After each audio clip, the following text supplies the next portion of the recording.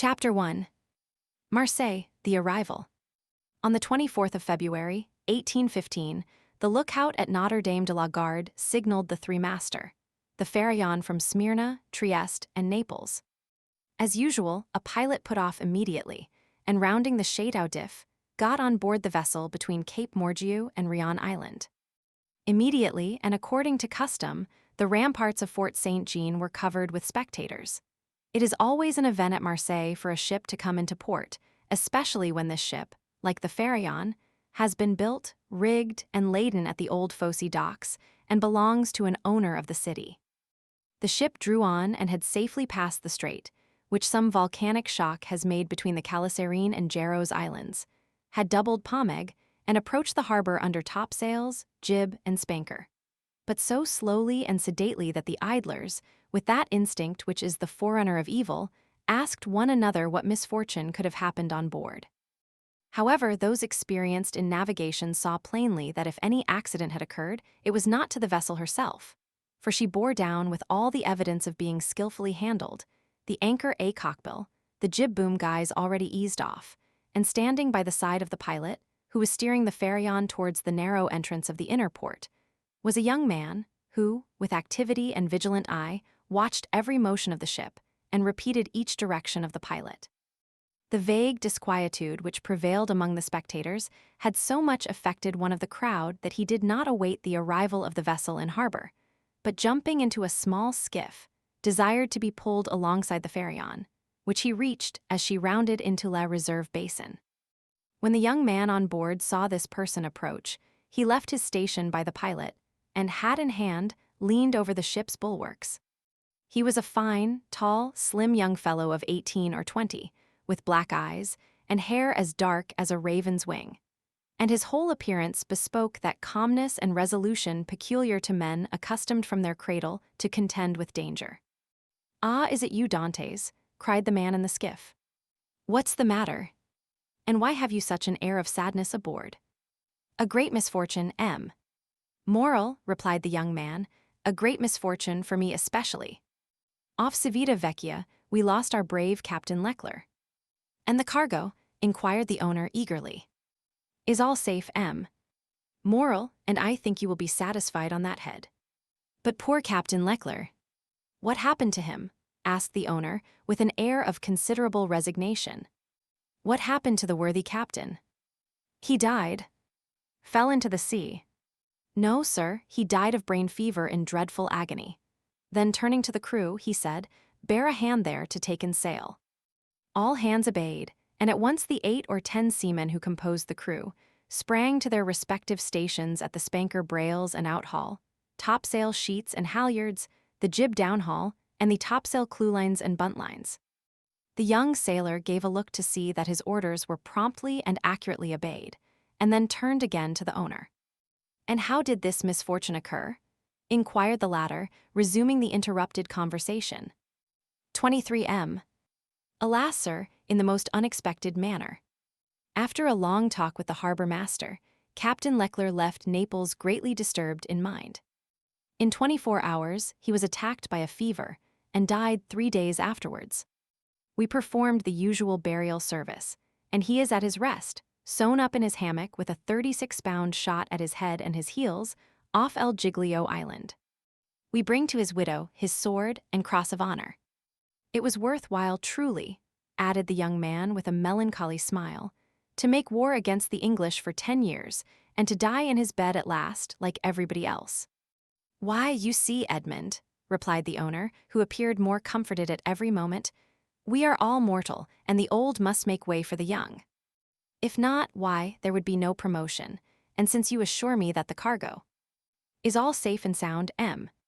Moral, take my word for it, and I advise you not to take 25,000 francs for the profits of the voyage." Then, as they were just passing the round tower, the young man shouted, "Stand by there to lower the topsails and jib, brail up the spanker." The order was executed as promptly as it would have been on board a man-of-war.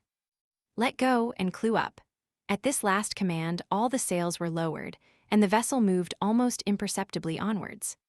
"Now, if you will come on board, M."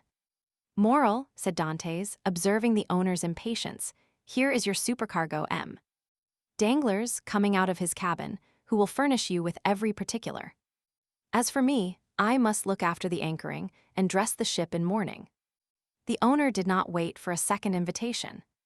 He seized a rope which Dantès flung to him, and with an activity that would have done credit to a sailor, climbed up the side of the ship, while the young man, going to his task, left the conversation to Danglars, who now came towards the owner. He was a man of 25 or 26 years of age, of unprepossessing countenance, obsequious to his superiors, insolent to his subordinates. And this, in addition to his position as responsible agent on board, which is always obnoxious to the sailors, made him as much disliked by the crew as Edmond Dantès was beloved by them. "Well, M. Moral," said Danglars, "you have heard of the misfortune that has befallen us." "Yes, yes, poor Captain Leclerc. He was a brave and an honest man, and a first-rate seaman, one who had seen long and honorable service, as became a man charged with the interests of a house so important as that of Morel and Son," replied Danglars. "But," replied the owner, glancing after Dantès, who was watching the anchoring of his vessel, "it seems to me that a sailor needs not be so old as you say, Danglars, to understand his business, for our friend Edmond seems to understand it thoroughly and not to require instruction from anyone." "Yes," said Danglars, darting at Edmond a look gleaming with hate. "Yes, he is young, and youth is invariably self-confident." Scarcely was the captain's breath out of his body when he assumed the command without consulting anyone, and he caused us to lose a day and a half at the island of Elba, instead of making for Marseilles direct. 25 M. "As to taking command of the vessel," replied Morel, "that was his duty as captain's mate. As to losing a day and a half off the island of Elba, he was wrong unless the vessel needed repairs. The vessel was in as good condition as I am, and as, I hope you are, M. Morel, and this day and a half was lost from pure whim, for the pleasure of going ashore and nothing else." "Dantès," said the shipowner, turning towards the young man, "come this way." "In a moment, sir," answered Dantès, "and I'm with you." Then calling to the crew, he said, "Let go." The anchor was instantly dropped, and the chain ran rattling through the porthole. Dantès continued at his post in spite of the presence of the pilot, until this maneuver was completed, and then he added, "Half-mast the colors and square the yards." "You see," said Danglars, "he fancies himself captain already, upon my word." "And so, in fact, he is," said the owner. "Accept your signature and your partner, S.M. Morel." "And why should he not have this?" asked the owner. "He is young, it is true, but he seems to me a thorough seaman and of full experience." A cloud passed over Danglars' brow. "Your pardon, M. Morel," said Dantès, approaching, "the vessel now rides at anchor, and I am at your service." "You hailed me, I think." Danglars retreated a step or two. "I wish to inquire why you stopped at the island of Elba." "I do not know, sir. It was to fulfill the last instructions of Captain Leclerc, who, when dying, gave me a packet for Marshal Bertrand." "Then did you see him, Edmond?" "Who? The Marshal?" "Yes." Morel looked around him, and then, drawing Dantès on one side, he said suddenly, "And how is the Emperor?" "Very well, as far as I could judge from the sight of him." "You saw the Emperor, then?" "He entered the Marshal's apartment while I was there." "And you spoke to him?" "Why, it was he who spoke to me, sir," said Dantès with a smile. "And what did he say to you?" "Asked me questions about the vessel, the time she left Marseilles, the course she had taken, and what was her cargo. I believe, if she had not been laden, and I had been her master, he would have bought her. But I told him I was only mate, and that she belonged to the firm of Morel and Son." "Ah, yes," he said, "I know them. The Morels have been shipowners from father to son. And there was a Morel who served in the same regiment with me when I was in garrison at Valence." "Pardieu, and that is true," cried the owner, greatly delighted. "And that was Policar Morel, my uncle, who was afterwards a captain. Dantès, you must tell my uncle that the Emperor remembered him, and you will see it will bring tears into the old soldier's eyes. Come, come," continued he, patting Edmond's shoulder kindly, "you did very right, Dantès, to follow Captain Leclerc's instructions and touch at Elba, Although if it were known that you had conveyed a packet to the marshal and had conversed with the emperor, it might bring you into trouble. 27M. How could that bring me into trouble, sir? Asked Dantès. For I did not even know of what I was the bearer, and the emperor merely made such inquiries as he would of the first comer. But pardon me, here are the health officers and the customs inspectors coming alongside. And the young man went to the gangway. As he departed, Danglars approached and said, Well, it appears that he has given you satisfactory reasons for his landing at Porto Ferrajo. Yes, most satisfactory, my dear Danglars. Well, so much the better, said the supercargo, for it is not pleasant to think that a comrade has not done his duty. Dantès has done his, replied the owner, and that is not saying much. It was Captain Leclerc who gave orders for this delay. Talking of Captain Leclerc, has not Dantès given you a letter from him? To me, no, was there one? I believe that, besides the packet, Captain Leclerc confided a letter to his care. Of what packet are you speaking, Danglars? Why, that which Dantès left at Porto Ferrajo. How do you know he had a packet to leave at Porto Ferrajo? Danglars turned very red. I was passing close to the door of the captain's cabin, which was half open, and I saw him give the packet and letter to Dantès. He did not speak to me of it, replied the shipowner, but if there be any letter, he will give it to me. Danglars reflected for a moment. Then Moral, I beg of you, said he, not to say a word to Dantès on the subject. I may have been mistaken. At this moment the young man returned. Danglars withdrew. Well, my dear Dantès, are you now free? Inquired the owner. Yes, sir. You have not been long detained. No. I gave the custom house officers a copy of our bill of lading, and as to the other papers, they sent a man off with the pilot, to whom I gave them. Then you have nothing more to do here? No, everything is all right now. Then you can come and dine with me. I really must ask you to excuse me, Moral. My first visit is due to my father, though I am not the less grateful for the honor you have done me. 29M. Right, Dantès, quite right. I always knew you were a good son. And, inquired Dantès with some hesitation, do you know how my father is? Well, I believe, my dear Edmond, though I have not seen him lately. Yes, he likes to keep himself shut up in his little room. That proves, at least, that he has wanted for nothing during your absence. Dantès smiled. My father is proud, sir, and if he had not a meal left, I doubt if he would have asked anything from anyone, except from heaven. Well then, after this first visit has been made, we shall count on you. I must again excuse myself, Moral, for after this first visit has been paid, I have another which I am most anxious to pay. True, Dantès, I forgot that there was at the Catalan someone who expects you no less impatiently than your father, the lovely Mercédès. Dantès blushed. Ah-ha, said the shipowner, I am not in the least surprised, for she has been to me 3 times, inquiring if there were any news of the Pharaon. Peste, Edmond, you have a very handsome mistress. She is not my mistress, replied the young sailor gravely. She is my betrothed. Sometimes one and the same thing, said Morel with a smile. Not with us, sir, replied Dantès. Well, well, my dear Edmond, continued the owner, don't let me detain you. You have managed my affairs so well that I ought to allow you all the time you require for your own. Do you want any money? No, sir, I have all my pay to take, nearly 3 months' wages. You are a careful fellow, Edmond. Say I have a poor father, sir. Yes, yes, I know how good a son you are, so now hasten away to see your father. I have a son too, and I should be very wroth with those who detained him from me after a 3 months' voyage. Then I have your leave, sir. Yes, if you have nothing more to say to me. Nothing. Captain Leclerc did not, before he died, give you a letter for me.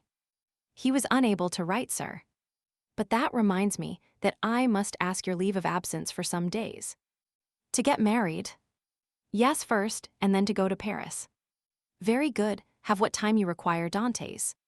It will take quite 6 weeks to unload the cargo, and we cannot get you ready for sea until 3 months after that. Only be back again in 3 months, for the Pharaon, added the owner, patting the young sailor on the back, cannot sail without her captain. Without her captain, cried Dantès, his eyes sparkling with animation. Pray mind what you say, for you are touching on the most secret wishes of my heart. Is it really your intention to make me captain of the Pharaon? If I were sole owner, we'd shake hands on it now, my dear Dantès, and call it settled. But I have a partner, and you know the Italian proverb, Chi ha compagno ha padrone, he who has a partner has a master. But the thing is at least half done, as you have 1 out of 2 votes. Rely on me to procure you the other. I will do my best. Ah, Moral, exclaimed the young seaman, with tears in his eyes, and grasping the owner's hand, Moral, I thank you in the name of my father and of Mercédès. That's all right, Edmond. There's a providence that watches over the deserving. Go to your father, go and see Mercédès, and afterwards come to me.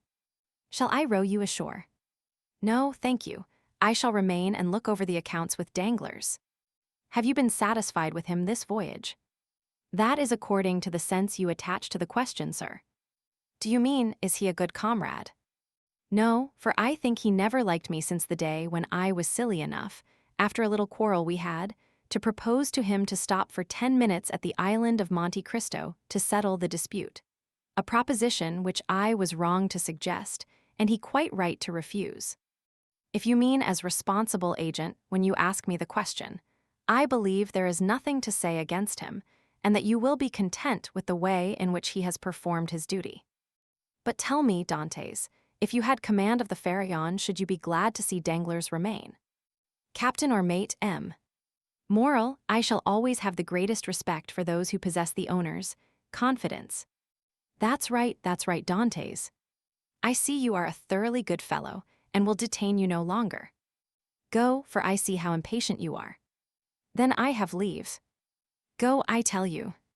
May I have the use of your skiff? Certainly. Then for the present, Moral, farewell, and 1,000 thanks. I hope soon to see you again, my dear Edmond. Good luck to you. The young sailor jumped into the skiff and sat down in the stern sheets, with the order that he be put ashore at La Canebière. The 2 oarsmen bent to their work, and the little boat glided away as rapidly as possible in the midst of the 1,000 vessels, which choke up the narrow way which leads between the 2 rows of ships from the mouth of the harbor to the Quai d'Orléans. The shipowner, smiling, followed him with his eyes until he saw him spring out on the quay and disappear in the midst of the throng, which from 5 o'clock in the morning until 9 o'clock at night swarms in the famous street of La Canebière, a street of which the modern Phocéens are so proud that they say with all the gravity in the world, and with that accent which gives so much character to what is said, if Paris had La Canebière, Paris would be a second Marseilles. On turning round, the owner saw Danglars behind him, apparently awaiting orders, but in reality also watching the young sailor. But there was a great difference in the expression of the 2 men who thus followed the movements of Edmond Dantès. Chapter 2. Father and Son. We will leave Danglars struggling with the demon of hatred, and endeavoring to insinuate in the ear of the shipowner some evil suspicions against his comrade, and follow Dantès, who, after having traversed La Canebière, took the Rue de Noailles, and entering a small house on the left of the Élysée de Mailhan, rapidly ascended 4 flights of a dark staircase, holding the baluster with one hand, while with the other he repressed the beatings of his heart, and paused before a half-open door, from which he could see the whole of a small room. This room was occupied by Dantès' father. The news of the arrival of the Pharaon had not yet reached the old man, who, mounted on a chair, was amusing himself by training with trembling hand the nasturtiums and sprays of clematis that clambered over the trellis at his window. Suddenly he felt an arm thrown around his body, and a well-known voice behind him exclaimed, "Father, dear father." The old man uttered a cry and turned round. Then, seeing his son, he fell into his arms, pale and trembling. "What ails you, my dearest father? Are you ill?" inquired the young man, much alarmed. "No, no, my dear Edmond, my boy, my son. No, but I did not expect you, and joy, the surprise of seeing you so suddenly. Ah, I feel as if I were going to die. Come, come, cheer up, my dear father. 'Tis I, really I. They say joy never hurts, and so I came to you without any warning. Come now, do smile, instead of looking at me so solemnly. Here I am back again, and we are going to be happy." "Yes, yes, my boy, so we will," replied the old man. "But how shall we be happy? Shall you never leave me again? Come, tell me all the good fortune that has befallen you."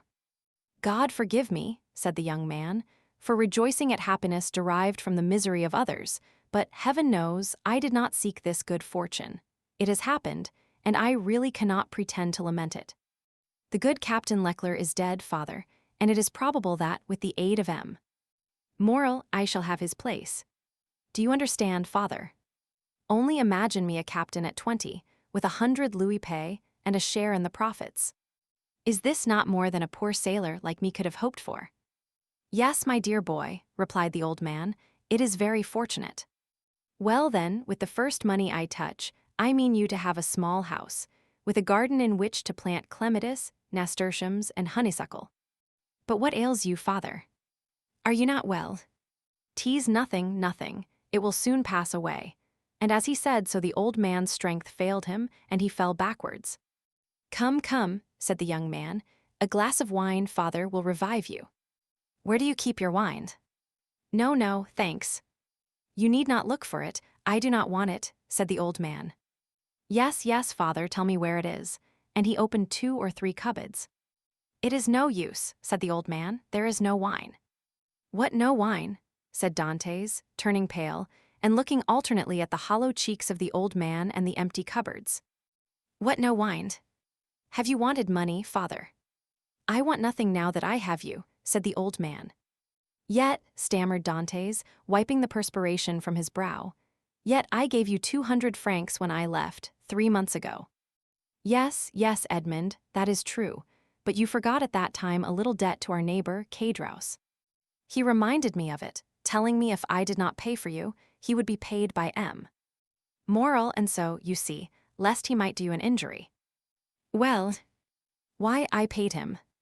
"But," cried Dantès, "it was 140 francs I owed Cadraus." "Yes," stammered the old man. "And you paid him out of the 200 francs I left you." The old man nodded. "So that you have lived for 3 months on 60 francs, muttered Edmond. "You know how little I require," said the old man. "Heaven pardon me," cried Edmond, falling on his knees before his father. "What are you doing? You have wounded me to the heart." "Never mind it, for I see you once more," said the old man. "And now it's all over, everything is all right again." 35 "Yes, here I am," said the young man, "with a promising future and a little money." "Here, father, here," he said. "Take this, take it, and send for something immediately." And he emptied his pockets on the table, the contents consisting of a dozen gold pieces, 5 or 6 5-franc pieces, and some smaller coin. The countenance of old Dantès brightened. "Whom does this belong to?" he inquired. "To me, to you, to us. Take it, buy some provisions, be happy, and tomorrow we shall have more." "Gently, gently," said the old man, with a smile. "And by your leave I will use your purse moderately, for they would say, if they saw me buy too many things at a time, that I had been obliged to await your return in order to be able to purchase them. Do as you please, but first of all, pray have a servant, father. I will not have you left alone so long. I have some smuggled coffee and most capital tobacco in a small chest in the hold, which you shall have tomorrow. But hush, here comes somebody.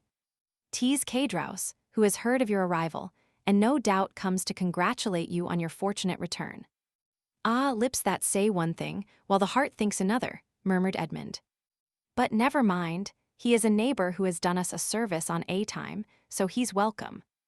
As Edmond paused, the black and bearded head of Cadraus appeared at the door. He was a man of 25 or 6, and held a piece of cloth, which, being a tailor, he was about to make into a coat lining. "What is it you, Edmond, back again?" said he, with a broad Marseillais accent and a grin that displayed his ivory-white teeth. "Yes, as you see, neighbor Cadraus, and ready to be agreeable to you in any and every way," replied Dantès, but ill-concealing his coldness under this cloak of civility. "Thanks, thanks, but fortunately I do not want for anything, and it chances that at times there are others who have need of me." Dantès made a gesture. "I do not allude to you, my boy. No, no. I lent you money, and you returned it, That's like good neighbors, and we are quits. We are never quits with those who oblige us, was Dante's reply. For when we do not owe them money, we owe them gratitude. What's the use of mentioning that? What is done is done. Let us talk of your happy return, my boy. I had gone on the quay to match a piece of mulberry cloth when I met friend Danglars. You at Marseilles? Yes, says he. I thought you were at Smyrna. I was, but am now back again. And where is the dear boy, our little Edmond? Why, with his father, no doubt, replied Danglars. And so I came, added Caedros, as fast as I could to have the pleasure of shaking hands with a friend. 37M. Worthy Caedros, said the old man, he is so much attached to us. Yes, to be sure I am. I love and esteem you, because honest folks are so rare. But it seems you have come back rich, my boy, continued the tailor, looking askance at the handful of gold and silver which Dantès had thrown on the table. The young man remarked the greedy glance which shone in the dark eyes of his neighbor. He said negligently, this money is not mine. I was expressing to my father my fears that he had wanted many things in my absence, and to convince me, he emptied his purse on the table. Come, father, added Dantès, put this money back in your box, unless neighbor Caedros wants anything, and in that case it is at his service. No, my boy, no, said Caedros. I am not in any want, thank God. My living is suited to my means. Keep your money, keep it, I say. One never has too much. But, at the same time, my boy, I am as much obliged by your offer as if I took advantage of it. It was offered with good will, said Dantès. No doubt, my boy, no doubt. Well, you stand well with M. Moral I hear, you insinuating dog, you. M. Moral has always been exceedingly kind to me, replied Dantès. Then you were wrong to refuse to dine with him. What, did you refuse to dine with him? Said old Dantès, and did he invite you to dine? Yes, my dear father, replied Edmond, smiling at his father's astonishment at the excessive honor paid to his son. And why did you refuse, my son? Inquired the old man. That I might the sooner see you again, my dear father, replied the young man. I was most anxious to see you. But it must have vexed M. Moral, good worthy man, said Caedros. And when you are looking forward to be captain, it was wrong to annoy the owner. But I explained to him the cause of my refusal, replied Dantès, and I hope he fully understood it. Yes, but to be captain, one must do a little flattery to one's patrons. I hope to be captain without that, said Dantès. So much the better, so much the better. Nothing will give greater pleasure to all your old friends, and I know one down there behind the St. Nicholas citadel who will not be sorry to hear it. Mercédès, said the old man. Yes, my dear father, and with your permission, now I have seen you, and know you are well and have all you require, I will ask your consent to go and pay a visit to the Catalans. Go, my dear boy, said old Dantès, and heaven bless you and your wife as it has blessed me and my son. His wife, said Caedros. Why, how fast you go on, Father Dantès, she is not his wife yet, as it seems to me. No, but according to all probability she soon will be, replied Edmond. Yes, yes, said Caedros, but you were right to return as soon as possible, my boy. And why? Because Mercédès is a very fine girl, and fine girls never lack followers. She particularly has them by dozens. Really? Answered Edmond, with a smile which had in it traces of slight uneasiness. 39M. Ah, yes, continued Caedros, and capital offers, too. But you know you will be captain, and who could refuse you then? Meaning to say, replied Dantès, with a smile which but ill-concealed his trouble, that if I were not a captain. Said Caedros, shaking his head. Come, come, said the sailor, I have a better opinion than you of women in general, and of Mercédès in particular, and I am certain that, captain or not, she will remain ever faithful to me. So much the better, said Caedros. When one is going to be married, there is nothing like implicit confidence. But never mind that, my boy. Go and announce your arrival, and let her know all your hopes and prospects. I will go directly, was Edmond's reply, and embracing his father and nodding to Caedros, he left the apartment. Caedros lingered for a moment, then taking leave of old Dantès, He went downstairs to rejoin Danglars, who awaited him at the corner of the Rue Senac. "Well," said Danglars, "did you see him?" "I have just left him," answered Caedros. "Did he allude to his hope of being captain?" "He spoke of it as a thing already decided." "Indeed," said Danglars, "he is in too much hurry, it appears to me." "Why, it seems M. Morrel has promised him the thing, so that he is quite elated about it." "Why, yes, he is actually insolent over the matter, has already offered me his patronage, as if he were a grand personage, and proffered me a loan of money, as though he were a banker." "Which you refused." "Most assuredly, although I might easily have accepted it, for it was I who put into his hands the first silver he ever earned. But now M. Dantès has no longer any occasion for assistance. He is about to become a captain." "Pooh," said Danglars, "he is not one yet."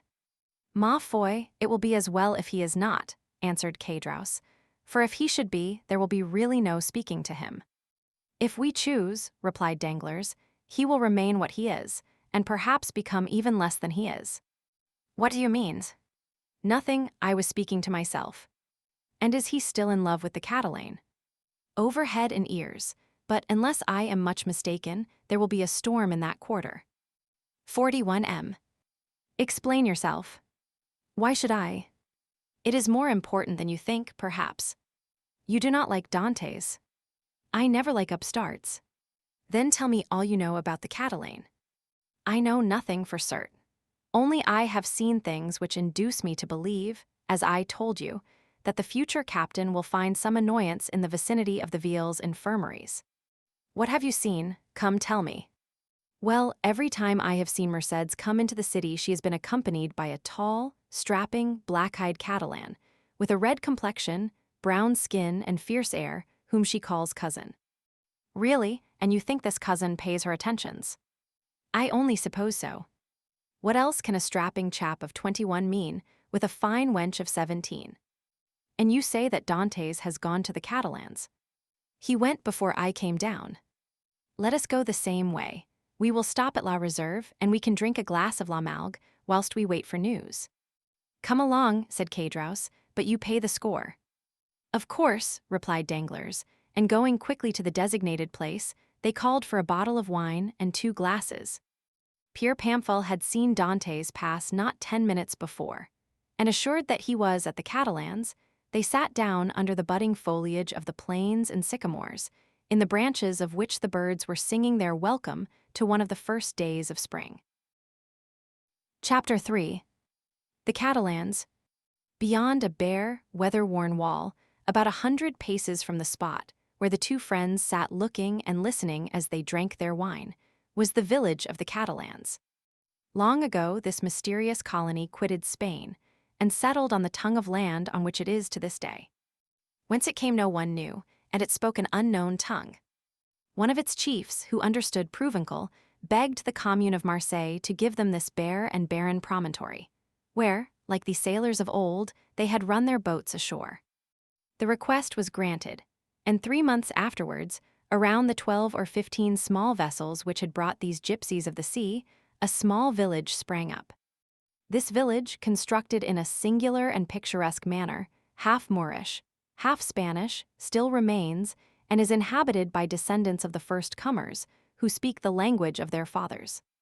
For 3 or 4 centuries they have remained upon this small promontory, on which they had settled like a flight of seabirds, without mixing with the Marseillais population, intermarrying, and preserving their original customs and the costume of their mother country as they have preserved its language. Our readers will follow us along the only street of this little village, and enter with us one of the houses, which is sunburned to the beautiful dead-leaf color peculiar to the buildings of the country, and within coated with whitewash like a Spanish posada. A young and beautiful girl, with hair as black as jet, her eyes as velvety as the gazelle, was leaning with her back against the wainscot, rubbing in her slender, delicately molded fingers a bunch of heath blossoms, the flowers of which she was picking off and strewing on the floor. Her arms, bare to the elbow, brown, and modeled after those of the Arlesian Venus, moved with a kind of restless impatience, and she tapped the earth with her arched and supple foot, so as to display the pure and full shape of her well-turned leg in its red cotton, gray and blue clocked stocking. At 3 paces from her, seated in a chair which he balanced on 2 legs, leaning his elbow on an old worm-eaten table, was a tall young man of 20 or 22, who was looking at her with an air in which vexation and uneasiness were mingled. He questioned her with his eyes, but the firm and steady gaze of the young girl controlled his look. "You see, Mercédès," said the young man, "here is Easter come round again. Tell me, is this the moment for a wedding?" "I have answered you 100 times, Fernand, and really you must be very stupid to ask me again." "Well, repeat it, I beg of you, that I may at last believe it. Tell me for the 100th time that you refuse my love, which had your mother's sanction. Make me understand once for all that you are trifling with my happiness, that my life or death are nothing to you. Ah, to have dreamed for 10 years of being your husband, Mercédès, and to lose that hope, which was the only stay of my existence." "At least it was not I who ever encouraged you in that hope, Fernand," replied Mercédès. "You cannot reproach me with the slightest coquetry. I have always said to you, I love you as a brother, but do not ask from me more than sisterly affection, for my heart is another's. Is not this true, Fernand?" "Yes, that is very true, Mercédès," replied the young man. "Yes, you have been cruelly frank with me, but do you forget that it is among the Catalans a sacred law to intermarry?" 45M. "You mistake, Fernand. It is not a law, but merely a custom, and, I pray of you, do not cite this custom in your favor. You are included in the conscription, Fernand, and are only at liberty on sufferance, liable at any moment to be called upon to take up arms. Once a soldier, what would you do with me? A poor orphan, forlorn, without fortune, with nothing but a half-ruined hut and a few ragged nets, the miserable inheritance left by my father to my mother, and by my mother to me. She has been dead a year, and you know, Fernand, I have subsisted almost entirely on public charity.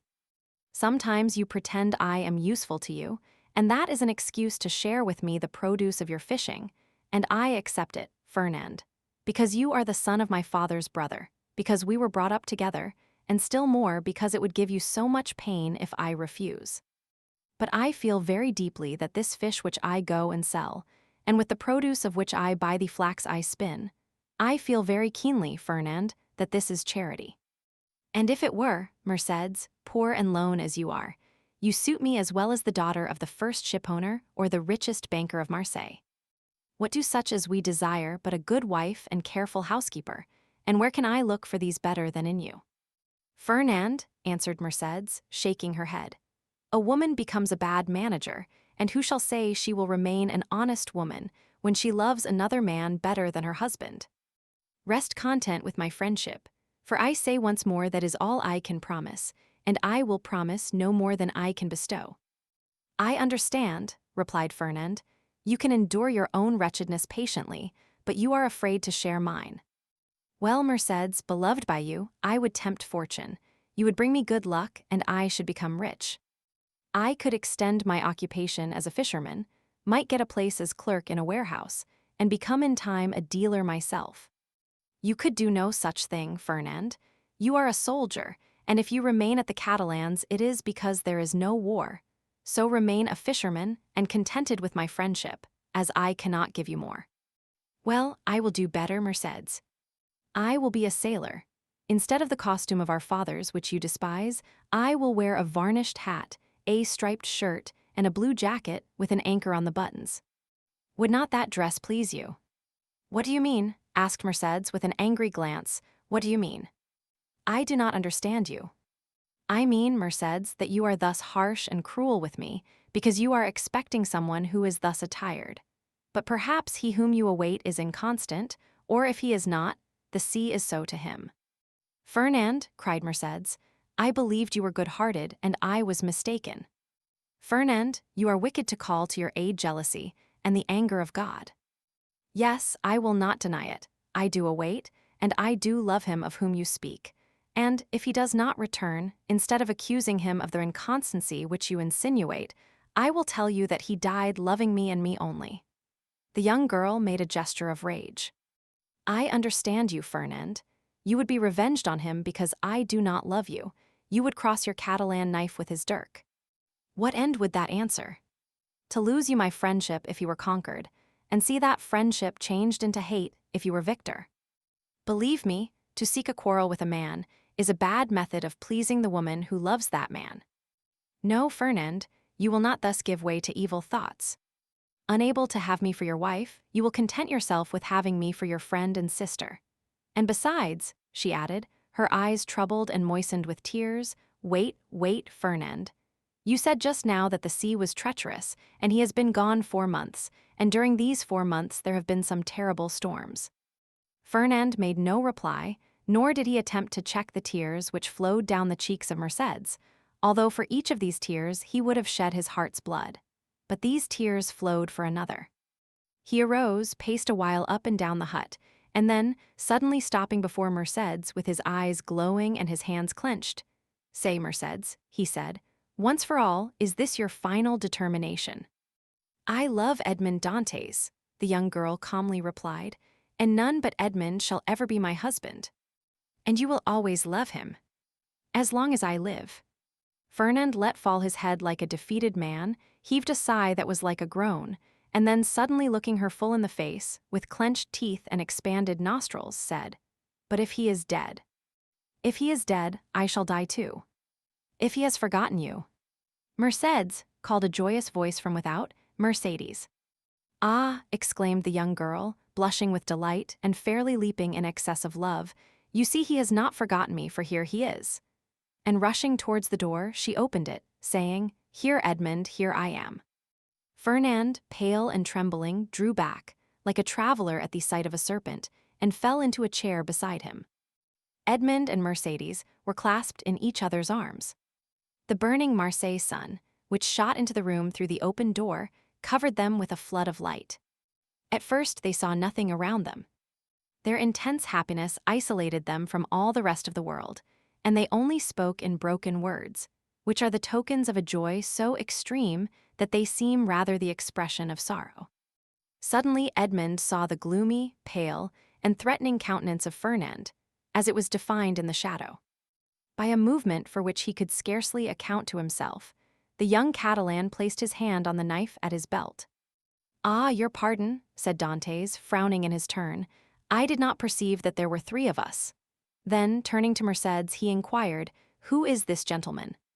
"One who will be your best friend, Dantès, for he is my friend, my cousin, my brother.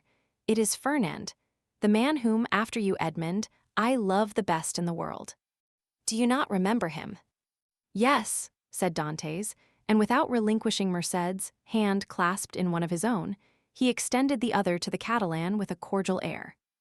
But Fernand, instead of responding to this amiable gesture, remained mute and trembling.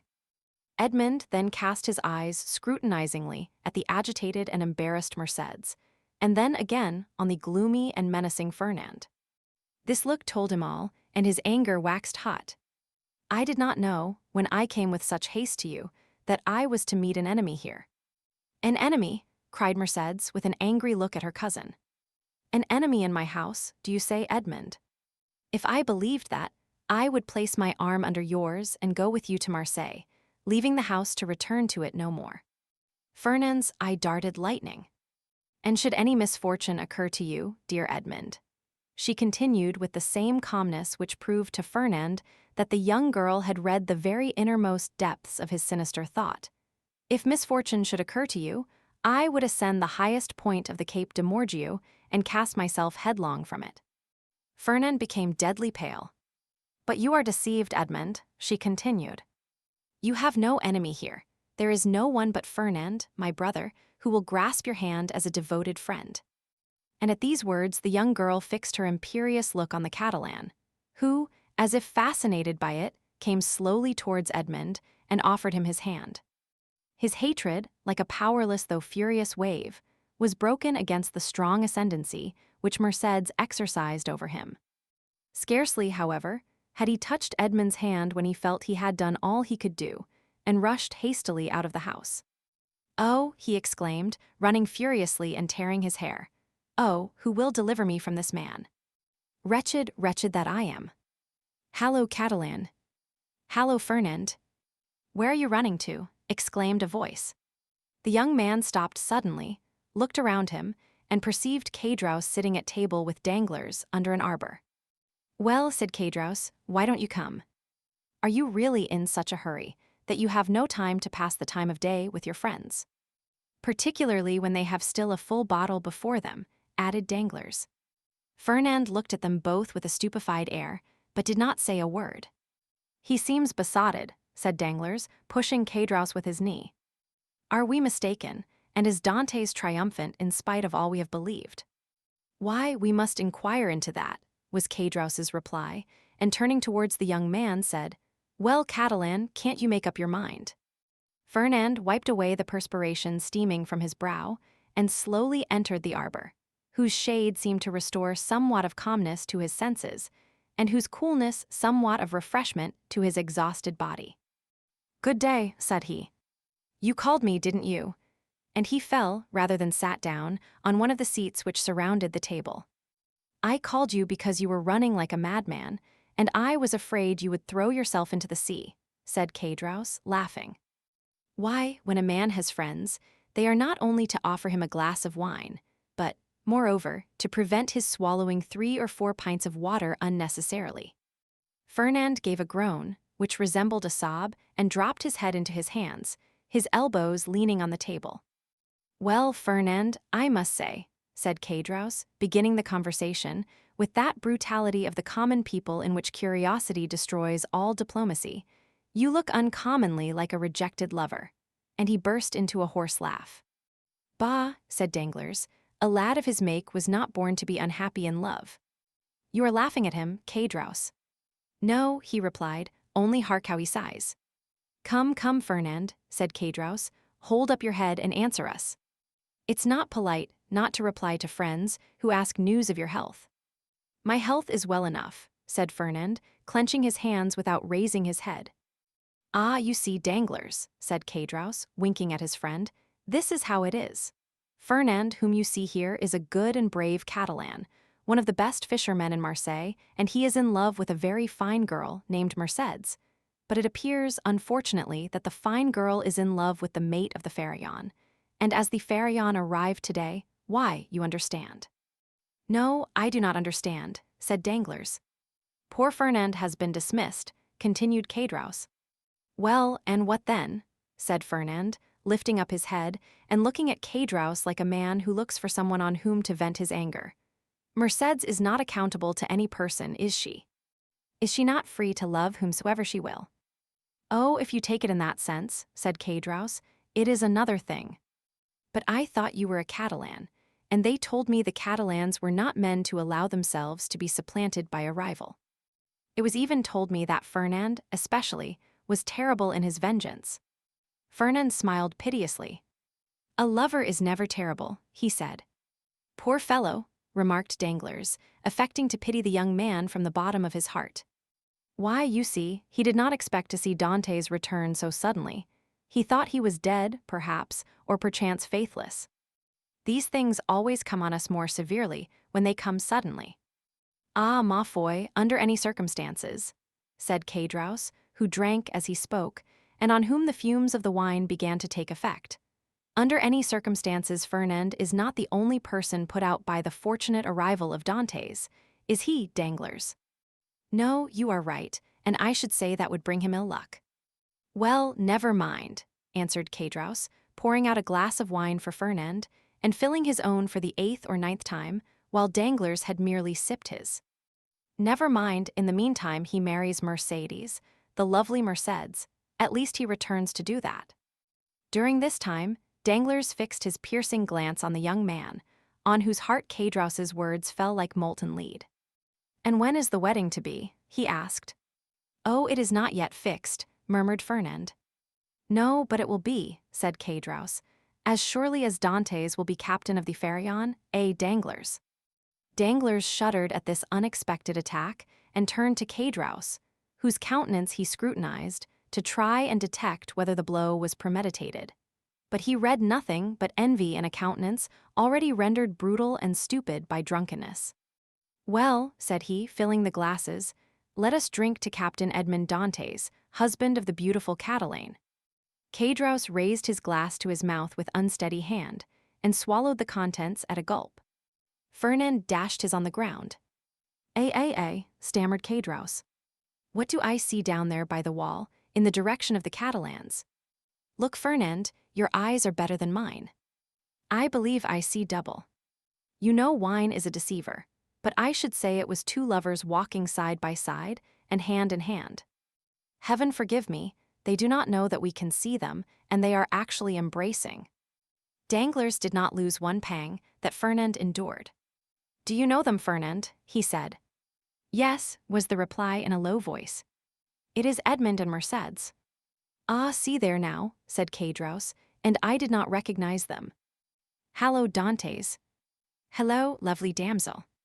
Come this way, and let us know when the wedding is to be, for Fernand here is so obstinate he will not tell us. Hold your tongue, will you? Said Danglars, pretending to restrain Caedros, who, with the tenacity of drunkards, leaned out of the arbor. Try to stand upright, and let the lovers make love without interruption. See, look at Fernand and follow his example. He is well behaved. 51M. Fernand, probably excited beyond bearing, pricked by Danglars as the bull is by the bandoleros, was about to rush out. For he had risen from his seat and seemed to be collecting himself to dash headlong upon his rival, when Mercédès, smiling and graceful, lifted up her lovely head and looked at them with her clear and bright eyes. At this, Fernand recollected her threat of dying if Edmond died, and dropped again heavily on his seat. Danglars looked at the two men, one after the other, the one brutalized by liquor, the other overwhelmed with love. I shall get nothing from these fools, he muttered, and I am very much afraid of being here between a drunkard and a coward. Here's an envious fellow making himself boozy on wine when he ought to be nursing his wrath. And here is a fool who sees the woman he loves stolen from under his nose and takes on like a big baby. Yet this Catalan has eyes that glisten like those of the vengeful Spaniards, Sicilians, and Calabrians, and the other has fists big enough to crush an ox at one blow. Unquestionably, Edmond's star is in the ascendant, and he will marry the splendid girl. He will be captain, too, and laugh at us all, unless— a sinister smile passed over Danglars' lips— unless I take a hand in the affair, he added. Hallo, continued Caedros, half rising and with his fist on the table. Hallo, Edmond. Do you not see your friends, or are you too proud to speak to them? No, my dear fellow, replied Dantès, I am not proud, but I am happy, and happiness blinds, I think, more than pride. Ah, very well, that's an explanation, said Caedros. How do you do, Madame Dantès? Mercédès courtesied gravely and said, That is not my name, and in my country it bodes ill fortune, they say, to call a young girl by the name of her betrothed before he becomes her husband. So call me Mercédès, if you please. We must excuse our worthy neighbor, Caedros, said Dantès. He is so easily mistaken. So then, the wedding is to take place immediately, M. Dantès, said Danglars, bowing to the young couple. As soon as possible, M. Danglars, today all preliminaries will be arranged at my father's, and tomorrow, or next day at latest, the wedding festival here at La Réserve. My friends will be there, I hope, that is to say, you are invited, M. Danglars and you, Caedros. And Fernand, said Caedros with a chuckle, Fernand too is invited. My wife's brother is my brother, said Edmond, and we, Mercédès and I, should be very sorry if he were absent at such a time. Fernand opened his mouth to reply, but his voice died on his lips, and he could not utter a word. Today the preliminaries, tomorrow or next day the ceremony. You are in a hurry, Captain. Danglars, said Edmond, smiling, I will say to you as Mercédès said just now to Caedros, do not give me a title which does not belong to me. That may bring me bad luck. Your pardon, replied Danglars. I merely said you seemed in a hurry, and we have lots of time. The Pharaon cannot be under way again in less than 3 months. We are always in a hurry to be happy, M. Danglars, for when we have suffered a long time, we have great difficulty in believing in good fortune. But it is not selfishness alone that makes me thus in haste. I must go to Paris. Ah, really, to Paris. And will it be the first time you have ever been there, Dantès? Yes. Have you business there? Not of my own, the last commission of poor Captain Leclerc. You know to what I allude, Danglars, it is sacred. Besides, I shall only take the time to go and return. Yes, yes, I understand, said Danglars, and then in a low tone he added, to Paris, no doubt to deliver the letter which the Grand Marshal gave him. Ah, this letter gives me an idea, a capital idea. Ah, Dantès, my friend, you are not yet registered number 1 on board the good ship Pharaon. Then turning towards Edmond, who was walking away, a pleasant journey, he cried. Thank you, said Edmond with a friendly nod, and the two lovers continued on their way, as calm and joyous as if they were the very elect of heaven. Chapter 4. Conspiracy. Danglars followed Edmond and Mercédès with his eyes until the two lovers disappeared behind one of the angles of Fort St. Nicholas. Then, turning round, he perceived Fernand, who had fallen, pale and trembling, into his chair, while Caudrous stammered out the words of a drinking song. Well, my dear sir, said Danglars to Fernand, here is a marriage which does not appear to make everybody happy. It drives me to despair, said Fernand. Do you then love Mercédès? I adore her. For long. As long as I have known her, always. And you sit there, tearing your hair, instead of seeking to remedy your condition. I did not think that was the way of your people. What would you have me do? Said Fernand. How do I know? Is it my affair? I am not in love with Mademoiselle Mercédès, but for you, in the words of the Gospel, seek, and you shall find. I have found already. What? I would stab the man, but the woman told me that if any misfortune happened to her betrothed, she would kill herself. Pooh! Women say those things, but never do them. You do not know Mercédès, what she threatens she will do. Idiot, muttered Danglars. Whether she kill herself or not, what matter, provided Dantès is not captain? Before Mercédès should die, replied Fernand, with the accents of unshaken resolution, I would die myself. That's what I call love, said Caudrous with a voice more tipsy than ever. That's love, or I don't know what love is. Come, said Danglars, you appear to me a good sort of fellow, and hang me, I should like to help you, but— Yes, said Caudrous, but how? My dear fellow, replied Danglars, you are 3 parts drunk, finish the bottle, and you will be completely so. Drink then, and do not meddle with what we are discussing, for that requires all one's wit and cool judgment. I drunk, said Caudrous, well that's a good one. I could drink 4 more such bottles, they are no bigger than cologne flasks. Pure Pamphile more wine. And Caudrous rattled his glass upon the table. You were saying, sir, said Fernand, awaiting with great anxiety the end of this interrupted remark. What was I saying? I forget. This drunken Caudrous has made me lose the thread of my sentence. Drunk, if you like, so much the worse for those who fear wine, for it is because they have bad thoughts which they are afraid the liquor will extract from their hearts. And Caudrous began to sing the 2 last lines of a song very popular at the time. Tous les méchants sont buveurs d'eau. C'est bien prouvé par le déluge. You said, sir, you would like to help me, but— Yes, but I added, to help you it would be sufficient that Dantès did not marry her you love. And the marriage may easily be thwarted, methinks, and yet Dantès need not die. Death alone can separate them, remarked Fernand. You talk like a noodle, my friend, said Caudrous. And here is Danglars, who is a wide-awake, clever, deep fellow who will prove to you that you are wrong. Prove it, Danglars. I have answered for you. Say there is no need why Dantès should die. It would indeed be a pity he should. Dantès is a good fellow. I like Dantès. Dantès, your health. Fernand rose impatiently. Let him run on, said Danglars, restraining the young man. Drunk as he is not much out in what he says.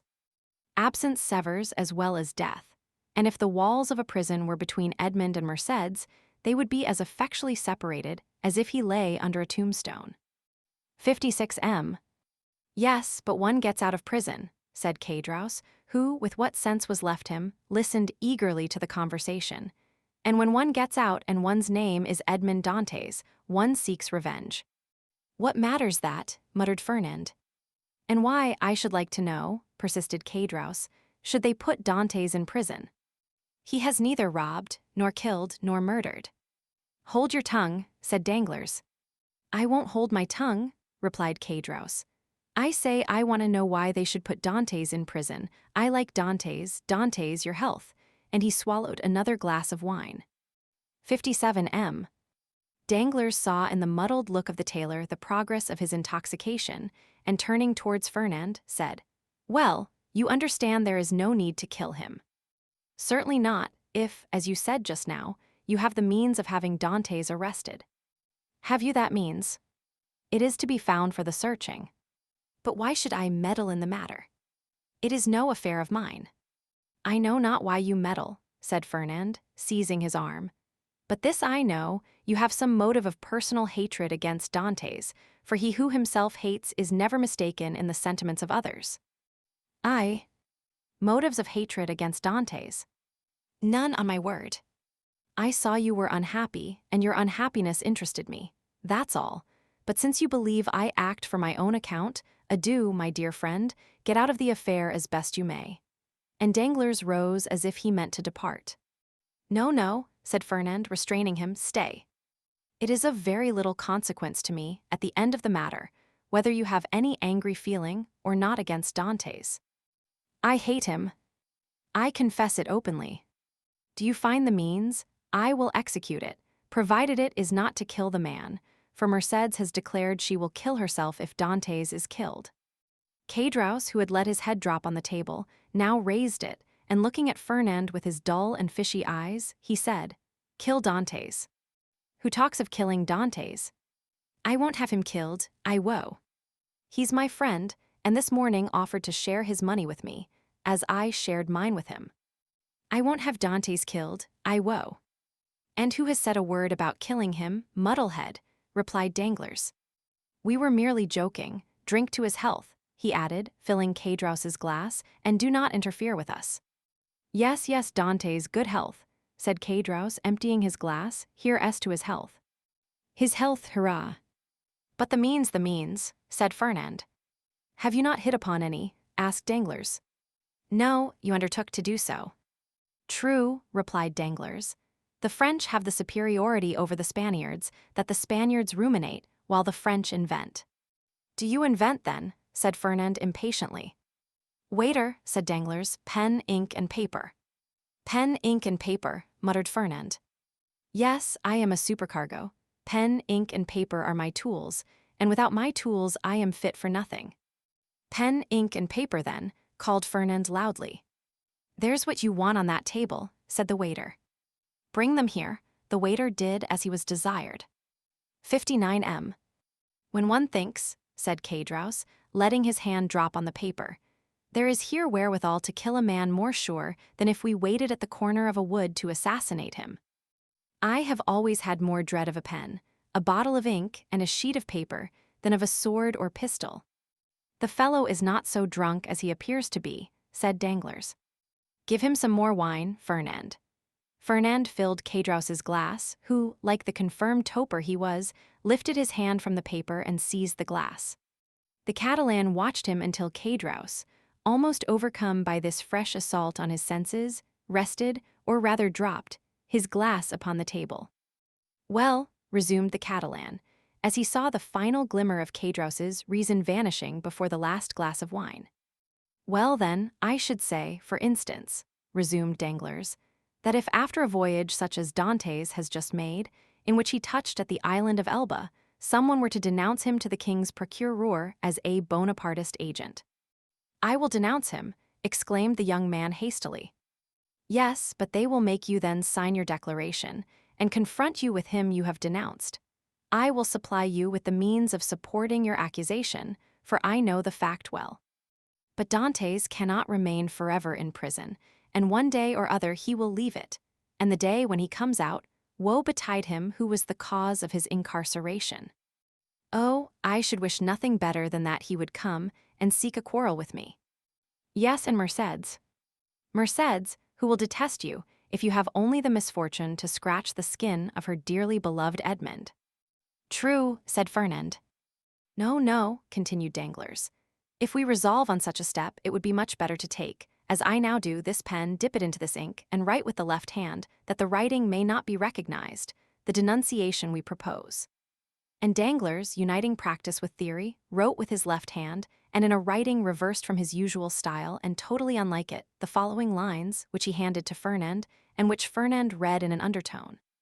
The Honorable, the King's attorney, is informed by a friend of the throne and religion that one Edmond Dantès, mate of the ship Pharaon, arrived this morning from Smyrna, after having touched at Naples and Porto Ferrajo, has been entrusted by Murat with a letter for the usurper, and by the usurper with a letter for the Bonapartist committee in Paris. Proof of this crime will be found on arresting him, for the letter will be found upon him, or at his father's, or in his cabin on board the Pharaon. Very good, resumed Danglars. Now your revenge looks like common sense, for in no way can it revert to yourself, and the matter will thus work its own way. There is nothing to do now but fold the letter as I am doing and write upon it, to the King's attorney, and that's all settled. And Danglars wrote the address as he spoke. Yes, and that's all settled, exclaimed Caedros, who, by a last effort of intellect, had followed the reading of the letter, and instinctively comprehended all the misery which such a denunciation must entail. Yes, and that's all settled, only it will be an infamous shame, and he stretched out his hand to reach the letter. Yes, said Danglars, taking it from beyond his reach, and as what I say and do is merely in jest, and I, amongst the first and foremost, should be sorry if anything happened to Dantès, the worthy Dantès, look here. And taking the letter, he squeezed it up in his hands and threw it into a corner of the arbor. All right, said Caedros. Dantès is my friend, and I won't have him ill-used. And who thinks of using him ill? Certainly neither I nor Fernand, said Danglars, rising and looking at the young man, who still remained seated, but whose eye was fixed on the denunciatory sheet of paper flung into the corner. In this case, replied Caedros, let's have some more wine. I wish to drink to the health of Edmond and the lovely Mercédès. You have had too much already, drunkard, said Danglars, and if you continue, you will be compelled to sleep here, because unable to stand on your legs. I, said Caedros, rising with all the offended dignity of a drunken man, I can't keep on my legs. Why, I'll wager I can go up into the belfry of the Écoules, and without staggering, too. Done, said Danglars, I'll take your bet, but today it is time to return. Give me your arm and let us go. Very well, let us go, said Caedros, but I don't want your arm at all. Come, Fernand, won't you return to Marseilles with us? No, said Fernand, I shall return to the Catalans. You're wrong. Come with us to Marseilles, come along. I will not. What do you mean? You will not. Well, just as you like, my prince, there's liberty for all the world. Come along, Danglars, and let the young gentleman return to the Catalans if he chooses. Danglars took advantage of Caedros's temper at the moment to take him off towards Marseilles by the Port Saint Victor, staggering as he went. When they had advanced about 20 yards, Danglars looked back and saw Fernand stoop, pick up the crumpled paper, and putting it into his pocket, then rush out of the arbor towards Pilon. Well, said Caedros, why, what a lie he told. He said he was going to the Catalans, and he is going to the city. Hallo, Fernand. You are coming, my boy. Oh, you don't see straight, said Danglars. He's gone right by the road to the Viel's infirmaries. Well, said Caedros, I should have sworn that he turned to the right. How treacherous wine is. Come, come, said Danglars to himself.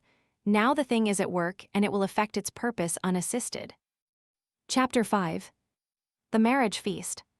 The morning sun rose clear and resplendent, touching the foamy waves into a network of ruby-tinted light. The feast had been made ready on the second floor at La Réserve, with whose arbor the reader is already familiar. The apartment destined for the purpose was spacious and lighted by a number of windows, over each of which was written in golden letters, for some inexplicable reason, the name of one of the principal cities of France. Beneath these windows, a wooden balcony extended the entire length of the house. And although the entertainment was fixed for 12 o'clock, an hour previous to that time, the balcony was filled with impatient and expectant guests, consisting of the favored part of the crew of the Pharaon and other personal friends of the bridegroom, the whole of whom had arrayed themselves in their choicest costumes, in order to do greater honor to the occasion. Various rumors were afloat to the effect that the owners of the Pharaon had promised to attend the nuptial feast, but all seemed unanimous in doubting that an act of such rare and exceeding condescension could possibly be intended. Danglars, however, who now made his appearance, accompanied by Cadraus, effectually confirmed the report, stating that he had recently conversed with M. Morel, who had himself assured him of his intention to dine at La Réserve. In fact, a moment later M. Morel appeared and was saluted with an enthusiastic burst of applause from the crew of the Pharaon, who hailed the visit of the shipowner as a sure indication that the man whose wedding feast he thus delighted to honor would ere long be first in command of the ship. And as Dantès was universally beloved on board his vessel, the sailors put no restraint on their tumultuous joy at finding that the opinion and choice of their superiors so exactly coincided with their own. With the entrance of M.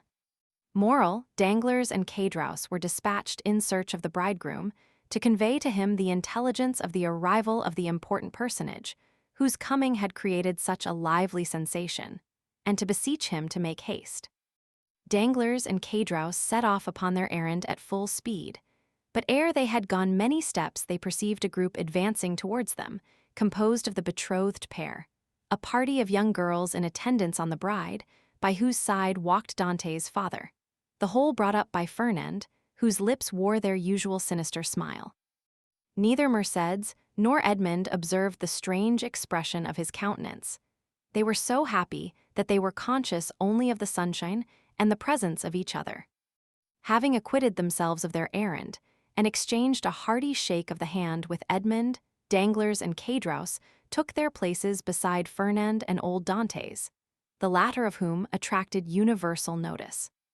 The old man was attired in a suit of glistening watered silk, trimmed with steel buttons, beautifully cut and polished.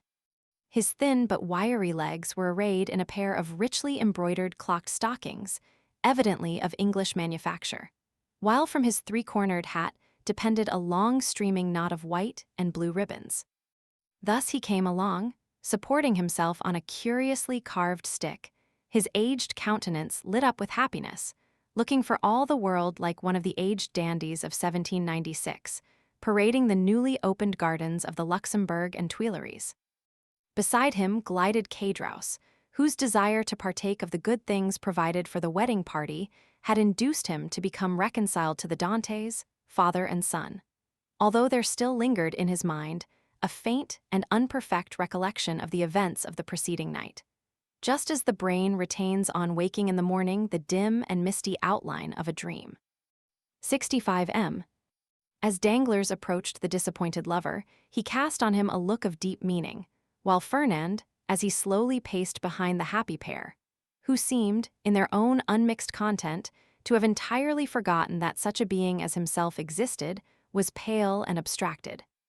Occasionally, however, a deep flush would overspread his countenance, and a nervous contraction distort his features, while, with an agitated and restless gaze, he would glance in the direction of Marseilles, like one who either anticipated or foresaw some great and important event.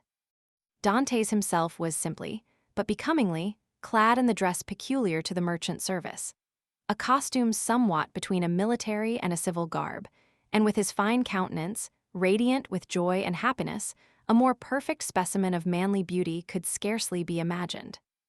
Lovely as the Greek girls of Cyprus or Chios, Mercédès boasted the same bright flashing eyes of jet, and ripe, round, coral lips. She moved with the light, free step of an Arlesian or an Andalusian. One more practiced in the arts of great cities would have hid her blushes beneath a veil, or, at least, have cast down her thickly fringed lashes so as to have concealed the liquid luster of her animated eyes. But, on the contrary, the delighted girl looked around her with a smile that seemed to say, "If you are my friends, rejoice with me, for I am very happy." As soon as the bridal party came in sight of La Réserve, M. Morel descended and came forth to meet it, followed by the soldiers and sailors there assembled, to whom he had repeated the promise already given, that Dantès should be the successor to the late Captain Leclerc. Edmond, at the approach of his patron, respectfully placed the arm of his affianced bride within that of M. Moral, who, forthwith conducting her up the flight of wooden steps leading to the chamber in which the feast was prepared, was gaily followed by the guests, beneath whose heavy tread the slight structure creaked and groaned for the space of several minutes. "Father," said Mercédès, stopping when she had reached the center of the table, "sit, I pray you, on my right hand. On my left I will place him who has ever been as a brother to me," pointing with a soft and gentle smile to Fernand. But her words and look seemed to inflict the direst torture on him, for his lips became ghastly pale, and even beneath the dark hue of his complexion the blood might be seen retreating as though some sudden pang drove it back to the heart.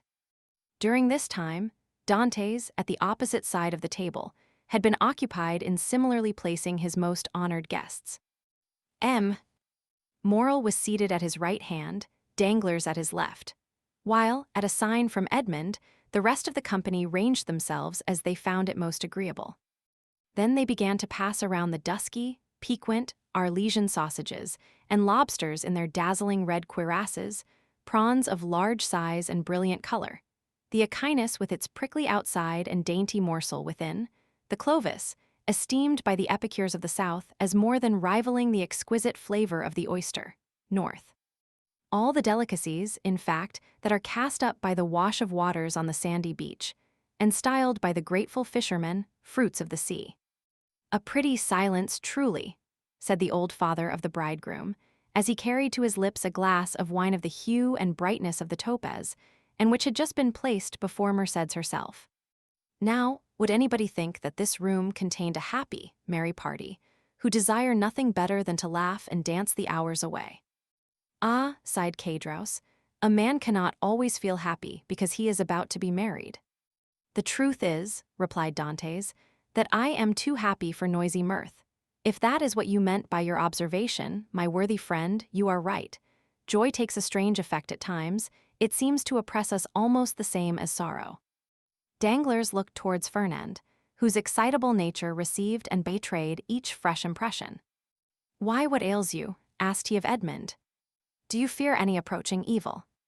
"I should say that you were the happiest man alive at this instant." "And that is the very thing that alarms me," returned Dantès. "Man does not appear to me to be intended to enjoy felicity so unmixed. Happiness is like the enchanted palaces we read of in our childhood, where fierce, fiery dragons defend the entrance and approach, and monsters of all shapes and kinds requiring to be overcome ere victory is ours. I own that I am lost in wonder to find myself promoted to an honor of which I feel myself unworthy, that of being the husband of Mercédès." "Nay, nay," cried Caedros, smiling, "you have not attained that honor yet. Mercédès is not yet your wife. Just assume the tone and manner of a husband, and see how she will remind you that your hour is not yet come." The bride blushed, while Fernand, restless and uneasy, seemed to start at every fresh sound, and from time to time wiped away the large drops of perspiration that gathered on his brow. "Well, never mind that, neighbor Caedros. It is not worthwhile to contradict me for such a trifle as that. 'Tis true that Mercédès is not actually my wife, but," added he, drawing out his watch, "in an hour and a half she will be." A general exclamation of surprise ran round the table, with the exception of the elder Dantès, whose laugh displayed the still perfect beauty of his large white teeth. Mercédès looked pleased and gratified, while Fernand grasped the handle of his knife with a convulsive clutch. "In an hour?" inquired Danglars, turning pale. "How is that, my friend?" "Why, thus it is," replied Dantès. "Thanks to the influence of M. Morel, to whom, next to my father, I owe every blessing I enjoy, every difficulty has been removed. We have purchased permission to waive the usual delay, and at 2:30 the mayor of Marseilles will be waiting for us at the city hall. Now, as 1:15 has already struck, I do not consider I have asserted too much in saying that, in another hour and 30 minutes Mercédès will have become Madame Dantès. 69 M. Fernand closed his eyes, a burning sensation passed across his brow, and he was compelled to support himself by the table to prevent his falling from his chair. But in spite of all his efforts, he could not refrain from uttering a deep groan, which, however, was lost amid the noisy felicitations of the company. "Upon my word," cried the old man, You make short work of this kind of affair. Arrived here only yesterday morning, and married today at 3 o'clock. Commend me to a sailor for going the quick way to work. But, asked Danglars in a timid tone, how did you manage about the other formalities, the contract, the settlement? The contract, answered Dantès laughingly, it didn't take long to fix that. Mercédès has no fortune, I have none to settle on her. So you see, our papers were quickly written out, and certainly do not come very expensive. This joke elicited a fresh burst of applause. So that what we presumed to be merely the betrothal feast turns out to be the actual wedding dinner, said Danglars. No, no, answered Dantès. Don't imagine I am going to put you off in that shabby manner. Tomorrow morning I start for Paris. 4 days to go, and the same to return, with 1 day to discharge the commission entrusted to me, is all the time I shall be absent. I shall be back here by the 1st of March, and on the 2nd I give my real marriage feast. This prospect of fresh festivity redoubled the hilarity of the guests to such a degree that the elder Dantès, who, at the commencement of the repast, had commented upon the silence that prevailed, now found it difficult, amid the general din of voices, to obtain a moment's tranquillity in which to drink to the health and prosperity of the bride and bridegroom. Dantès, perceiving the affectionate eagerness of his father, responded by a look of grateful pleasure, while Mercédès glanced at the clock and made an expressive gesture to Edmond. Around the table reigned that noisy hilarity which usually prevails at such a time among people sufficiently free from the demands of social position not to feel the trammels of etiquette. Such as at the commencement of the repast had not been able to seat themselves according to their inclination rose unceremoniously, and sought out more agreeable companions. Everybody talked at once, without waiting for a reply, and each one seemed to be contented with expressing his or her own thoughts. Fernand's paleness appeared to have communicated itself to Danglars. As for Fernand himself, he seemed to be enduring the tortures of the damned. Unable to rest, he was among the first to quit the table, and, as though seeking to avoid the hilarious mirth that rose in such deafening sounds, he continued, in utter silence, to pace the farther end of the salon. Caedros approached him just as Danglars, whom Fernand seemed most anxious to avoid, had joined him in a corner of the room. Upon my word, said Caedros, from whose mind the friendly treatment of Dantès, united with the effect of the excellent wine he had partaken of, had effaced every feeling of envy or jealousy at Dantès' good fortune. Upon my word, Dantès is a downright good fellow, and when I see him sitting there beside his pretty wife that is so soon to be, I cannot help thinking it would have been a great pity to have served him that trick you were planning yesterday. Oh, there was no harm meant, answered Danglars. At first I certainly did feel somewhat uneasy as to what Fernand might be tempted to do, but when I saw how completely he had mastered his feelings, even so far as to become one of his rival's attendants, I knew there was no further cause for apprehension. Caedros looked full at Fernand. He was ghastly pale. Certainly, continued Danglars, the sacrifice was no trifling one when the beauty of the bride is concerned. Upon my soul, that future captain of mine is a lucky dog. Gad, I only wish he would let me take his place. Shall we not set forth? Asked the sweet, silvery voice of Mercédès. 2 o'clock has just struck, and you know we are expected in a quarter of an hour. 71 M. To be sure, cried Dantès, eagerly quitting the table. Let us go directly. His words were re-echoed by the whole party, with vociferous cheers. At this moment Danglars, who had been incessantly observing every change in Fernand's look and manner, saw him stagger and fall back, with an almost convulsive spasm, against a seat placed near one of the open windows. At the same instant, his ear caught a sort of indistinct sound on the stairs, followed by the measured tread of soldiery, with the clanking of swords and military accoutrements. Then came a hum and buzz as of many voices, so as to deaden even the noisy mirth of the bridal party, among whom a vague feeling of curiosity and apprehension quelled every disposition to talk, and almost instantaneously the most death-like stillness prevailed. The sounds drew nearer. 3 blows were struck upon the panel of the door. The company looked at each other in consternation. I demand admittance, said a loud voice outside the room, in the name of the law. As no attempt was made to prevent it, the door was opened, and a magistrate, wearing his official scarf, presented himself, followed by 4 soldiers and a corporal. Uneasiness now yielded to the most extreme dread on the part of those present. "May I venture to inquire the reason of this unexpected visit?" said M. Morel, addressing the magistrate, whom he evidently knew. "There is doubtless some mistake easily explained." "If it be so," replied the magistrate, "rely upon every reparation being made. Meanwhile, I am the bearer of an order of arrest, and although I most reluctantly perform the task assigned me, it must nevertheless be fulfilled." Who among the persons here assembled answers to the name of Edmond Dantès? Every eye was turned towards the young man who, spite of the agitation he could not but feel, advanced with dignity, and said, in a firm voice, "I am he. What is your pleasure with me?" "Edmond Dantès," replied the magistrate, "I arrest you in the name of the law." "Me," repeated Edmond, slightly changing color, "and wherefore, I pray?" "I cannot inform you, but you will be duly acquainted with the reasons that have rendered such a step necessary at the preliminary examination." M. Morel felt that further resistance or remonstrance was useless. He saw before him an officer delegated to enforce the law, and perfectly well knew that it would be as unavailing to seek pity from a magistrate decked with his official scarf as to address a petition to some cold marble effigy. Old Dantès, however, sprang forward. There are situations which the heart of a father or a mother cannot be made to understand. He prayed and supplicated in terms so moving that even the officer was touched, and, although firm in his duty, he kindly said, "My worthy friend, let me beg of you to calm your apprehensions. Your son has probably neglected some prescribed form or attention in registering his cargo, and it is more than probable he will be set at liberty directly he has given the information required, whether touching the health of his crew or the value of his freight." "What is the meaning of all this?"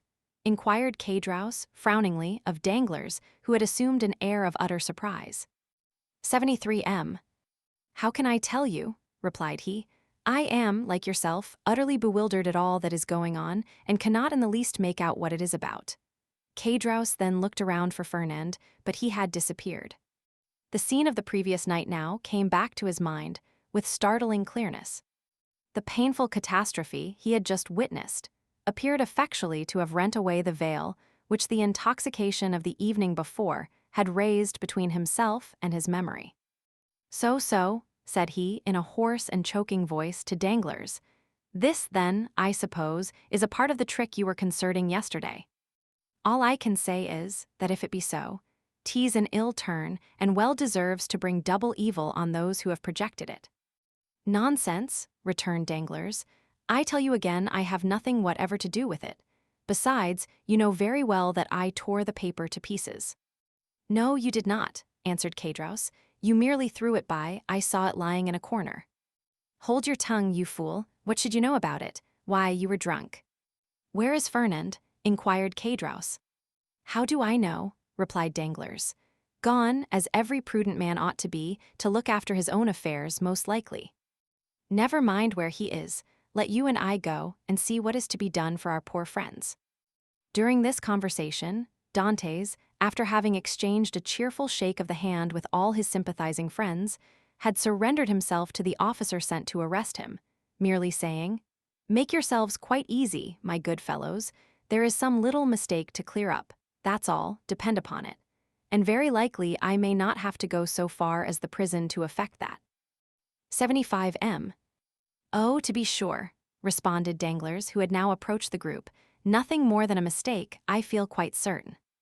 Dantès descended the staircase, preceded by the magistrate and followed by the soldiers. A carriage awaited him at the door. He got in, followed by 2 soldiers and the magistrate, and the vehicle drove off towards Marseilles. "Adieu, adieu, dearest Edmond," cried Mercédès, stretching out her arms to him from the balcony. The prisoner heard the cry, which sounded like the sob of a broken heart, and leaning from the coach he called out, "Goodbye, Mercédès, we shall soon meet again." Then the vehicle disappeared round one of the turnings of Fort St. Nicholas. "Wait for me here, all of you," cried M. Morel, "I will take the first conveyance I find, and hurry to Marseilles, whence I will bring you word how all is going on." "That's right," exclaimed a multitude of voices. "Go and return as quickly as you can." This second departure was followed by a long and fearful state of terrified silence on the part of those who were left behind. The old father and Mercédès remained for some time apart, each absorbed in grief. But at length, the two poor victims of the same blow raised their eyes, and with a simultaneous burst of feeling rushed into each other's arms. Meanwhile Fernand made his appearance, poured out for himself a glass of water with a trembling hand.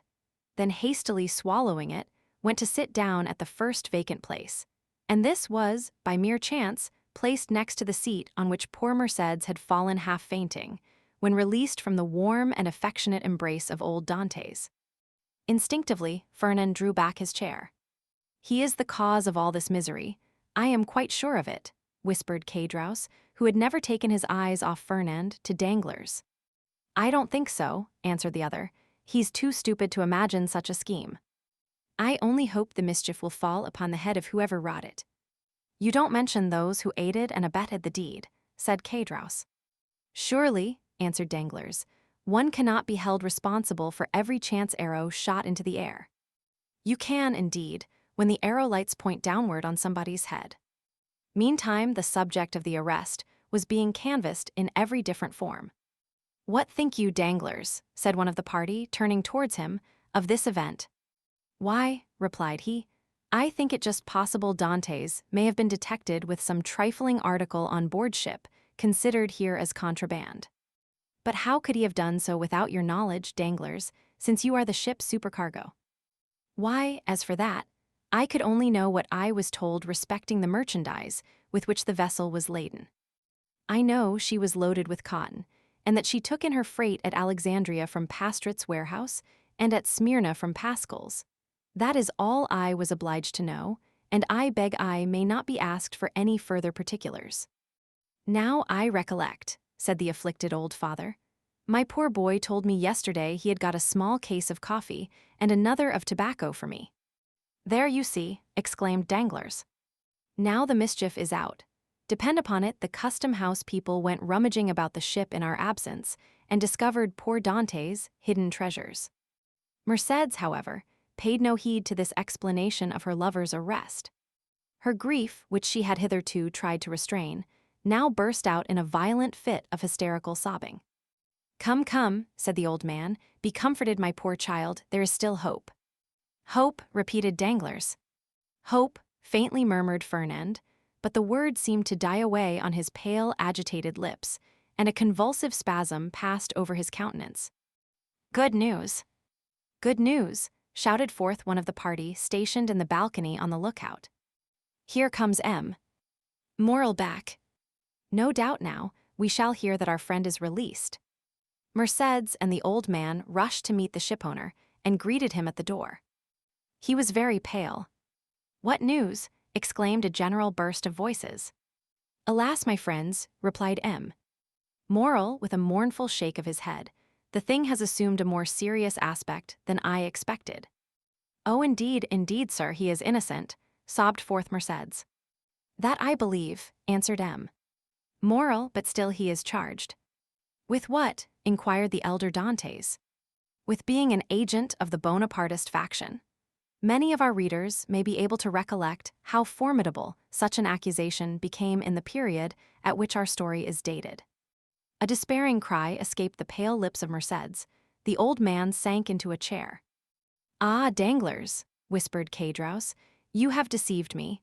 The trick you spoke of last night has been played, but I cannot suffer a poor old man or an innocent girl to die of grief through your fault. I am determined to tell them all about it."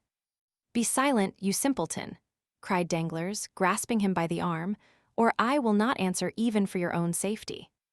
Who can tell whether Dantès be innocent or guilty? The vessel did touch at Elba, where he quitted it, and passed a whole day in the island.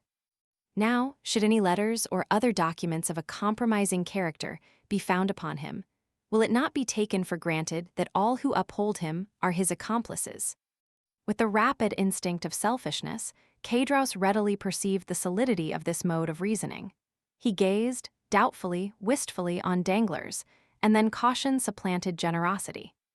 "Suppose we wait a while and see what comes of it," said he, casting a bewildered look on his companion. "To be sure," answered Danglars. "Let us wait by all means. If he be innocent, of course he will be set at liberty. If guilty, why, it is no use involving ourselves in a conspiracy. Let us go then. I cannot stay here any longer." "With all my heart," replied Danglars, pleased to find the other so tractable. "Let us take ourselves out of the way, and leave things for the present to take their course." After their departure, Fernand, who had now again become the friend and protector of Mercédès, led the girl to her home, while some friends of Dantès conducted his father, nearly lifeless, to the Élysée de Mailhin. The rumor of Edmond's arrest as a Bonapartist agent was not slow in circulating throughout the city. "Could you ever have credited such a thing, my dear Danglars?" asked M. Moral, as, on his return to the port for the purpose of gleaning fresh tidings of Dantès, from M. de Villefort, the assistant procureur, he overtook his supercargo and Cadraus. "Could you have believed such a thing possible?" "Why, you know I told you," replied Danglars, "that I considered the circumstance of his having anchored at the island of Elba as a very suspicious circumstance." "And did you mention these suspicions to any person beside myself?" 79 M. "Certainly not," returned Danglars. Then added in a low whisper, "You understand that, on account of your uncle M. Policar Morel, who served under the other government, and who does not altogether conceal what he thinks on the subject, you are strongly suspected of regretting the abdication of Napoleon. I should have feared to injure both Edmond and yourself, had I divulged my own apprehensions to a soul. I am too well aware that though a subordinate, like myself, is bound to acquaint the shipowner with everything that occurs, there are many things he ought most carefully to conceal from all else." "'Tis well, Danglars, 'tis well," replied M. Morel. "You are a worthy fellow, and I had already thought of your interests in the event of poor Edmond having become captain of the Pharaon. Is it possible you were so kind?" "Yes, indeed. I had previously inquired of Dantès what was his opinion of you, and if he should have any reluctance to continue you in your post, for somehow I have perceived a sort of coolness between you." "And what was his reply?" "That he certainly did think he had given you offense in an affair which he merely referred to without entering into particulars, but that whoever possessed the good opinion and confidence of the ship's owners would have his preference also." "The hypocrite," murmured Danglars. "Poor Dantès," said Cadraus. "No one can deny his being a noble-hearted young fellow." "But meanwhile," continued M. Morel, "here is the Pharaon without a captain." "Oh," replied Danglars, "since we cannot leave this port for the next 3 months, let us hope that ere the expiration of that period Dantès will be set at liberty." "No doubts, but in the meantime—" "I am entirely at your service, M. Morel," answered Danglars. "You know that I am as capable of managing a ship as the most experienced captain in the service, and it will be so far advantageous to you to accept my services, that upon Edmond's release from prison no further change will be requisite on board the Pharaon than for Dantès and myself each to resume our respective posts." "Thanks, Danglars, that will smooth over all difficulties. I fully authorize you at once to assume the command of the Pharaon, and look carefully to the unloading of her freight. Private misfortunes must never be allowed to interfere with business. Be easy on that score, M. Moral, but do you think we shall be permitted to see our poor Edmond? I will let you know that directly I have seen M. de Villefort, whom I shall endeavor to interest in Edmond's favor. I am aware he is a furious royalist, but in spite of that, and of his being king's attorney, he is a man like ourselves, and I fancy not a bad sort of one." "Perhaps not," replied Danglars, "but I hear that he is ambitious, and that's rather against him." "Well, well," returned M. Moral, "we shall see. But now hasten on board, I will join you there ere long." So saying, the worthy shipowner quitted the two allies, and proceeded in the direction of the Palais de Justice. 81 M. "You see," said Danglars, addressing Cadraus, "the turn things have taken. Do you still feel any desire to stand up in his defense?" "Not the slightest, but yet it seems to me a shocking thing that a mere joke should lead to such consequences. But who perpetrated that joke, let me ask? Neither you nor myself, but Fernand. You knew very well that I threw the paper into a corner of the room. Indeed, I fancied I had destroyed it. Oh no, replied Caedros, that I can answer for you did not. I only wish I could see it now as plainly, as I saw it lying all crushed and crumpled in a corner of the arbor. Well then, if you did, depend upon it, Fernand picked it up and either copied it or caused it to be copied. Perhaps, even, he did not take the trouble of recopying it. And now I think of it, by heavens, he may have sent the letter itself. Fortunately for me, the handwriting was disguised. Then you were aware of Dantès being engaged in a conspiracy. Not I. As I before said, I thought the whole thing was a joke, nothing more. It seems, however, that I have unconsciously stumbled upon the truth. Still, argued Caedros, I would give a great deal if nothing of the kind had happened, or, at least, that I had had no hand in it. You will see, Danglars, that it will turn out an unlucky job for both of us. Nonsense. If any harm come of it, it should fall on the guilty person, and that, you know, is Fernand. How can we be implicated in any way?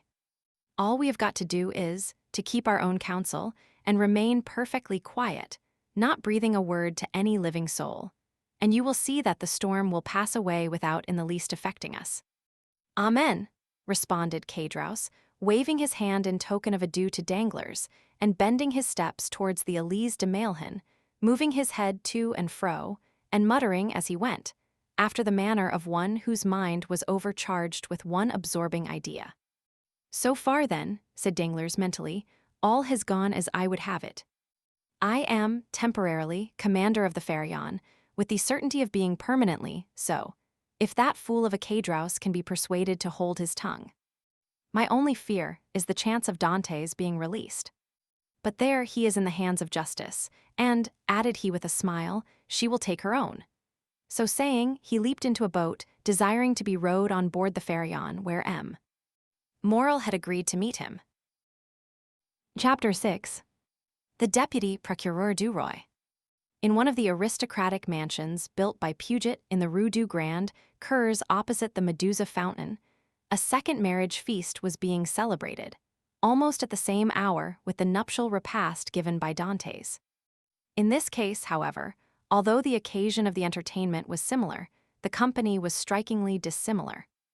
Instead of a rude mixture of sailors, soldiers, and those belonging to the humblest grade of life, the present assembly was composed of the very flower of Marseilles society. Magistrates who had resigned their office during the usurper's reign, officers who had deserted from the imperial army and joined forces with Condé, and younger members of families, brought up to hate and execrate the man whom 5 years of exile would convert into a martyr, and 15 of restoration elevate to the rank of a god. The guests were still at table, and the heated and energetic conversation that prevailed betrayed the violent and vindictive passions that then agitated each dweller of the South, where unhappily, for 5 centuries religious strife had long given increased bitterness to the violence of party feeling.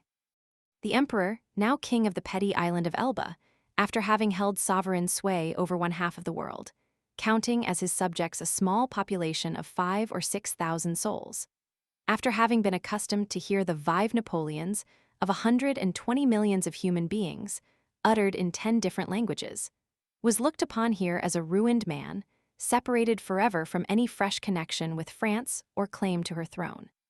The magistrates freely discussed their political views. The military part of the company talked unreservedly of Moscow and Leipzig, while the women commented on the divorce of Josephine. It was not over the downfall of the man, but over the defeat of the Napoleonic idea, that they rejoiced, and in this they foresaw for themselves the bright and cheering prospect of a revivified political existence. An old man, decorated with the cross of St. Louis, now rose and proposed the health of King Louis Roman XVIII. It was the Marquis de Saint-Méran. This toast, recalling at once the patient exile of Hartwell and the peace-loving King of France, excited universal enthusiasm. Glasses were elevated in the air à l'anglaise, and the ladies, snatching their bouquets from their fair bosoms, strewed the table with their floral treasures. In a word, an almost poetical fervor prevailed. "Ah," said the Marquise de Saint-Méran, a woman with a stern forbidding eye, though still noble and distinguished in appearance despite her 50 years. "Ah, these revolutionists, who have driven us from those very possessions they afterwards purchased for a mere trifle during the Reign of Terror, would be compelled to own, were they here, that all true devotion was on our side, since we were content to follow the fortunes of a falling monarch, while they, on the contrary, made their fortune by worshipping the rising sun. Yes, yes, they could not help admitting that the king, for whom we sacrificed rank, wealth, and station, was truly our Louis the Well-Beloved, while their wretched usurper has been, and ever will be, to them their evil genius, their Napoleon the Accursed. Am I not right, Villefort?" "I beg your pardon, madame. I really must pray you to excuse me, but in truth, I was not attending to the conversation." Marquise," interposed the old nobleman who had proposed the toast, "let the young people alone. Let me tell you, on one's wedding day there are more agreeable subjects of conversation than dry politics." "Never mind, dearest mother," said a young and lovely girl with a profusion of light brown hair and eyes that seemed to float in liquid crystal. "'Tis all my fault for seizing upon M. de Villefort so as to prevent his listening to what you said. But there, now take him. He is your own for as long as you like. M. Villefort, I beg to remind you my mother speaks to you." "If the Marquise will deign to repeat the words I but imperfectly caught, I shall be delighted to answer," said M. de Villefort. "Never mind, Renée," replied the Marquise, with a look of tenderness that seemed out of keeping with her harsh, dry features. "But however all other feelings may be withered in a woman's nature, there is always one bright smiling spot in the desert of her heart, and that is the shrine of maternal love. I forgive you. What I was saying, Villefort, was that the Bonapartists had not our sincerity, enthusiasm, or devotion. They had, however, what supplied the place of those fine qualities," replied the young man, "and that was fanaticism. Napoleon is the Mahomet of the West, and is worshipped by his commonplace but ambitious followers, not only as a leader and lawgiver, but also as the personification of equality." "He," cried the Marquise, "Napoleon the type of equality. For mercy's sake, then, what would you call Robespierre? Come, come, do not strip the latter of his just rights to bestow them on the Corsican, who, to my mind, has usurped quite enough. 85 M. Nay, madame, I would place each of these heroes on his right pedestal, that of Robespierre on his scaffold in the Place Louis Quinze, that of Napoleon on the column of the Place Vendôme. The only difference consists in the opposite character of the equality advocated by these two men. One is the equality that elevates, the other is the equality that degrades. One brings a king within reach of the guillotine, the other elevates the people to a level with the throne." "Observe," said Villefort, smiling, "I do not mean to deny that both these men were revolutionary scoundrels, and that the 9th Thermidor and the 4th of April, in the year 1814, were lucky days for France, worthy of being gratefully remembered by every friend to monarchy and civil order. And that explains how it comes to pass that, fallen, as I trust he is forever, Napoleon has still retained a train of parasitical satellites. Still, Marquise, it has been so with other usurpers. Cromwell, for instance, who was not half so bad as Napoleon, had his partisans and advocates.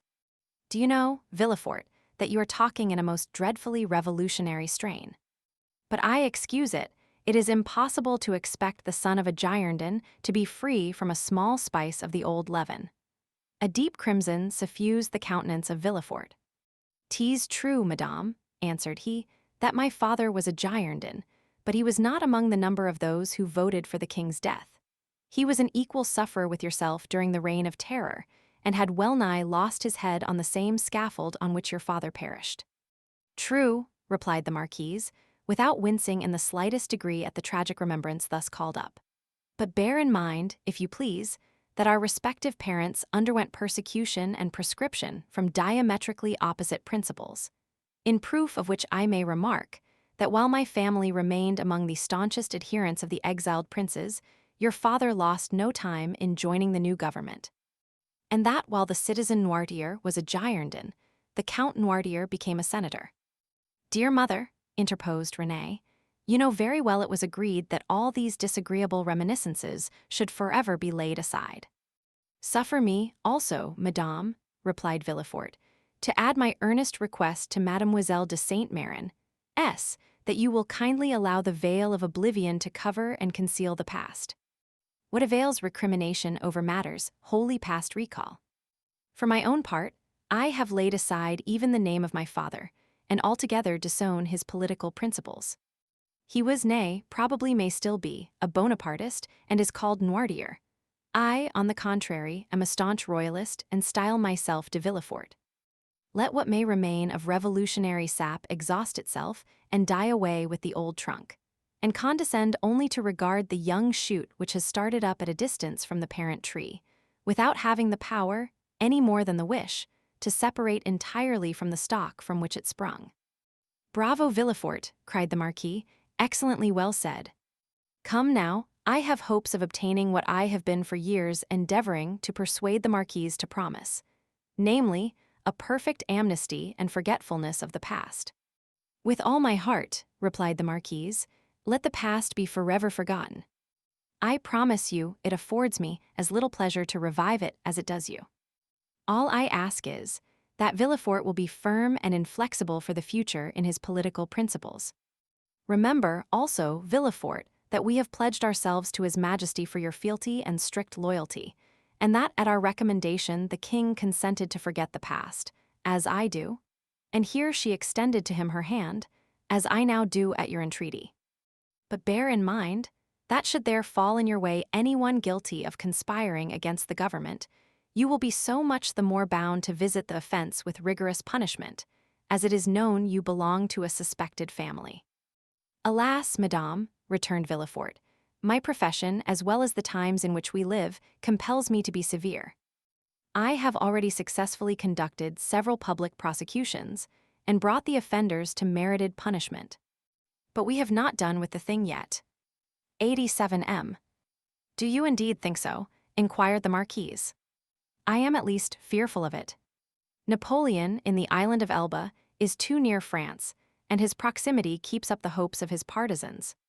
Marseilles is filled with half-pay officers, who are daily, under one frivolous pretext or other, getting up quarrels with the royalists. From hence arise continual and fatal duels among the higher classes of persons, and assassinations in the lower. You have heard, perhaps, said the Comte de Salvia, one of M. de Saint-Méran's oldest friends, and chamberlain to the Comte d'Artois, that the Holy Alliance purpose removing him from thence. Yes, they were talking about it when we left Paris, said M. de Saint-Méran, and where is it decided to transfer him? To St. Helena. For heaven's sake, where is that? Asked the Marquise. An island situated on the other side of the equator, at least 2,000 leagues from here, replied the Count. So much the better. As Villefort observes, it is a great act of folly to have left such a man between Corsica, where he was born, and Naples, of which his brother-in-law is king, and face to face with Italy, the sovereignty of which he coveted for his son. Unfortunately, said Villefort, there are the treaties of 1814, and we cannot molest Napoleon without breaking those compacts. Oh well, we shall find some way out of it, responded M. de Salvia. There wasn't any trouble over treaties, when it was a question of shooting the poor Duc d'Enghien. Well, said the Marquise, it seems probable that, by the aid of the Holy Alliance, we shall be rid of Napoleon, and we must trust to the vigilance of M. de Villefort to purify Marseilles of his partisans. The king is either a king or no king. If he be acknowledged as sovereign of France, he should be upheld in peace and tranquility. And this can best be effected by employing the most inflexible agents to put down every attempt at conspiracy. 'Tis the best and surest means of preventing mischief. Unfortunately, madame, answered Villefort, the strong arm of the law is not called upon to interfere until the evil has taken place. Then all he has got to do is to endeavor to repair it. Nay, madame, the law is frequently powerless to effect this. All it can do is to avenge the wrong done. O M. de Villefort, cried a beautiful young creature, daughter to the Comte de Salvia and the cherished friend of Mademoiselle de Saint-Méran, do try and get up some famous trial while we are at Marseilles. I never was in a law court, I am told it is so very amusing." "Amusing, certainly," replied the young man, "inasmuch as, instead of shedding tears as at the fictitious tale of woe produced at a theater, you behold in a law court a case of real and genuine distress, a drama of life. The prisoner whom you there see pale, agitated, and alarmed, instead of, as is the case when a curtain falls on a tragedy, going home to sup peacefully with his family, and then retiring to rest, that he may recommence his mimic woes on the morrow, is removed from your sight merely to be reconducted to his prison and delivered up to the executioner. I leave you to judge how far your nerves are calculated to bear you through such a scene. Of this, however, be assured, that should any favorable opportunity present itself, I will not fail to offer you the choice of being present." "For shame, M. de Villefort," said Renée, becoming quite pale, "don't you see how you are frightening us, and yet you laugh? What would you have? Tease like a duel. I have already recorded sentence of death, 5 or 6 times, against the movers of political conspiracies, and who can say how many daggers may be ready sharpened, and only waiting a favorable opportunity to be buried in my heart. Gracious heavens, M. de Villefort," said Renée, becoming more and more terrified, "you surely are not in earnest." "Indeed I am," replied the young magistrate with a smile. "And in the interesting trial that young lady is anxious to witness, the case would only be still more aggravated. Suppose, for instance, the prisoner, as is more than probable, to have served under Napoleon. Well, can you expect for an instant that one accustomed, at the word of his commander, to rush fearlessly on the very bayonets of his foe, will scruple more to drive a stiletto into the heart of one he knows to be his personal enemy, than to slaughter his fellow creatures, merely because bidden to do so by one he is bound to obey? Besides, one requires the excitement of being hateful in the eyes of the accused, in order to lash oneself into a state of sufficient vehemence and power. I would not choose to see the man against whom I pleaded smile, as though in mockery of my words. No, my pride is to see the accused pale, agitated, and as though beaten out of all composure by the fire of my eloquence." Renée uttered a smothered exclamation. "Bravo!" cried one of the guests. "That is what I call talking to some purpose." "Just the person we require at a time like the present," said a second. "What a splendid business that last case of yours was, my dear Villefort," remarked a third.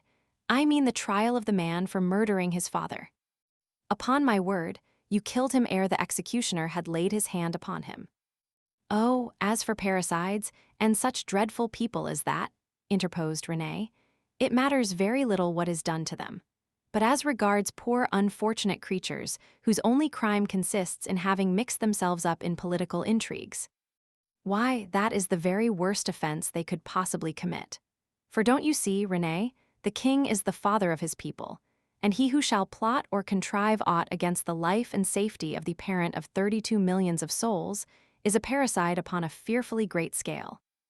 "I don't know anything about that," replied Renée, "but M. de Villefort, you have promised me, have you not, always to show mercy to those I plead for?" "Make yourself quite easy on that point," answered Villefort, with one of his sweetest smiles. "You and I will always consult upon our verdicts." "My love," said the marquise, "attend to your doves, your lapdogs, and embroidery, but do not meddle with what you do not understand.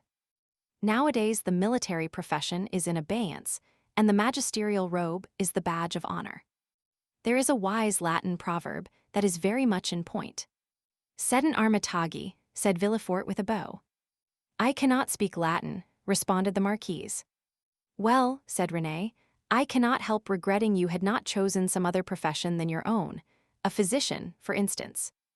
Do you know, I always felt a shudder at the idea of even a destroying angel."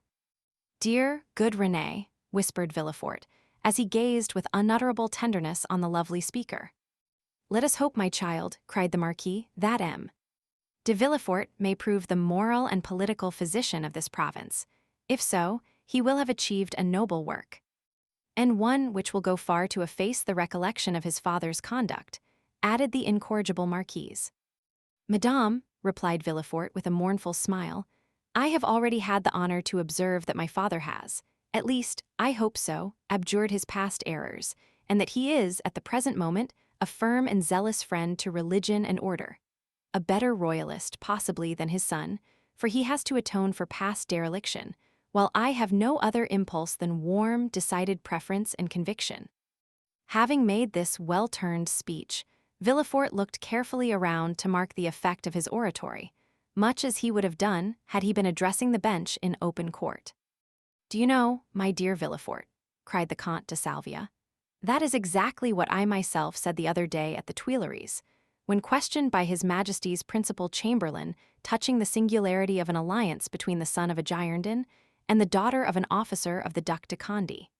And I assure you he seemed fully to comprehend that this mode of reconciling political differences was based upon sound and excellent principles."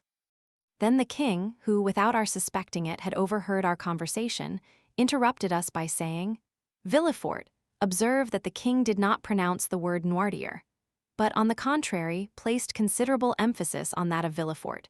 Villefort," said His Majesty, "is a young man of great judgment and discretion, who will be sure to make a figure in his profession. I like him much, and it gave me great pleasure to hear that he was about to become the son-in-law of the Marquis and Marquise de Saint-Méran. I should myself have recommended the match, had not the noble Marquis anticipated my wishes by requesting my consent to it." "Is it possible the king could have condescended so far as to express himself so favorably of me?" asked the enraptured Villefort. "I give you his very words, and if the Marquis chooses to be candid, he will confess that they perfectly agree with what His Majesty said to him when he went 6 months ago to consult him upon the subject of your espousing his daughter." 91M. "That is true," answered the Marquis. "How much do I owe this gracious prince? What is there I would not do to evince my earnest gratitude?" "That is right," cried the Marquise. "I love to see you thus. Now then, were a conspirator to fall into your hands, he would be most welcome." "For my part, dear mother," interposed Renée, "I trust your wishes will not prosper, and that Providence will only permit petty offenders, poor debtors, and miserable cheats to fall into de Villefort's hands, then I shall be contented. Just the same as though you prayed that a physician might only be called upon to prescribe for headaches, measles, and the stings of wasps, or any other slight affection of the epidermis. If you wish to see me the king's attorney, you must desire for me some of those violent and dangerous diseases from the cure of which so much honor redounds to the physician." At this moment, and as though the utterance of Villefort's wish had sufficed to effect its accomplishment, a servant entered the room and whispered a few words in his ear. Villefort immediately rose from table and quitted the room upon the plea of urgent business. He soon, however, returned, his whole face beaming with delight. Renée regarded him with fond affection, and certainly his handsome features, lit up as they then were with more than usual fire and animation, seemed formed to excite the innocent admiration with which she gazed on her graceful and intelligent lover. "You were wishing just now," said Villefort, addressing her, "that I were a doctor instead of a lawyer. Well, I at least resemble the disciples of Aesculapius in one thing. People spoke in this style in 1815, that of not being able to call a day my own, not even that of my betrothal." "And wherefore were you called away just now?" asked Mademoiselle de Saint-Méran with an air of deep interest. "For a very serious matter, which bids fair to make work for the executioner." "How dreadful!" exclaimed Renée, turning pale. "Is it possible?" burst simultaneously from all who were near enough to the magistrate to hear his words. "Why, if my information prove correct, a sort of Bonapartist conspiracy has just been discovered." "Can I believe my ears?" cried the Marquise. "I will read you the letter containing the accusation, at least," said Villefort. "The king's attorney is informed by a friend to the throne and the religious institutions of his country that one named Edmond Dantès, mate of the ship Pharaon, this day arrived from Smyrna, after having touched at Naples and Porto Ferrajo, has been the bearer of a letter from Murat to the usurper, and again taken charge of another letter from the usurper to the Bonapartist club in Paris. Ample corroboration of this statement may be obtained by arresting the above-mentioned Edmond Dantès, who either carries the letter for Paris about with him or has it at his father's abode. Should it not be found in the possession of father or son, Then it will assuredly be discovered in the cabin belonging to the said Dantès on board the Pharaon. But, said René, this letter, which, after all, is but an anonymous scrawl, is not even addressed to you, but to the king's attorney. 93M. True, but that gentleman being absent, his secretary, by his orders, opened his letters. Thinking this one of importance, he sent for me, but not finding me, took upon himself to give the necessary orders for arresting the accused party. Then the guilty person is absolutely in custody, said the Marquise. Nay, dear mother, say the accused person. You know we cannot yet pronounce him guilty. He is in safe custody, answered Villefort, and rely upon it, if the letter is found, he will not be likely to be trusted abroad again, unless he goes forth under the especial protection of the headsman. And where is the unfortunate being? Asked René. He is at my house. Come, come, my friend, interrupted the Marquise, do not neglect your duty to linger with us. You are the king's servant, and must go wherever that service calls you.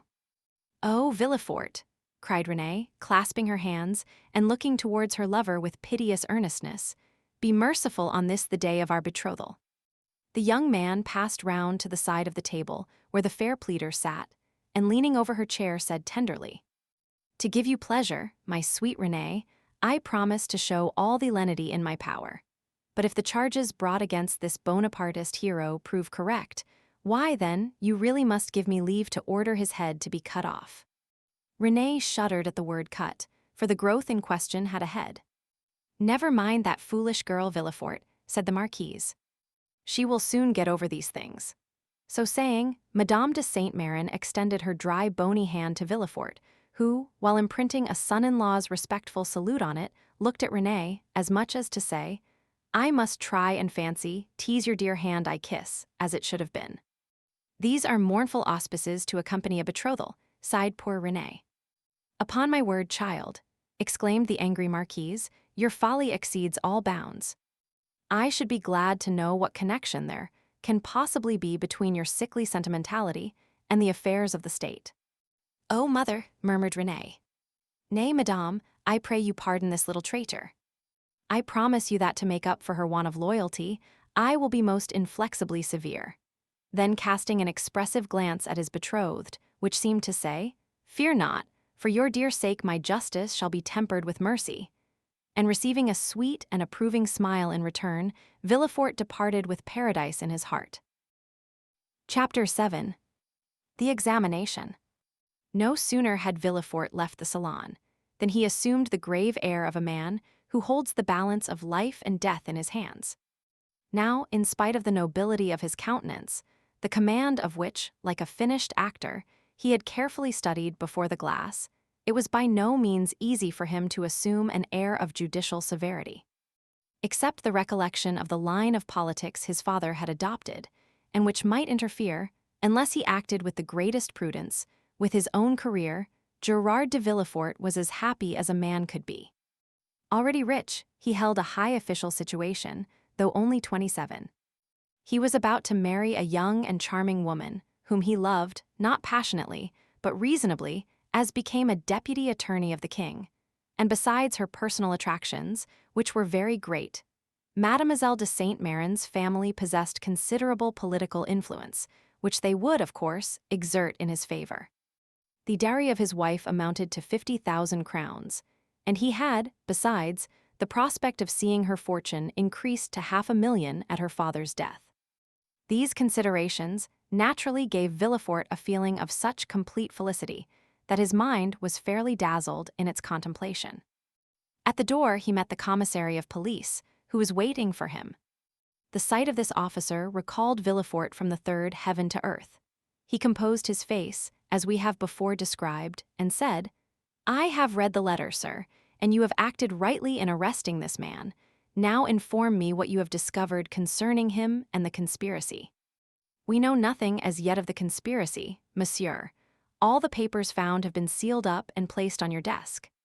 The prisoner himself is named Edmond Dantès, mate on board the three-master the Pharaon, trading in cotton with Alexandria and Smyrna, and belonging to Morel and Son of Marseilles. Before he entered the merchant service, had he ever served in the marines? Oh no, monsieur, he is very young. How old? 19 or 20 at the most. At this moment, and as Villefort had arrived at the corner of the Rue Desconseils, a man, who seemed to have been waiting for him, approached. It was M. Moral. Ah, M. De Villefort, cried he, I am delighted to see you. Some of your people have committed the strangest mistake. They have just arrested Edmond Dantès, mate of my vessel.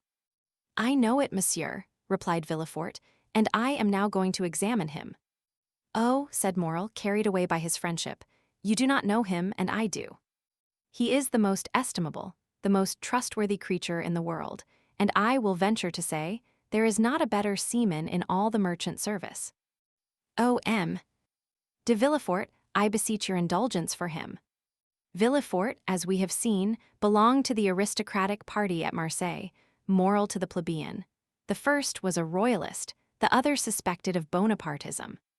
Villefort looked disdainfully at Morel, and replied coldly, You are aware, monsieur, that a man may be estimable and trustworthy in private life, and the best seaman in the merchant service, and yet be, politically speaking, a great criminal. Is it not true? The magistrate laid emphasis on these words, as if he wished to apply them to the owner himself, while his eyes seemed to plunge into the heart of one who, interceding for another, had himself need of indulgence. Morel reddened, for his own conscience was not quite clear on politics. Besides, what Dantès had told him of his interview with the Grand Marshal, and what the Emperor had said to him, embarrassed him. He replied, however, in a tone of deep interest. I entreat you, M. De Villefort, be, as you always are, kind and equitable, and give him back to us soon. This give us sounded revolutionary in the deputy's ears. Ah, murmured he, is Dantès then a member of some carbonary society, that his protector thus employs the collective form?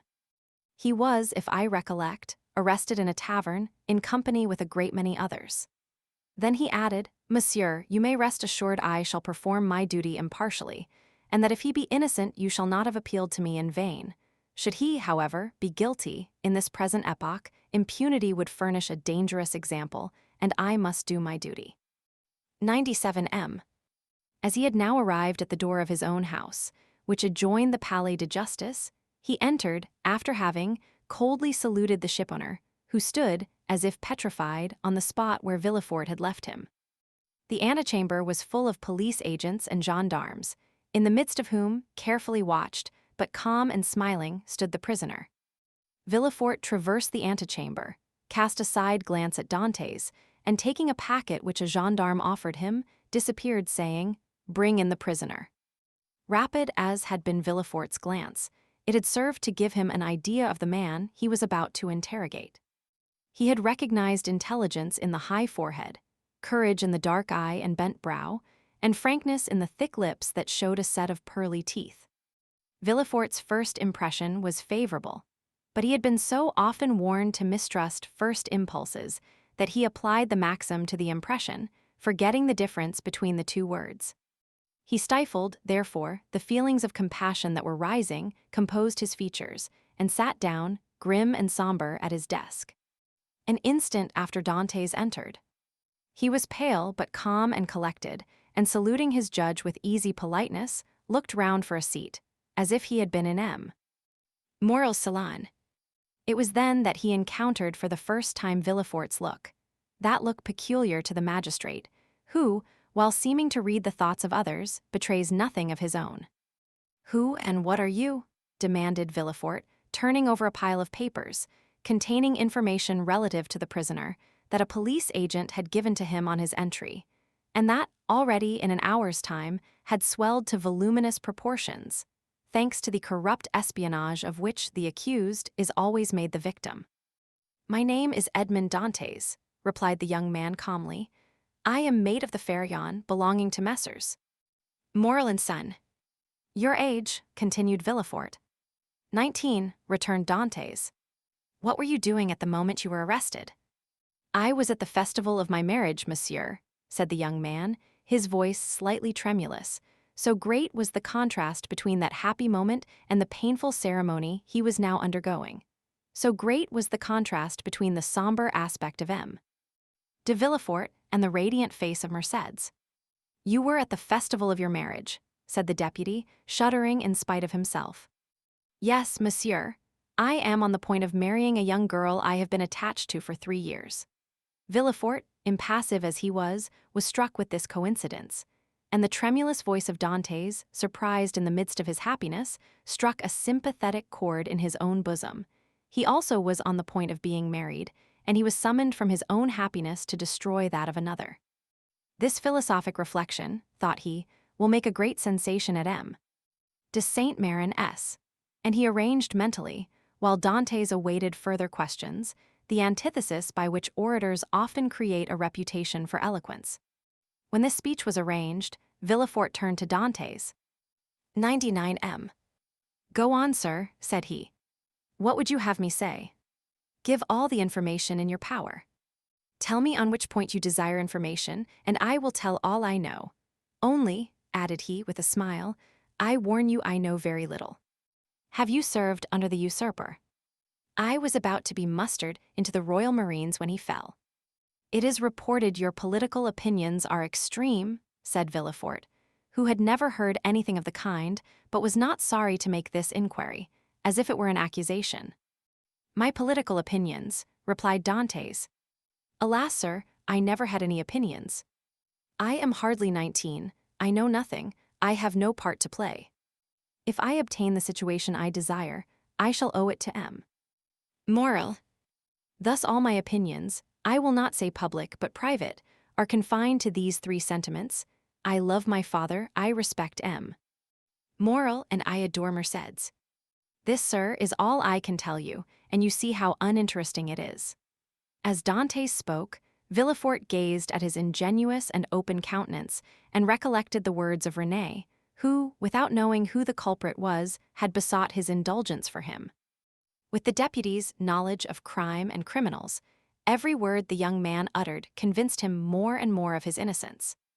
This lad, for he was scarcely a man, simple, natural, eloquent with that eloquence of the heart never found when sought for, full of affection for everybody, because he was happy, and because happiness renders even the wicked good, extended his affection even to his judge, spite of Villefort's severe look and stern accent. Dantès seemed full of kindness. "Pardieu," said Villefort, "he is a noble fellow. I hope I shall gain Renée's favor easily, by obeying the first command she ever imposed on me. I shall have at least a pressure of the hand in public, and a sweet kiss in private." Full of this idea, Villefort's face became so joyous, that when he turned to Dantès, the latter, who had watched the change on his physiognomy, was smiling also. "Sir," said Villefort, "have you any enemies, at least, that you know?" "I have enemies," replied Dantès. "My position is not sufficiently elevated for that.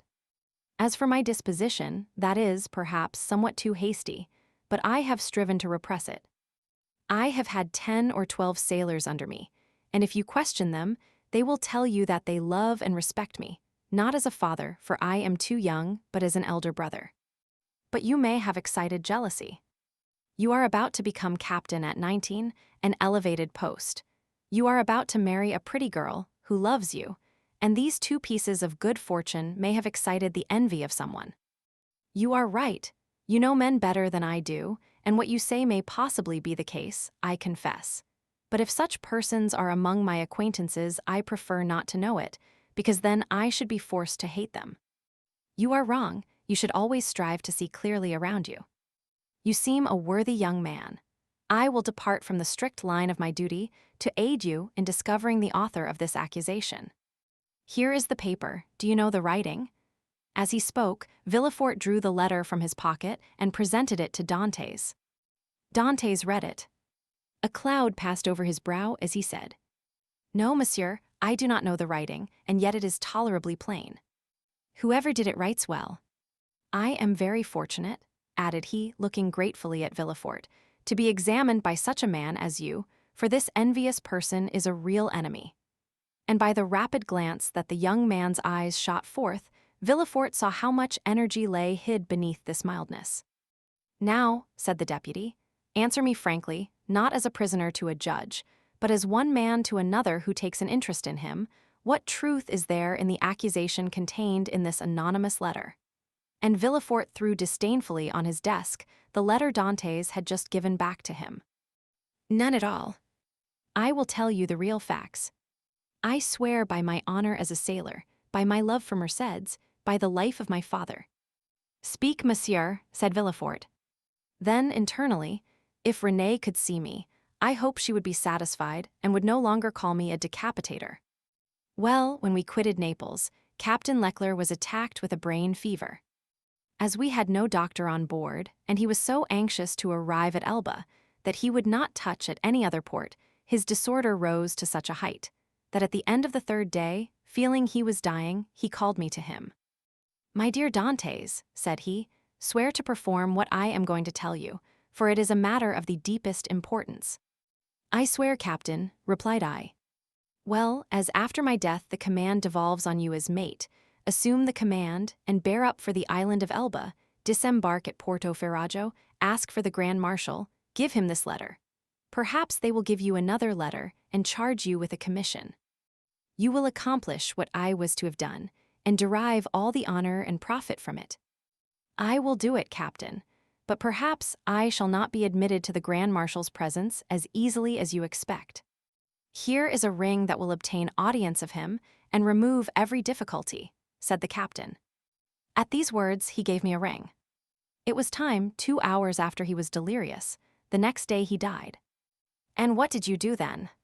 What I ought to have done, and what everyone would have done in my place. Everywhere the last requests of a dying man are sacred, but with a sailor, the last requests of his superior are commands. I sailed for the island of Elba, where I arrived the next day. I ordered everybody to remain on board and went on shore alone. As I had expected, I found some difficulty in obtaining access to the Grand Marshal, but I sent the ring I had received from the captain to him and was instantly admitted. He questioned me concerning Captain Leclerc's death, and, as the latter had told me, gave me a letter to carry on to a person in Paris. I undertook it because it was what my captain had bade me do. I landed here, regulated the affairs of the vessel, and hastened to visit my affianced bride, whom I found more lovely than ever. Thanks to M. Moral, all the forms were got over. In a word, I was, as I told you, at my marriage feast, and I should have been married in an hour, and tomorrow I intended to start for Paris, had I not been arrested on this charge, which you as well as I now see to be unjust. Ah, said Villefort, this seems to me the truth. If you have been culpable, it was imprudence, and this imprudence was in obedience to the orders of your captain. Give up this letter you have brought from Elba, and pass your word you will appear should you be required, and go and rejoin your friends. I am free then, sir, cried Dantès joyfully. Yes, but first give me this letter. You have it already, for it was taken from me with some others which I see in that packet. Stop a moment, said the deputy, as Dantès took his hat and gloves. To whom is it addressed? To Monsieur Noirtier, Rue Coq-Heron, Paris. Had a thunderbolt fallen into the room, Villefort could not have been more stupefied. He sank into his seat, and hastily turning over the packet, drew forth the fatal letter, at which he glanced with an expression of terror. M. Noirtier, Rue Coq-Heron, no. 13, murmured he, growing still paler. Yes, said Dantès, do you know him? No, replied Villefort. A faithful servant of the king does not know conspirators. 103 M. It is a conspiracy, then? Asked Dantès, who after believing himself free, now began to feel a tenfold alarm. I have, however, already told you, sir, I was entirely ignorant of the contents of the letter. Yes, but you knew the name of the person to whom it was addressed, said Villefort. I was forced to read the address to know to whom to give it. Have you shown this letter to anyone? Asked Villefort, becoming still more pale. To no one, on my honor. Everybody is ignorant that you are the bearer of a letter from the island of Elba, and addressed to M. Noirtier. Everybody, except the person who gave it to me. And that was too much, far too much, murmured Villefort. Villefort's brow darkened more and more. His white lips and clenched teeth filled Dantès with apprehension. After reading the letter, Villefort covered his face with his hands.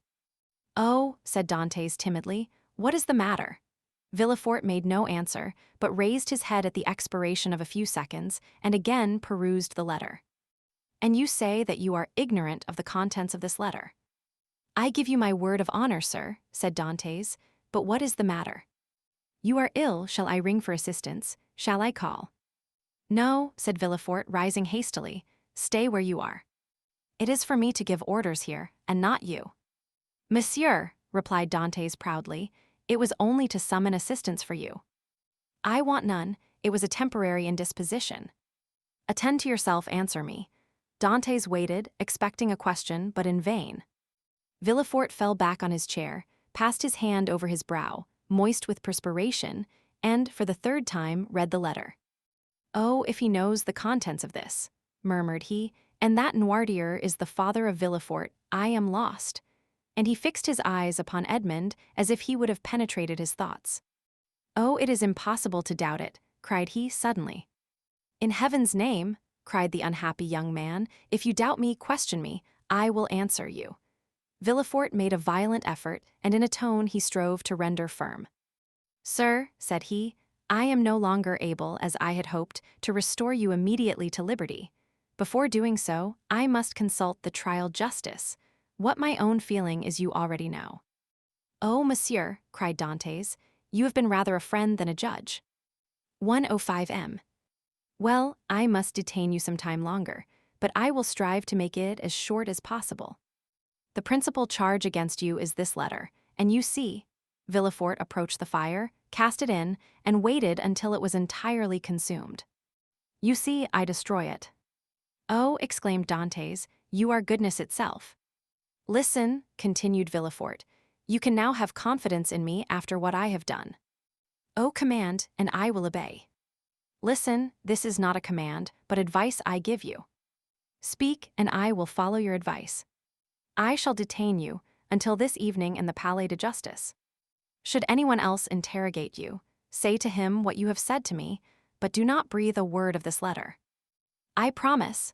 It was Villefort who seemed to entreat, and the prisoner who reassured him. "You see," continued he, glancing toward the grate, where fragments of burnt paper fluttered in the flames, "the letter is destroyed. You and I alone know of its existence. Should you, therefore, be questioned, deny all knowledge of it, deny it boldly, and you are saved. Be satisfied, I will deny it. It was the only letter you had." "It was." "Swear it." "I swear it." Villefort rang.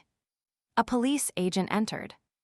Villefort whispered some words in his ear, to which the officer replied by a motion of his head. "Follow him," said Villefort to Dantès. Dantès saluted Villefort and retired.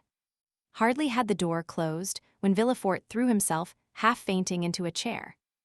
"Alas, alas," murmured he, "if the procureur himself had been at Marseilles, I should have been ruined. This accursed letter would have destroyed all my hopes. Oh, my father, must your past career always interfere with my successes?" Suddenly a light passed over his face, a smile played round his set mouth, and his haggard eyes were fixed in thought. "This will do," said he, "and from this letter, which might have ruined me, I will make my fortune. Now to the work I have in hand." And after having assured himself that the prisoner was gone, the deputy procureur hastened to the house of his betrothed. 1:07 m. Chapter 8. The Château d'If. The commissary of police, as he traversed the antechamber, made a sign to two gendarmes, who placed themselves one on Dantès' right and the other on his left. A door that communicated with the Palais de Justice was opened, and they went through a long range of gloomy corridors, whose appearance might have made even the boldest shudder.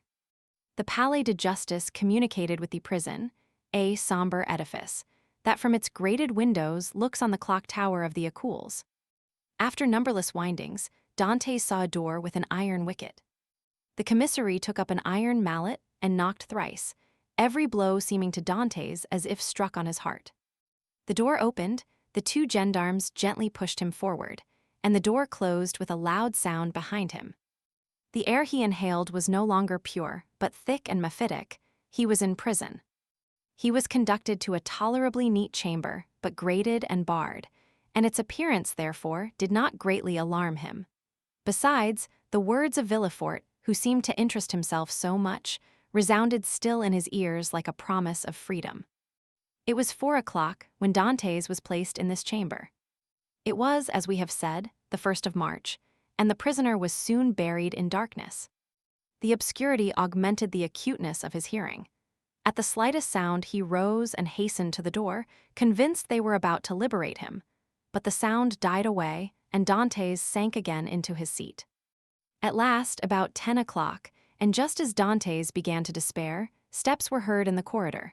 A key turned in the lock, the bolts creaked, the massy oaken door flew open, and a flood of light from 2 torches pervaded the apartment. By the torchlight Dantès saw the glittering sabers and carbines of 4 gendarmes.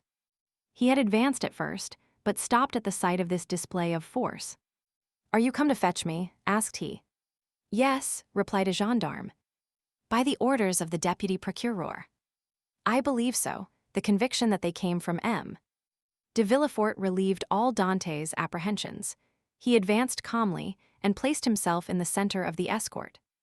A carriage waited at the door, the coachman was on the box, and a police officer sat beside him.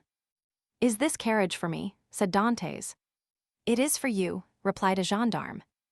Dantès was about to speak, but feeling himself urged forward, and having neither the power nor the intention to resist, he mounted the steps, and was in an instant seated inside between 2 gendarmes. The 2 others took their places opposite, and the carriage rolled heavily over the stones.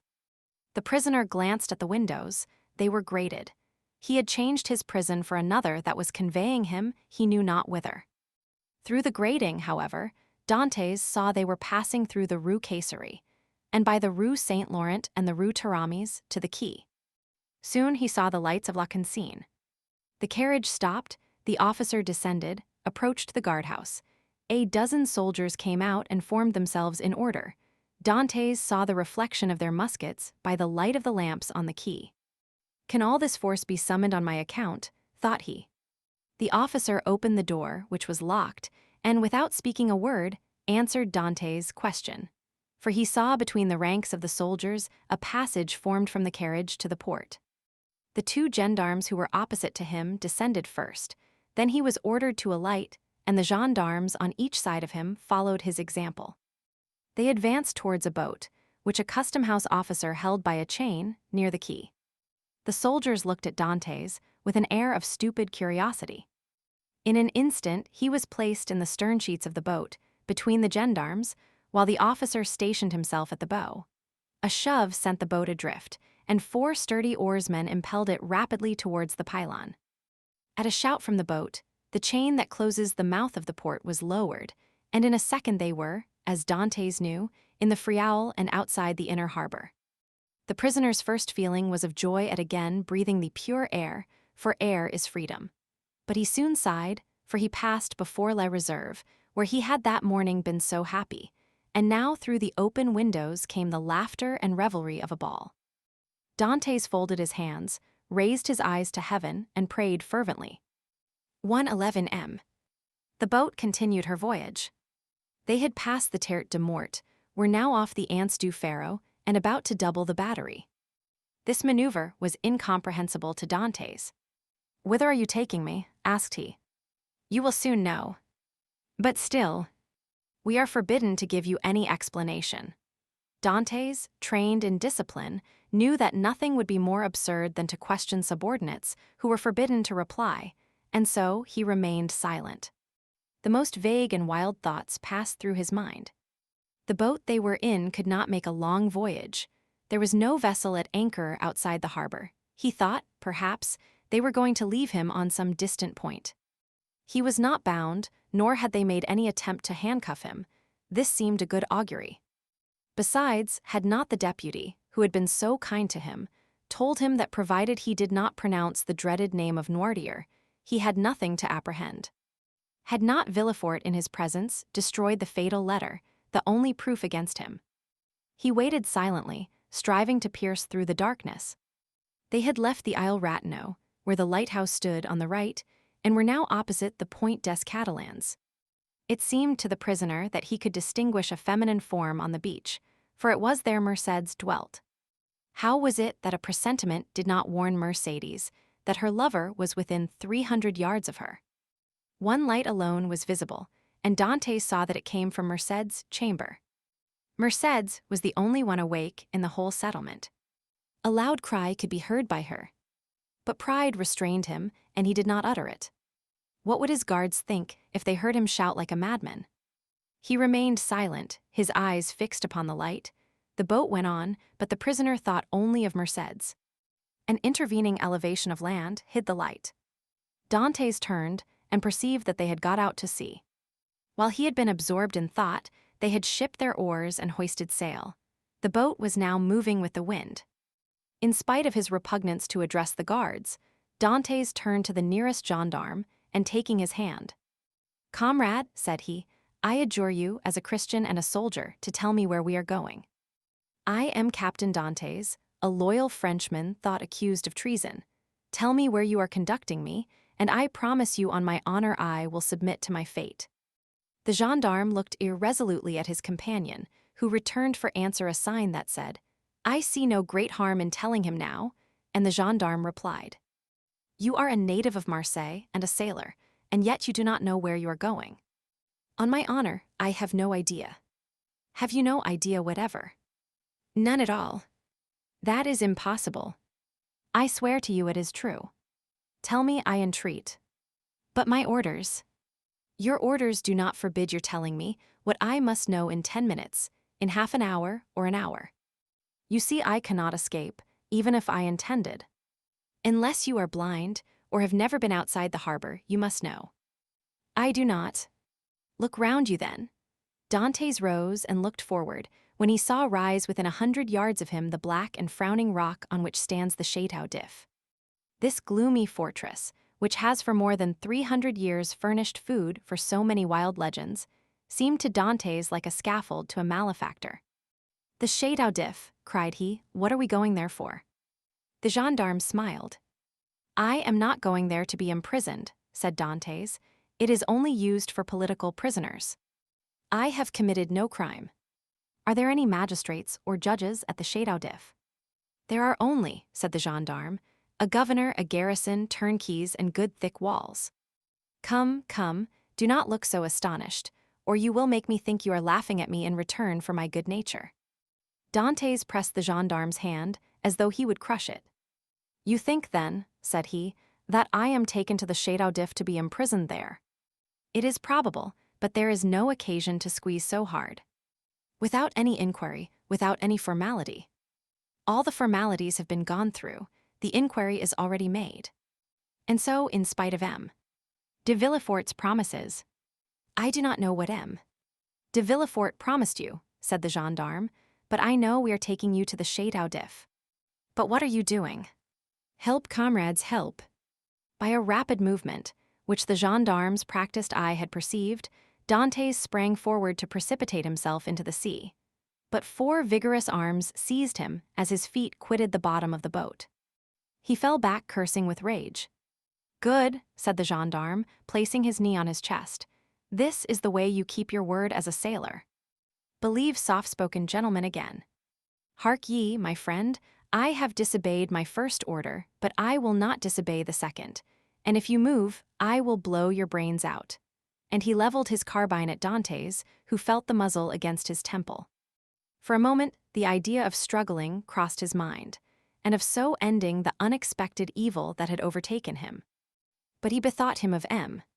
de Villefort's promise, and besides, death in a boat from the hand of a gendarme seemed too terrible.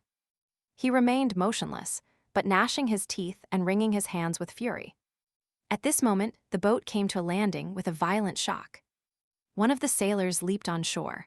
A cord creaked as it ran through a pulley, and Dantès guessed they were at the end of the voyage and that they were mooring the boat.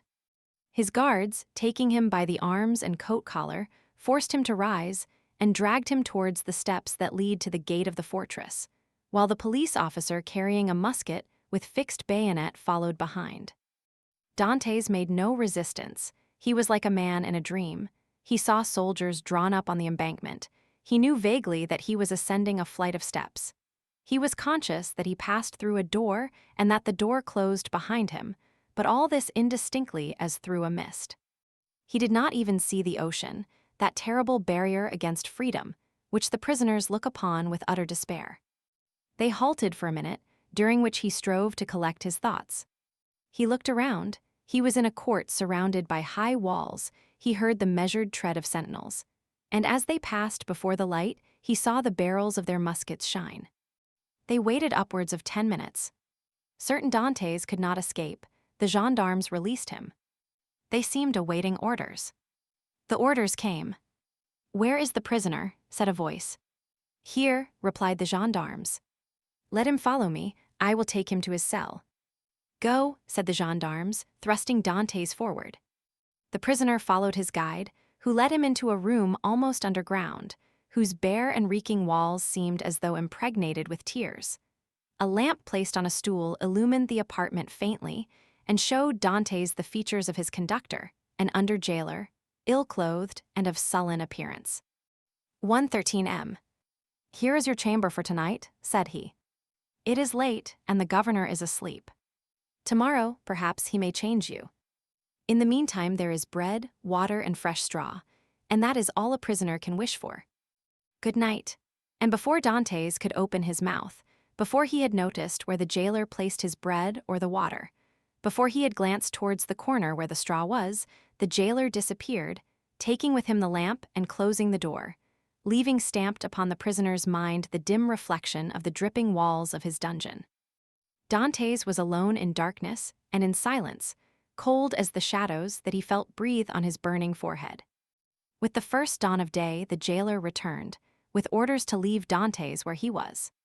He found the prisoner in the same position, as if fixed there, his eyes swollen with weeping. He had passed the night standing, and without sleep. The jailer advanced. Dantès appeared not to perceive him. He touched him on the shoulder. Edmond started.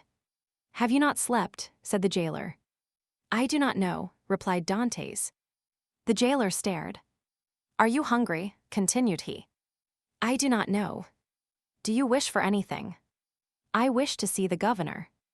The jailer shrugged his shoulders and left the chamber.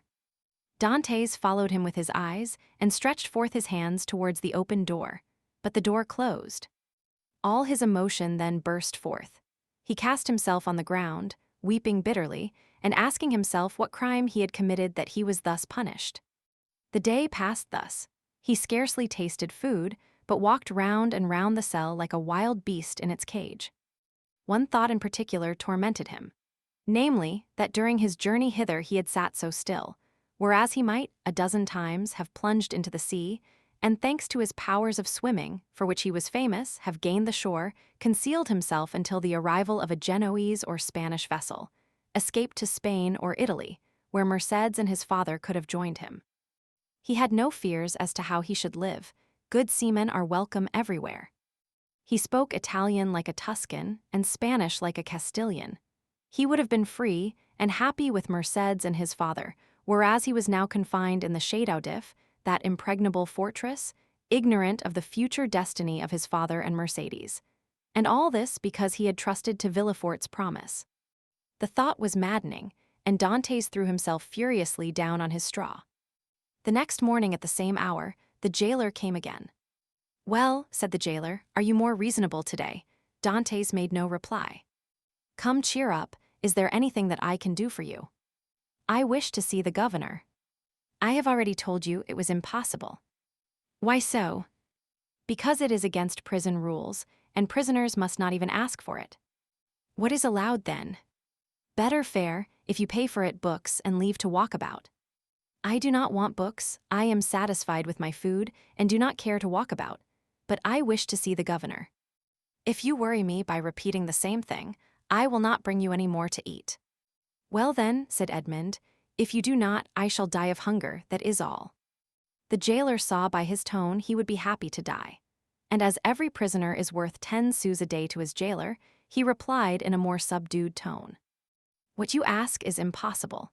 But if you are very well behaved, you will be allowed to walk about, and some day you will meet the governor, and if he chooses to reply, that is his affair." "But," asked Dantès, How long shall I have to wait? A month, 6 months, a year. It is too long a time. I wish to see him at once. Ah, said the jailer, do not always brood over what is impossible, or you will be mad in a fortnight. You think so? Yes, we have an instance here.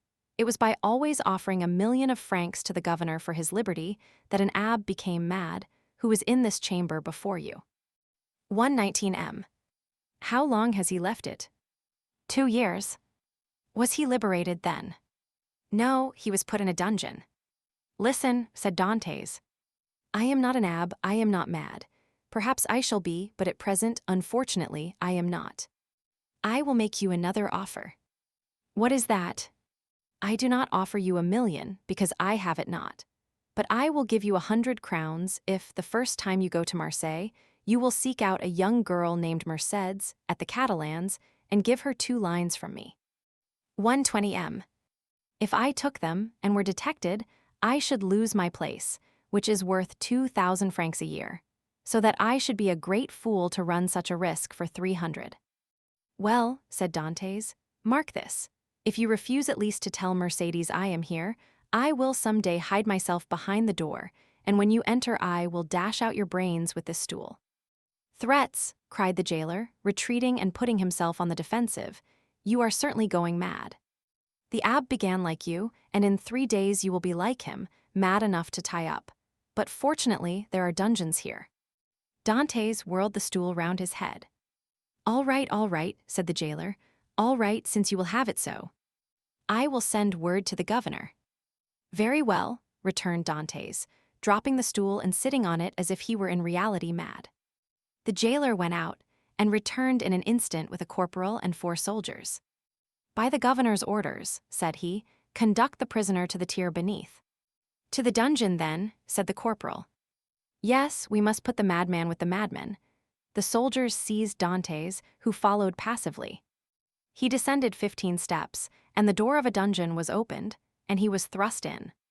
The door closed, and Dantès advanced with outstretched hands until he touched the wall. He then sat down in the corner until his eyes became accustomed to the darkness. The jailer was right. Dantès wanted but little of being utterly mad. Chapter 9. The evening of the betrothal. Villefort had, as we have said, hastened back to Madame de Saint-Mérin's in the Place du Grand Cours, and on entering the house found that the guests whom he had left at table were taking coffee in the salon. René was, with all the rest of the company, anxiously awaiting him, and his entrance was followed by a general exclamation. Well, decapitator, guardian of the state, royalist, Brutus, what is the matter? Said one.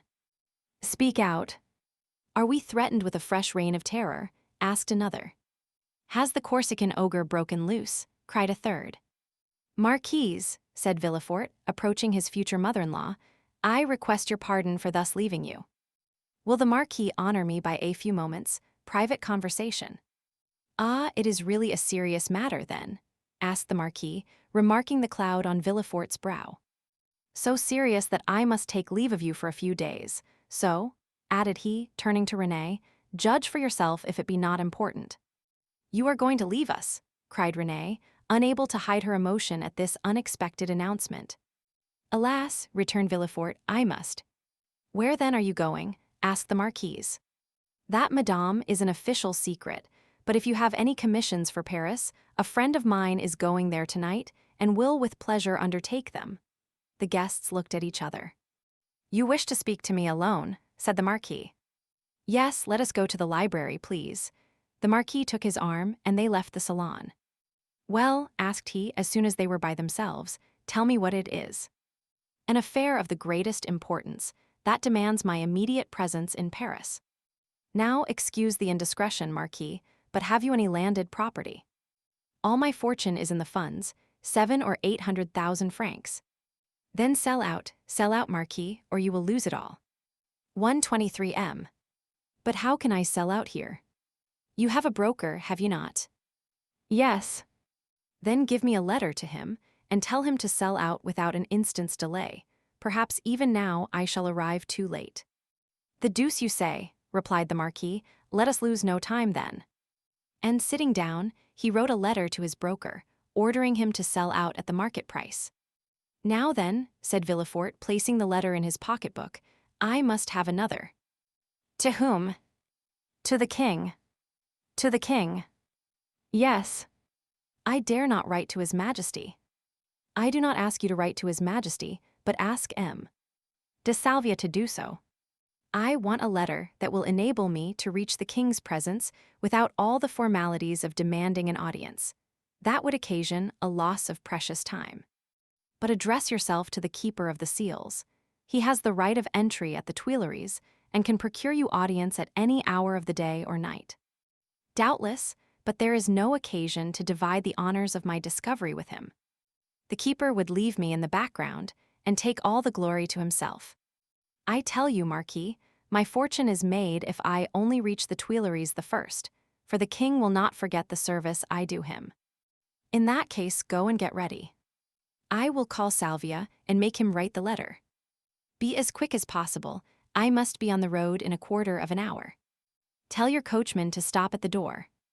You will present my excuses to the Marquise and Mademoiselle Renée, whom I leave on such a day with great regret. You will find them both here, and can make your farewells in person. 1,000 thanks, and now for the letter." The Marquis rang, a servant entered. "Say to the Comte de Salvia that I would like to see him." "Now then, go," said the Marquis. "I shall be gone only a few moments." Villefort hastily quitted the apartment, but reflecting that the sight of the deputy procureur running through the streets would be enough to throw the whole city into confusion, he resumed his ordinary pace. At his door, he perceived a figure in the shadow that seemed to wait for him. It was Mercédès, who, hearing no news of her lover, had come unobserved to inquire after him. As Villefort drew near, she advanced and stood before him. Dantès had spoken of Mercédès, and Villefort instantly recognized her. Her beauty and high bearing surprised him, and when she inquired what had become of her lover, it seemed to him that she was the judge, and he the accused. "The young man you speak of," said Villefort abruptly, "is a great criminal, and I can do nothing for him, mademoiselle." Mercédès burst into tears, and, as Villefort strove to pass her, again addressed him. "But at least tell me where he is, that I may know whether he is alive or dead," said she. 125 M. "I do not know, he is no longer in my hands," replied Villefort. And desirous of putting an end to the interview, he pushed by her and closed the door, as if to exclude the pain he felt. But remorse is not thus banished. Like Virgil's wounded hero, he carried the arrow in his wound, and, arrived at the salon, Villefort uttered a sigh that was almost a sob and sank into a chair.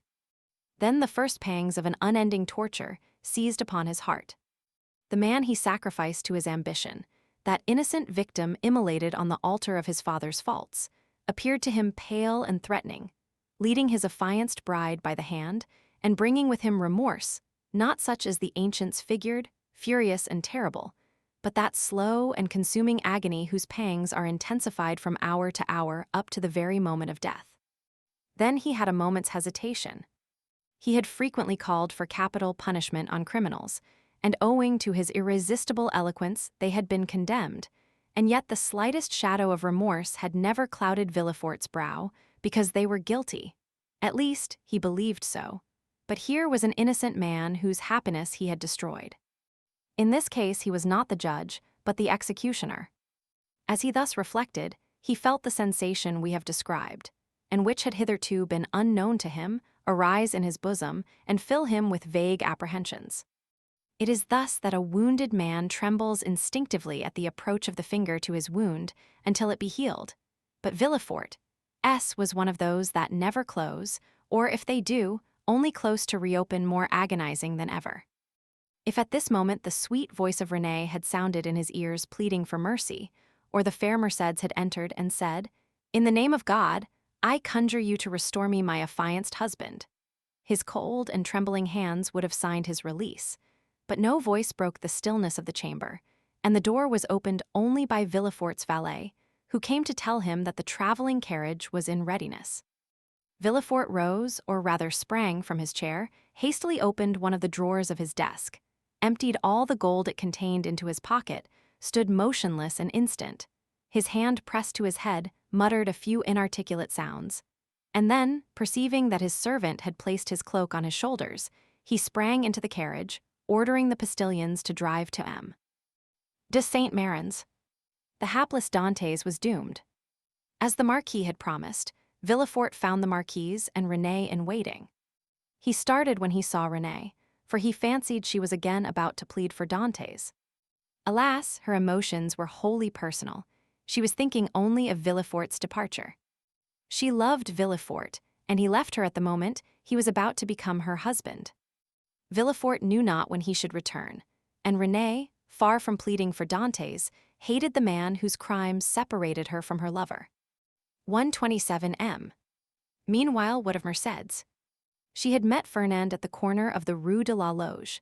She had returned to the Catalans and had despairingly cast herself on her couch. Fernand, kneeling by her side, took her hand and covered it with kisses that Mercédès did not even feel. She passed the night thus. The lamp went out for want of oil, but she paid no heed to the darkness, and dawn came, but she knew not that it was day. Grief had made her blind to all but one object, that was Edmond. "Ah, you are there," said she at length, turning towards Fernand. "I have not quitted you since yesterday," returned Fernand sorrowfully. Morel had not readily given up the fight. He had learned that Dantès had been taken to prison, and he had gone to all his friends and the influential persons of the city. But the report was already in circulation that Dantès was arrested as a Bonapartist agent. And as the most sanguine looked upon any attempt of Napoleon to remount the throne as impossible, he met with nothing but refusal, and had returned home in despair, declaring that the matter was serious and that nothing more could be done. Cadraus was equally restless and uneasy, but instead of seeking, like Morel, to aid Dantès, he had shut himself up with 2 bottles of black currant brandy, in the hope of drowning reflection. But he did not succeed, and became too intoxicated to fetch any more drink, and yet not so intoxicated as to forget what had happened. With his elbows on the table, he sat between the 2 empty bottles, while spectres danced in the light of the unsnuffed candle. Spectres, such as Hoffmann strews over his punch-drenched pages, like black, fantastic dust. Danglars alone was content and joyous. He had got rid of an enemy and made his own situation on the Pharaon secure. Danglars was one of those men born with a pen behind the ear and an inkstand in place of a heart. Everything with him was multiplication or subtraction. The life of a man was to him of far less value than a numeral, especially when, by taking it away, he could increase the sum total of his own desires. He went to bed at his usual hour and slept in peace. Villefort, after having received de Salvia's letter, embraced Renée, kissed the Marquise's hand, and shaken that of the Marquis, started for Paris along the Aix road. Old Dantès was dying with anxiety to know what had become of Edmond. But we know very well what had become of Edmond. Chapter 10. The King's Closet at the Tuileries. We will leave Villefort on the road to Paris, traveling, thanks to trebled fees, with all speed, and passing through 2 or 3 apartments, enter at the Tuileries the little room with the arched window, so well known as having been the favorite closet of Napoleon and Louis Roman XVIII, and now of Louis Philippe. There, seated before a walnut table he had brought with him from Hartwell, and to which, from one of those fancies not uncommon to great people, he was particularly attached, the King, Louis Roman XVIII, was carelessly listening to a man of 50 or 52 years of age, with gray hair, aristocratic bearing, and exceedingly gentlemanly attire, and meanwhile making a marginal note in a volume of Griffius's rather inaccurate, but much sought-after, edition of Horace. A work which was much indebted to the sagacious observations of the philosophical monarch. "You say, sir," said the king, "that I am exceedingly disquieted, sire. Really, have you had a vision of the 7 fat kine and the 7 lean kine?" "No, sire, for that would only betoken for us 7 years of plenty and 7 years of scarcity. And with a king as full of foresight as your majesty, scarcity is not a thing to be feared." "Then of what other scourge are you afraid, my dear Blocas?" "Sire, I have every reason to believe that a storm is brewing in the south." "Well, my dear Duke," replied Louis Roman XVIII, "I think you are wrongly informed and know positively that, on the contrary, it is very fine weather in that direction. man of ability as he was, Louis Roman 18. Liked a pleasant jest. Sire, continued M.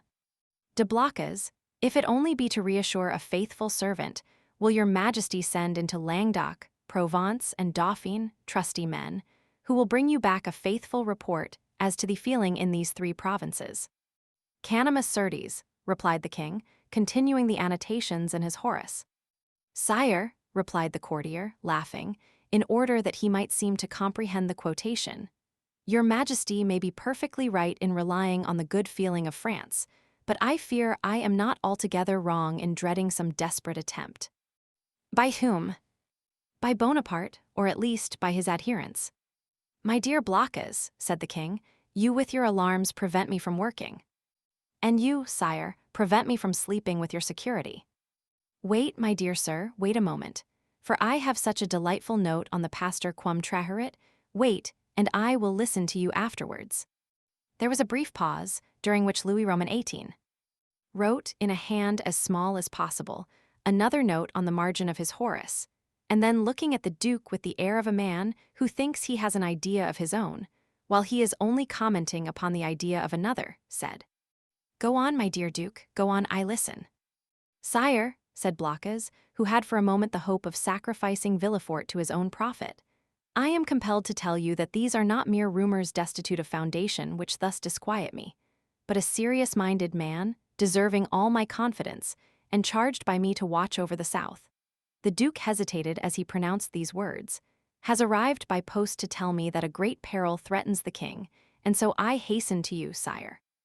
Maladucis avi damum, continued Louis Roman 18, still annotating. Does your majesty wish me to drop the subject?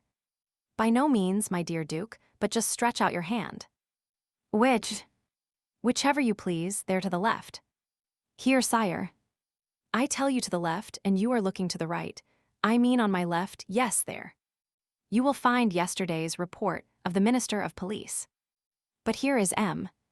Dander himself, and M. Dander, announced by the chamberlain-in-waiting, entered. Come in, said Louis Roman 18. With repressed smile, come in, Baron, and tell the Duke all you know, the latest news of M. de Bonaparte, do not conceal anything, however serious. Let us see, the island of Elba is a volcano, and we may expect to have issuing thence flaming and bristling war, bella, horrida bella. M. Dander leaned very respectfully on the back of a chair with his two hands, and said, Has your majesty perused yesterday's report? Yes, yes, but tell the Duke himself, who cannot find anything, what the report contains. Give him the particulars of what the usurper is doing in his islet. Monsieur, said the Baron to the Duke, all the servants of his majesty must approve of the latest intelligence which we have from the island of Elba. Bonaparte. M. Dander looked at Louis Roman 18, who, employed in writing a note, did not even raise his head. Bonaparte, continued the Baron, is mortally wearied, and passes whole days in watching his miners at work at Port Olongan. And scratches himself for amusement, added the king. Scratches himself, inquired the Duke, what does your majesty mean? Yes, indeed, my dear Duke.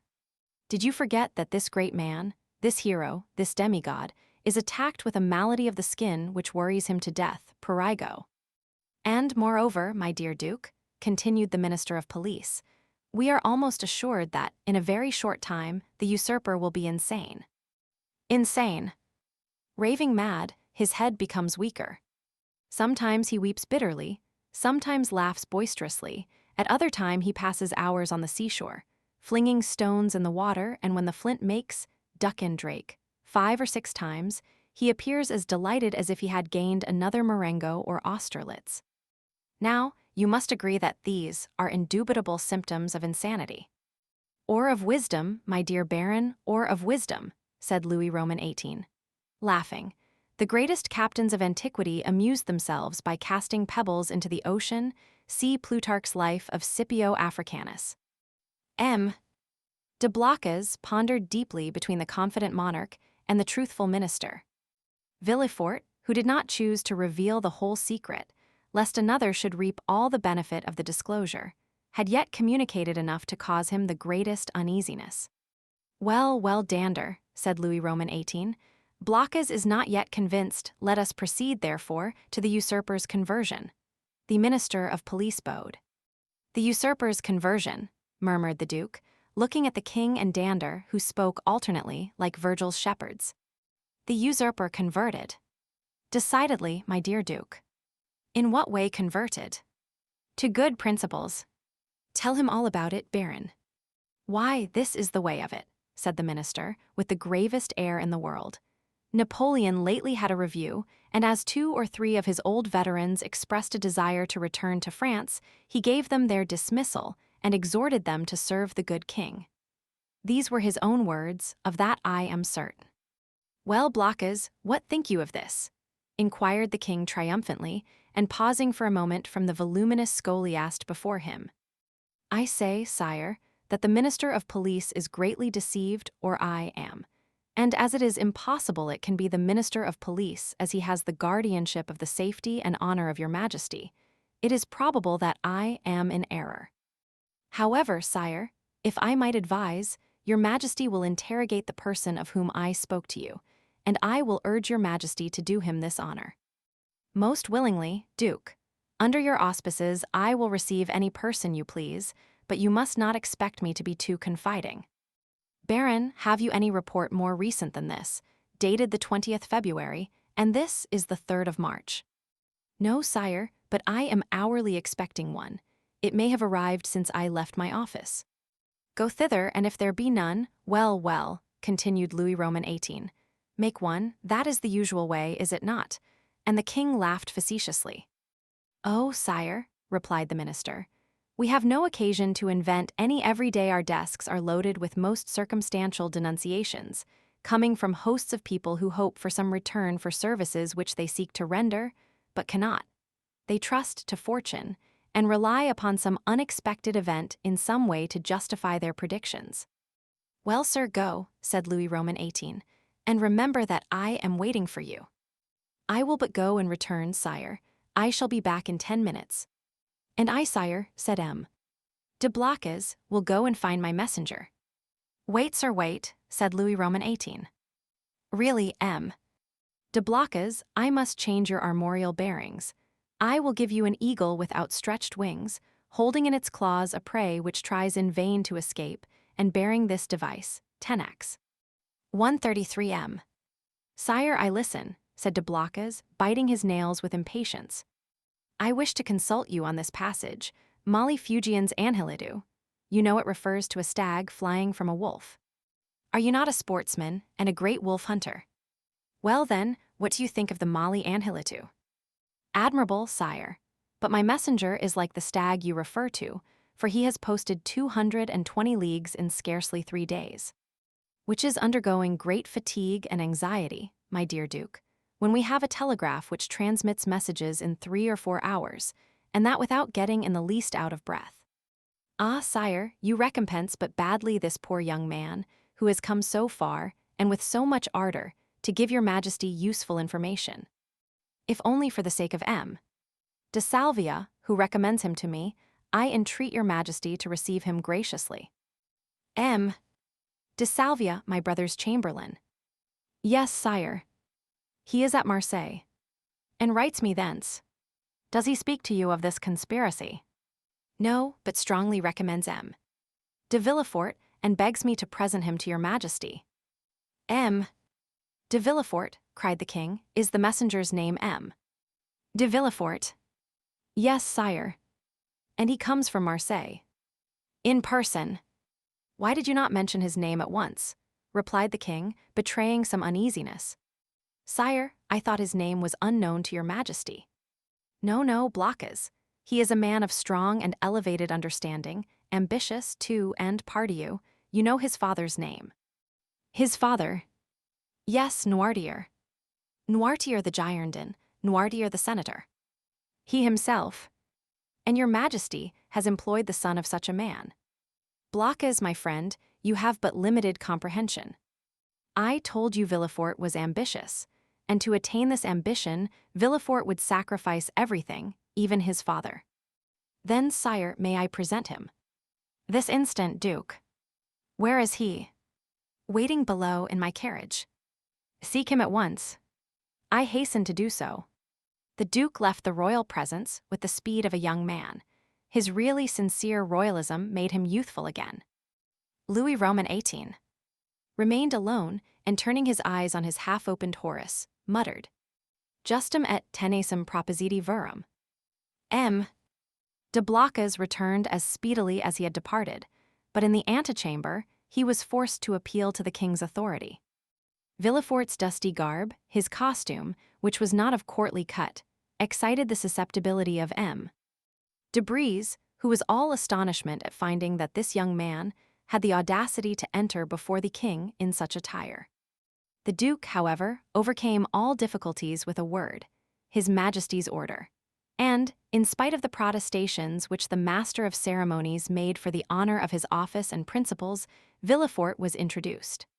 The king was seated in the same place where the Duke had left him. On opening the door, Villefort found himself facing him, and the young magistrate's first impulse was to pause. Come in, M. De Villefort, said the king, come in. Villefort bowed, and advancing a few steps, waited until the king should interrogate him. M. De Villefort, said Louis Roman 18, the Duc de Blocas assures me you have some interesting information to communicate. Sire, the Duke is right, and I believe your Majesty will think it equally important. 137 M. In the first place, and before everything else, sir, is the news as bad in your opinion as I am asked to believe? Sire, I believe it to be most urgent, but I hope, by the speed I have used, that it is not irreparable. Speak as fully as you please, sir, said the king, who began to give way to the emotion which had showed itself in Blocas's face and affected Villefort's voice. Speak, sir, and pray begin at the beginning. I like order in everything. Sire, said Villefort, I will render a faithful report to your Majesty, but I must entreat your forgiveness if my anxiety leads to some obscurity in my language. A glance at the king after this discreet and subtle exordium assured Villefort of the benignity of his august auditor, and he went on. Sire, I have come as rapidly to Paris as possible, to inform your Majesty that I have discovered, in the exercise of my duties, not a commonplace and insignificant plot, such as is every day got up in the lower ranks of the people and in the army, but an actual conspiracy, a storm which menaces no less than your Majesty's throne. Sire, the usurper is arming 3 ships. He meditates some project which, however mad, is yet perhaps terrible. At this moment he will have left Elba, to go whither I know not, but assuredly to attempt a landing either at Naples, or on the coast of Tuscany, or perhaps on the shores of France. Your Majesty is well aware that the sovereign of the island of Elba has maintained his relations with Italy and France. I am, sir, said the king, much agitated, and recently we have had information that the Bonapartist clubs have had meetings in the Rue Saint-Jacques. But proceed, I beg of you. How did you obtain these details? Sire, they are the results of an examination which I have made of a man of Marseilles, whom I have watched for some time, and arrested on the day of my departure. This person, a sailor of turbulent character, and whom I suspected of Bonapartism, has been secretly to the island of Elba. There he saw the Grand Marshal, who charged him with an oral message to a Bonapartist in Paris, whose name I could not extract from him. But this mission was to prepare men's minds for a return. It is the man who says this, sire, a return which will soon occur. And where is this man? In prison, sire. And the matter seems serious to you. So serious, sire, that when the circumstance surprised me in the midst of a family festival, on the very day of my betrothal, I left my bride and friends, postponing everything, that I might hasten to lay at your Majesty's feet the fears which impressed me, and the assurance of my devotion. True, said Louis Roman 18. Was there not a marriage engagement between you and Mademoiselle de Saint-Méran, daughter of one of your Majesty's most faithful servants? Yes, but let us talk of this plot, M. De Villefort. Sire, I fear it is more than a plot. I fear it is a conspiracy. A conspiracy in these times, said Louis Roman 18, smiling, is a thing very easy to meditate, but more difficult to conduct to an end inasmuch as, re-established so recently on the throne of our ancestors, we have our eyes open at once upon the past, the present, and the future. For the last 10 months, my ministers have redoubled their vigilance, in order to watch the shore of the Mediterranean. If Bonaparte landed at Naples, the whole coalition would be on foot before he could even reach Piombino. If he land in Tuscany, he will be in an unfriendly territory.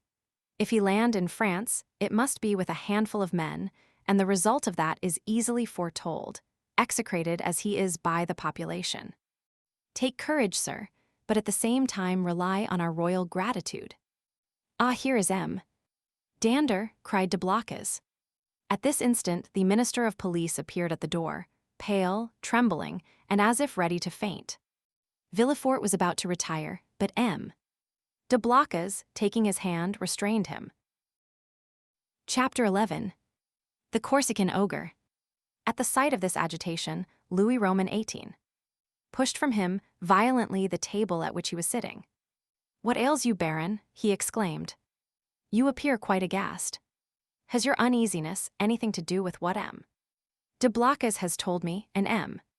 de Villefort has just confirmed? M. de Blocas moved suddenly towards the Baron, but the fright of the courtier pleaded for the forbearance of the statesman. And besides, as matters were, it was much more to his advantage that the prefect of police should triumph over him than that he should humiliate the prefect. "Sire," stammered the Baron. "Well, what is it?" asked Louis Roman XVIII. The Minister of Police, giving way to an impulse of despair, was about to throw himself at the feet of Louis Roman XVIII, who retreated a step and frowned. "Will you speak?" he said. "Oh, sire, what a dreadful misfortune! I am, indeed, to be pitied. I can never forgive myself." "Monsieur," said Louis Roman XVIII, "I command you to speak." "Well, sire, the usurper left Elba on the 26th February and landed on the 1st of March. "And where?" "In Italy?" asked the king eagerly. "In France, sire, at a small port near Antibes in the Gulf of Juan." "The usurper landed in France, near Antibes in the Gulf of Juan, 250 leagues from Paris, on the 1st of March, and you only acquired this information today, the 3rd of March. Well, sir, what you tell me is impossible. You must have received a false report, or you have gone mad." "Alas, sire, it is but too true." Louis made a gesture of indescribable anger and alarm, and then drew himself up as if this sudden blow had struck him at the same moment in heart and countenance. "In France," he cried, "the usurper in France. Then they did not watch over this man. Who knows? They were, perhaps, in league with him." "Oh, sire," exclaimed the Duc de Blocas, "M. Dander is not a man to be accused of treason." "Sire, we have all been blind, and the Minister of Police has shared the general blindness. That is all." "But," said Villefort, and then suddenly checking himself, he was silent. Then he continued, "Your pardon, sire," he said, bowing, "my zeal carried me away. Will your Majesty deign to excuse me?" "Speak, sir, speak boldly," replied Louis. "You alone forewarned us of the evil. Now try and aid us with the remedy." "Sire," said Villefort, "the usurper is detested in the south, and it seems to me that if he ventured into the south, it would be easy to raise Languedoc and Provence against him." "Yes, assuredly," replied the minister, "but he is advancing by Gap and Sisteron." "Advancing, he is advancing," said Louis Roman XVIII. "Is he then advancing on Paris?" The Minister of Police maintained a silence which was equivalent to a complete avowal. "And Dauphine, sir?" inquired the king of Villefort. "Do you think it possible to rouse that as well as Provence?" "Sire, I am sorry to tell your Majesty a cruel fact, but the feeling in Dauphine is quite the reverse of that in Provence or Languedoc. The mountaineers are Bonapartists, sire." "Then," murmured Louis, "he was well informed. And how many men had he with him?" "I do not know, sire," answered the Minister of Police. "What you do not know? Have you neglected to obtain information on that point?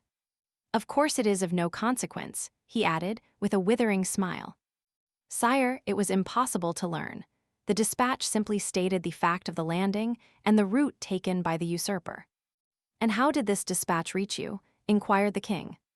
The minister bowed his head, and while a deep color overspread his cheeks, he stammered out. "By the telegraph, sire, Louis Roman 18." Advanced a step, and folded his arms over his chest as Napoleon would have done. 141 M. "So then," he exclaimed, turning pale with anger, 7 conjoined and allied armies overthrew that man. A miracle of heaven replaced me on the throne of my fathers after 25 years of exile. I have, during those 25 years, spared no pains to understand the people of France and the interests which were confided to me. And now, when I see the fruition of my wishes almost within reach, the power I hold in my hands bursts and shatters me to atoms." "Sire, it is fatality," murmured the minister, feeling that the pressure of circumstances, however light a thing to destiny, was too much for any human strength to endure. "What our enemies say of us is then true. We have learnt nothing, forgotten nothing. If I were betrayed as he was, I would console myself. But to be in the midst of persons elevated by myself to places of honor, who ought to watch over me more carefully than over themselves. For my fortune is theirs, before me they were nothing. After me they will be nothing, and perish miserably from incapacity, ineptitude." "Oh yes, sir, you are right, it is fatality." The minister quailed before this outburst of sarcasm. M. de Blocas wiped the moisture from his brow. Villefort smiled within himself, for he felt his increased importance. "To fall," continued King Louis, who at the first glance had sounded the abyss on which the monarchy hung suspended, "to fall, and learn of that fall by telegraph. Oh, I would rather mount the scaffold of my brother, Louis Roman 16, than thus descend the staircase at the Tuileries driven away by ridicule. Ridicule, sir, why you know not its power in France, and yet you ought to know it." "Sire, sire," murmured the minister, "for pity s." "Approach M. de Villefort," resumed the king, addressing the young man, who, motionless and breathless, was listening to a conversation on which depended the destiny of a kingdom. "Approach, and tell monsieur that it is possible to know beforehand all that he has not known. Sire, it was really impossible to learn secrets which that man concealed from all the world." "Really impossible." "Yes, that is a great word, sir." "Unfortunately, there are great words as there are great men. I have measured them. Really impossible for a minister who has an office, agents, spies, and 1,500,000 francs for secret service money, to know what is going on at 60 leagues from the coast of France.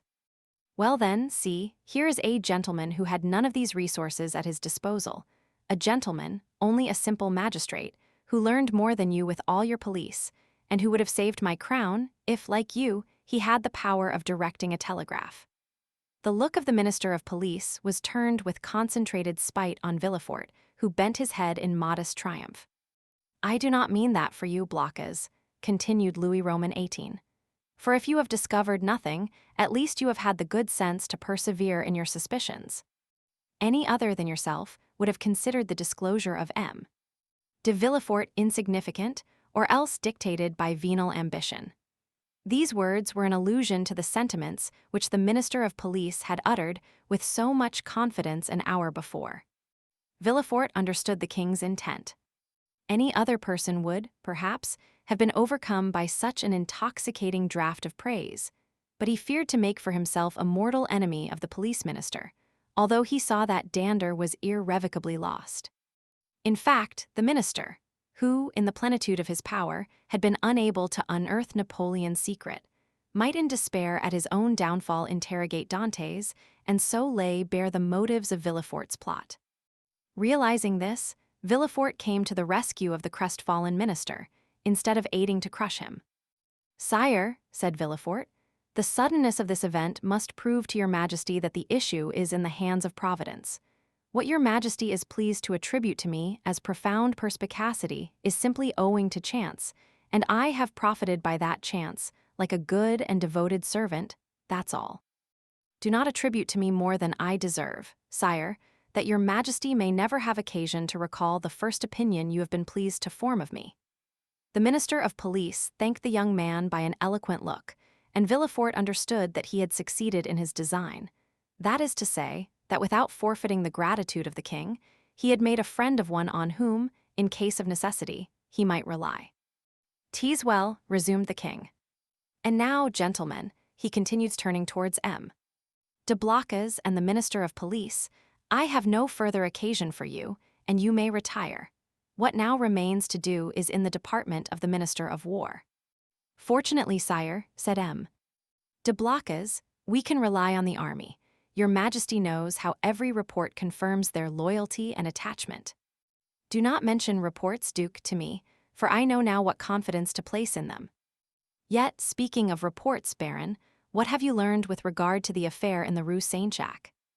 "The affair in the Rue Saint-Jacques," exclaimed Villefort, unable to repress an exclamation. Then, suddenly pausing, he added, "Your pardon, sire, but my devotion to your Majesty has made me forget, not the respect I have, for that is too deeply engraved in my heart, but the rules of etiquette." Go on, sir," replied the king. "You have today earned the right to make inquiries here." "Sire," interposed the Minister of Police, "I came a moment ago to give your Majesty fresh information which I had obtained on this head, when your Majesty's attention was attracted by the terrible event that has occurred in the Gulf, and now these facts will cease to interest your Majesty." "On the contrary, sir, on the contrary," said Louis Roman XVIII.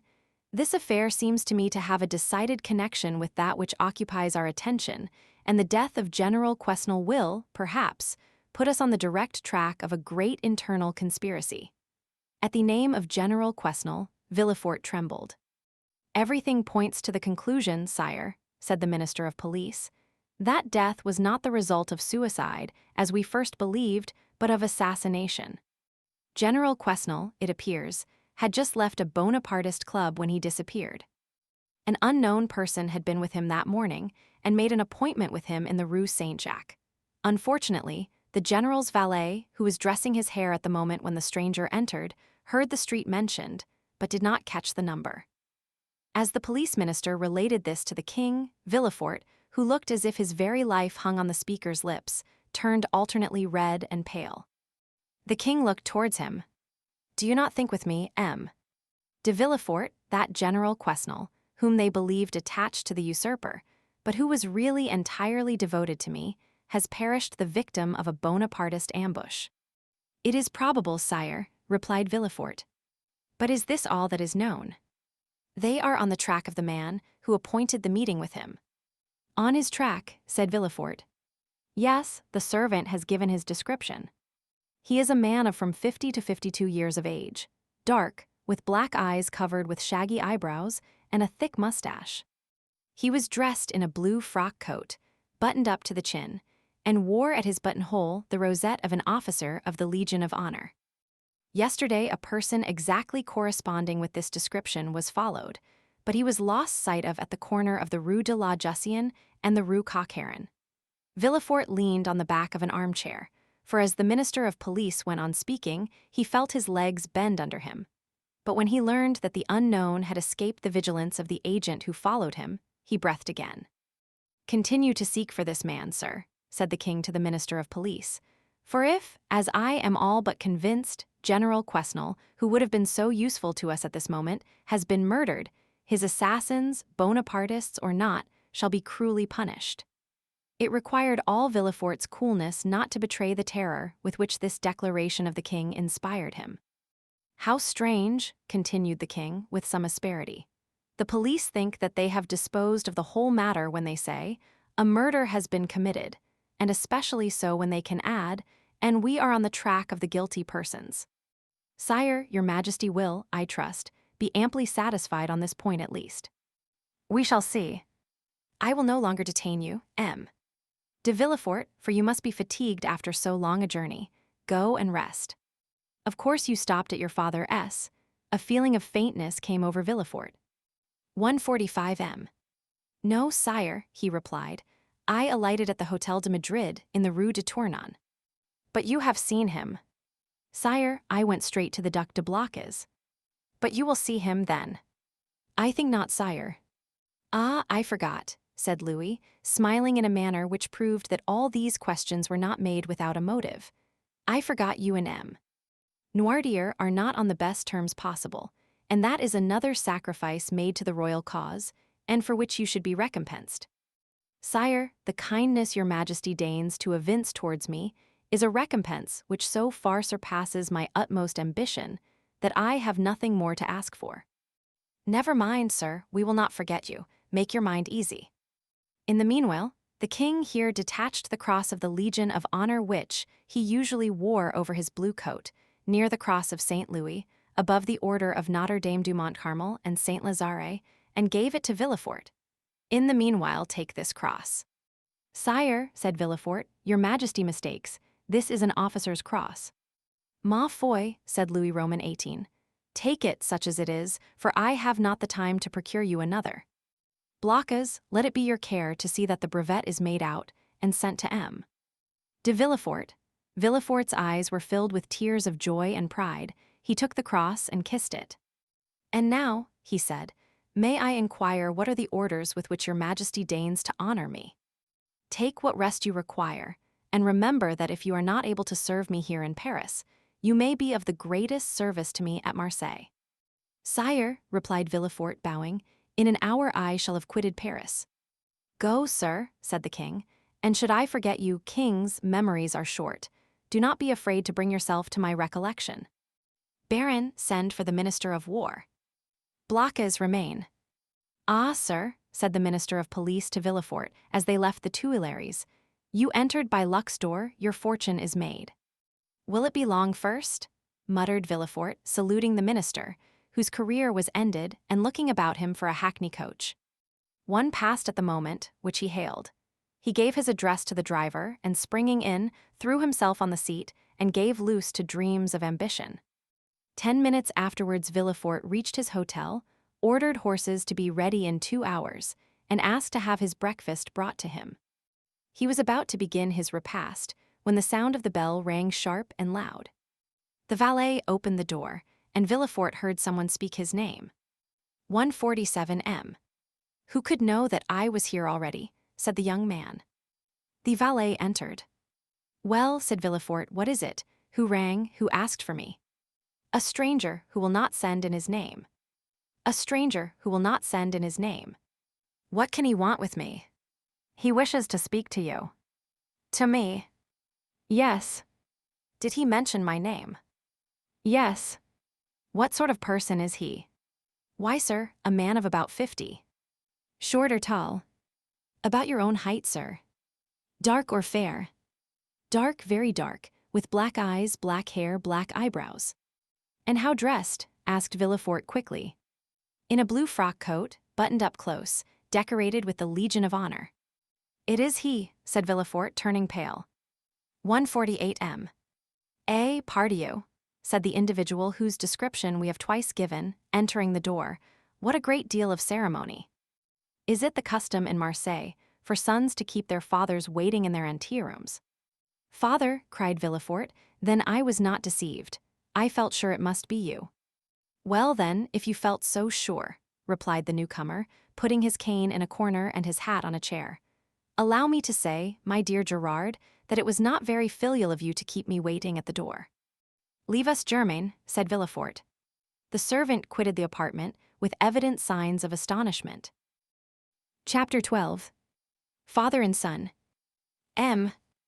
Noirtier, for it was, indeed, he who entered, looked after the servant until the door was closed, and then, fearing, no doubt, that he might be overheard in the antechamber, he opened the door again, nor was the precaution useless, as appeared from the rapid retreat of Germain, who proved that he was not exempt from the sin which ruined our first parents.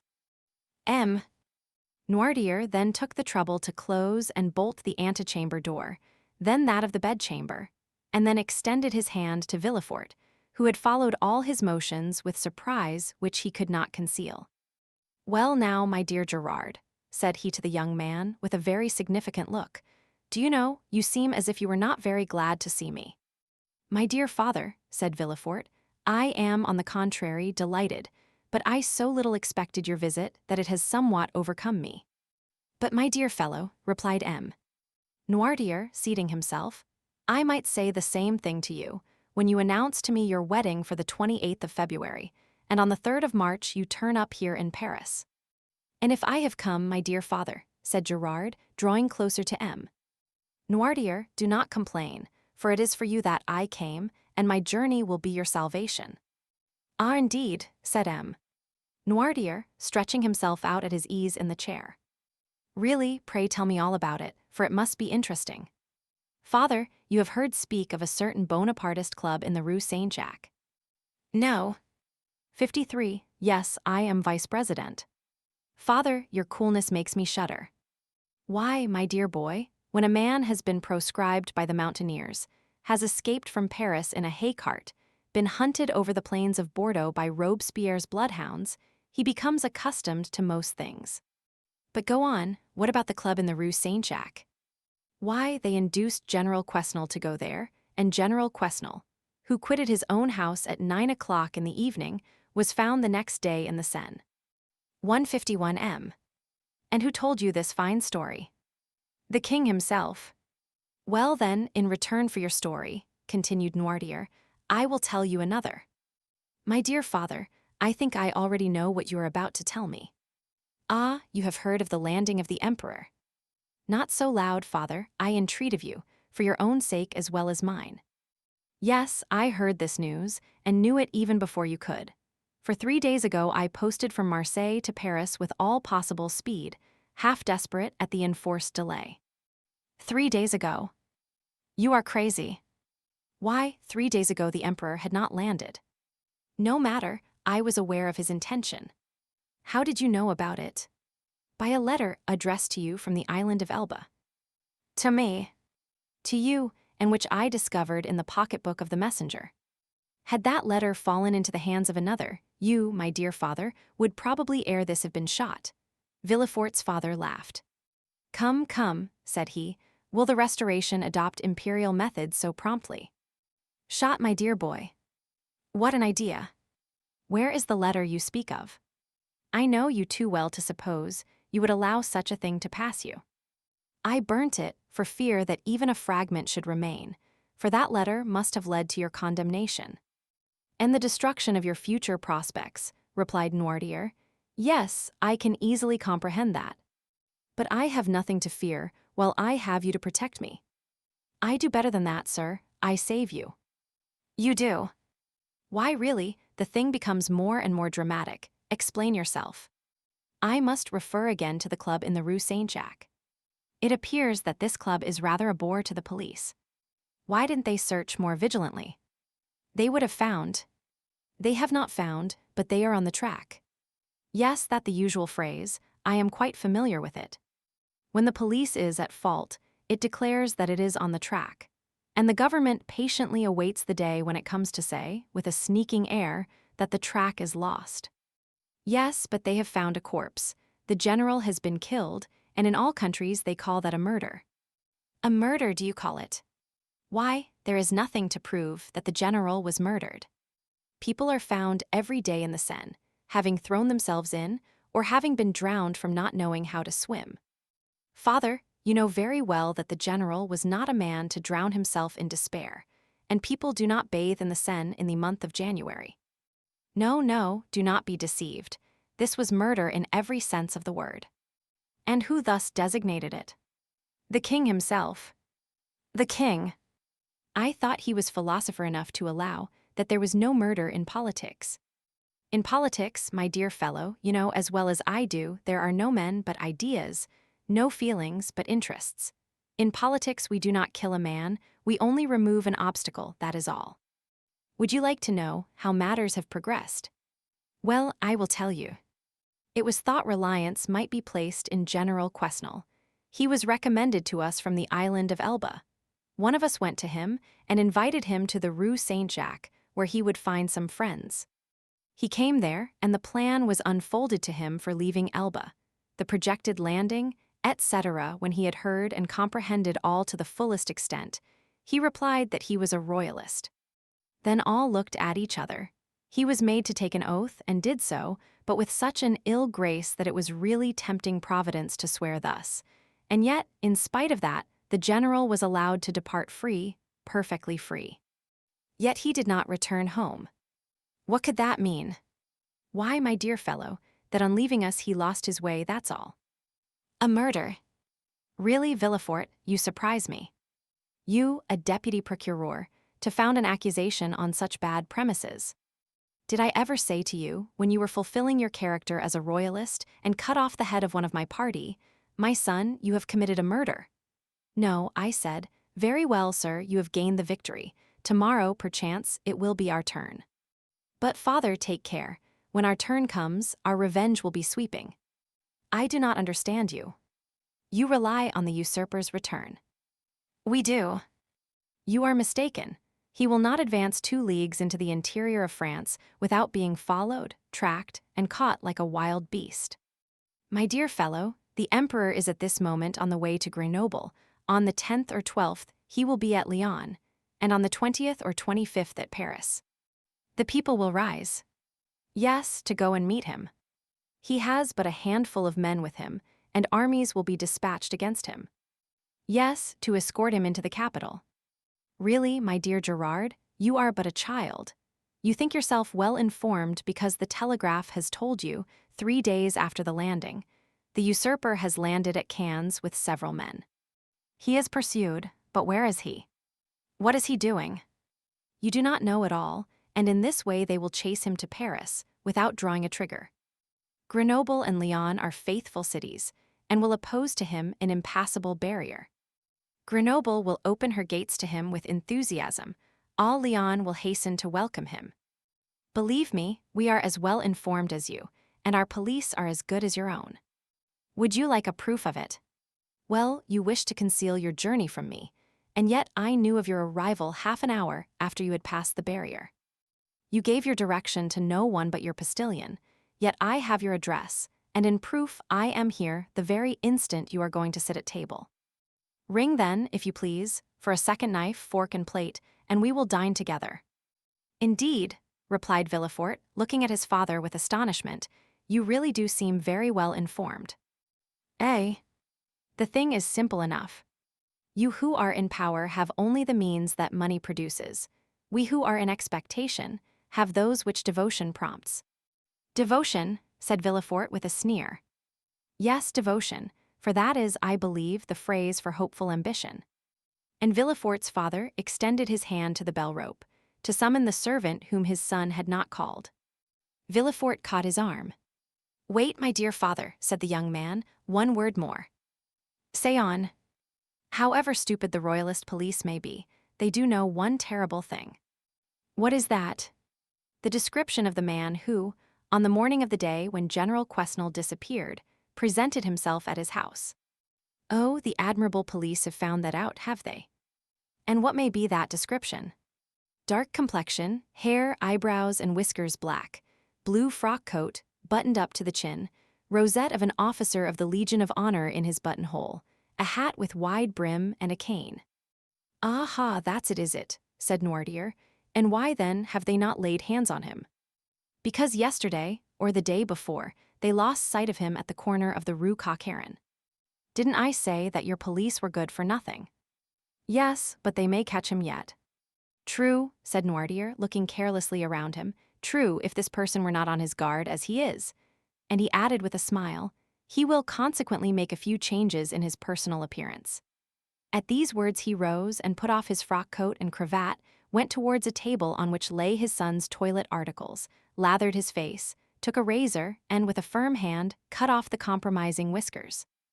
Villefort watched him with alarm, not devoid of admiration.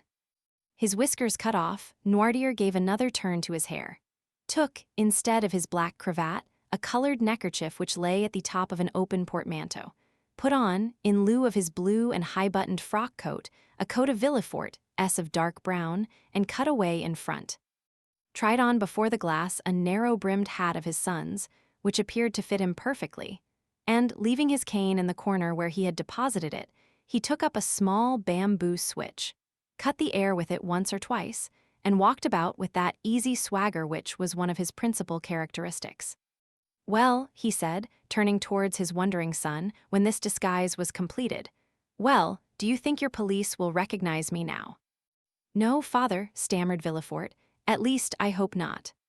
And now, my dear boy, continued Noirtier, I rely on your prudence to remove all the things which I leave in your care. Oh, rely on me, said Villefort. Yes, yes, and now I believe you are right, and that you have really saved my life. Be assured I will return the favor hereafter. Villefort shook his head. You are not convinced yet.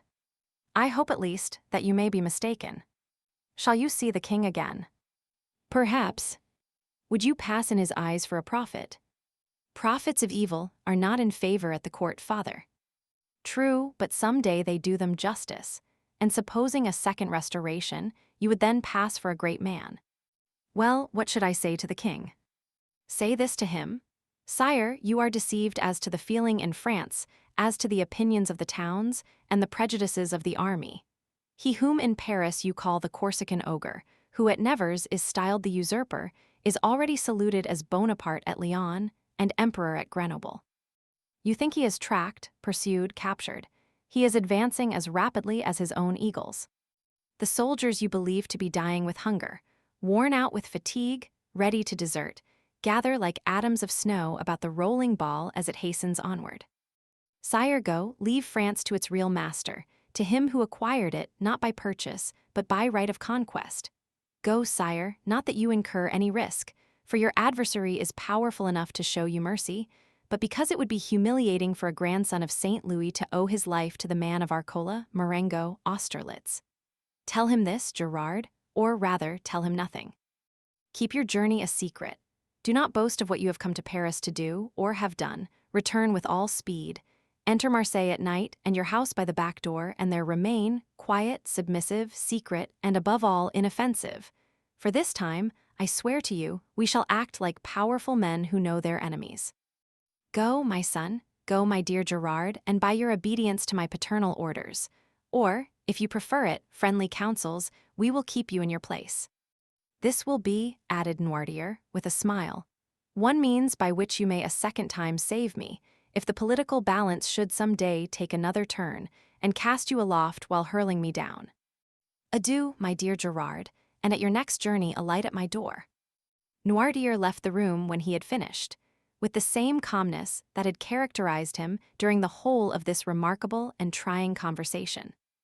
Villefort, pale and agitated, ran to the window, put aside the curtain, and saw him pass, cool and collected, by 2 or 3 ill-looking men at the corner of the street, who were there, perhaps, to arrest a man with black whiskers and a blue frock coat, and hat with broad brim. Villefort stood watching, breathless, until his father had disappeared at the Rue Bussy. Then he turned to the various articles he had left behind him, put the black cravat and blue frock coat at the bottom of the portmanteau, threw the hat into a dark closet, broke the cane into small bits and flung it in the fire, put on his traveling cap, and calling his valet, checked with a look the 1,000 questions he was ready to ask, paid his bill, sprang into his carriage, which was ready, learned at Lyon that Bonaparte had entered Grenoble, and in the midst of the tumult which prevailed along the road, at length reached Marseilles, a prey to all the hopes and fears which enter into the heart of man with ambition and its first successes. Chapter 13. The 100 Days.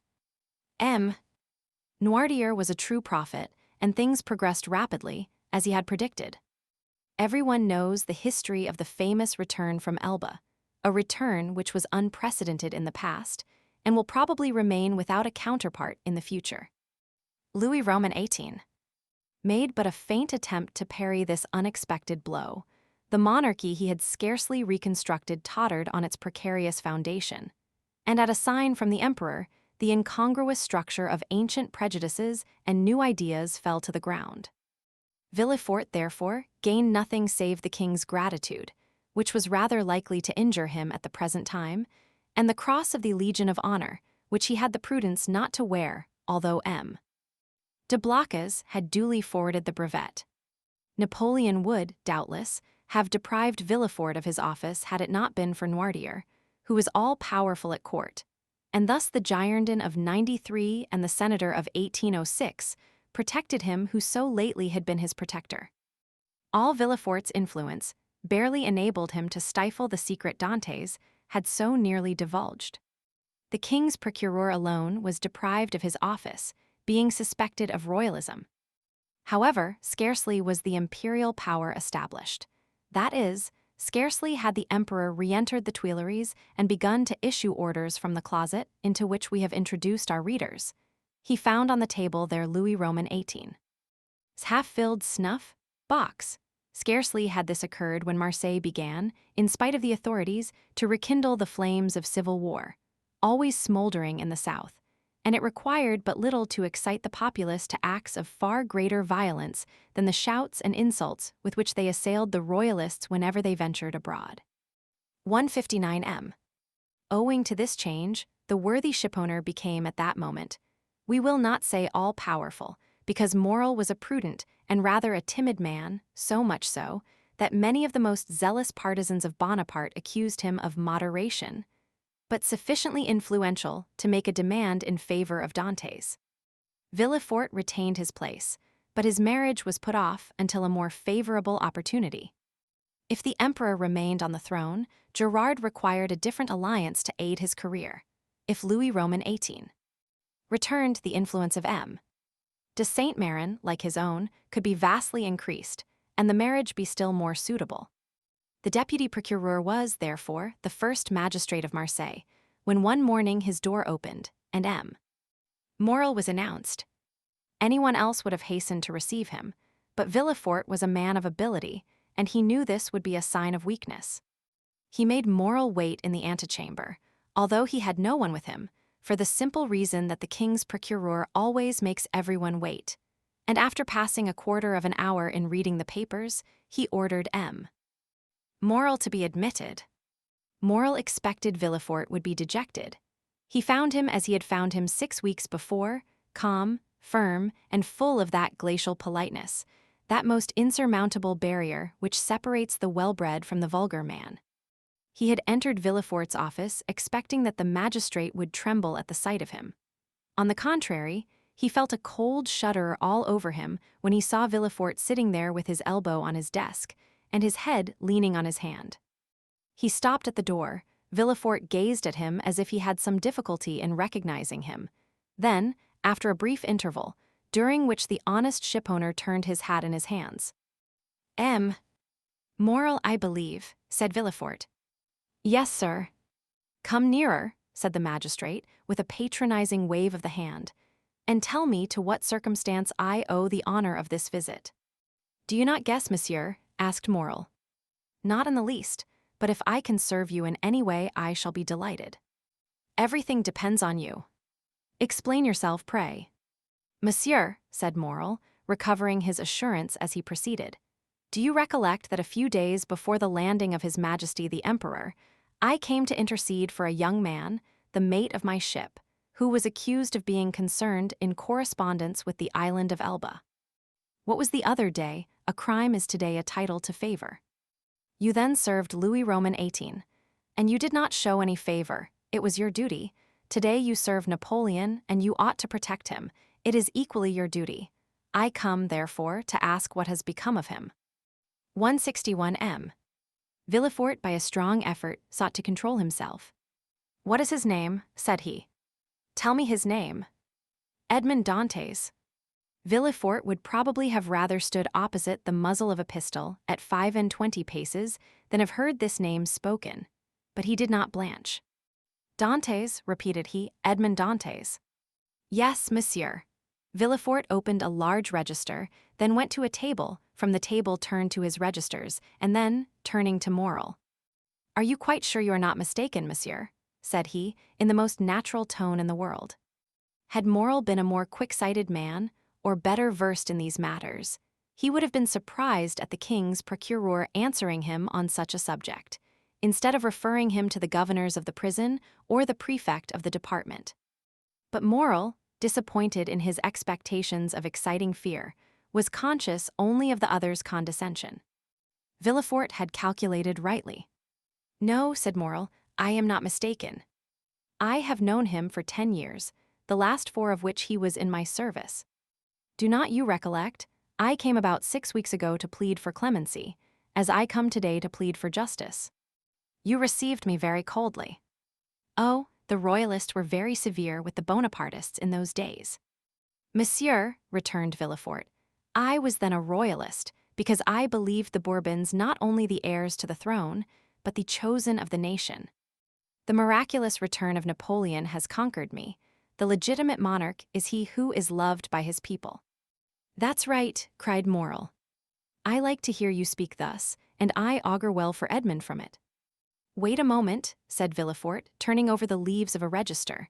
"I have it, a sailor who is about to marry a young Catalan girl. I recollect now, it was a very serious charge." "How so?"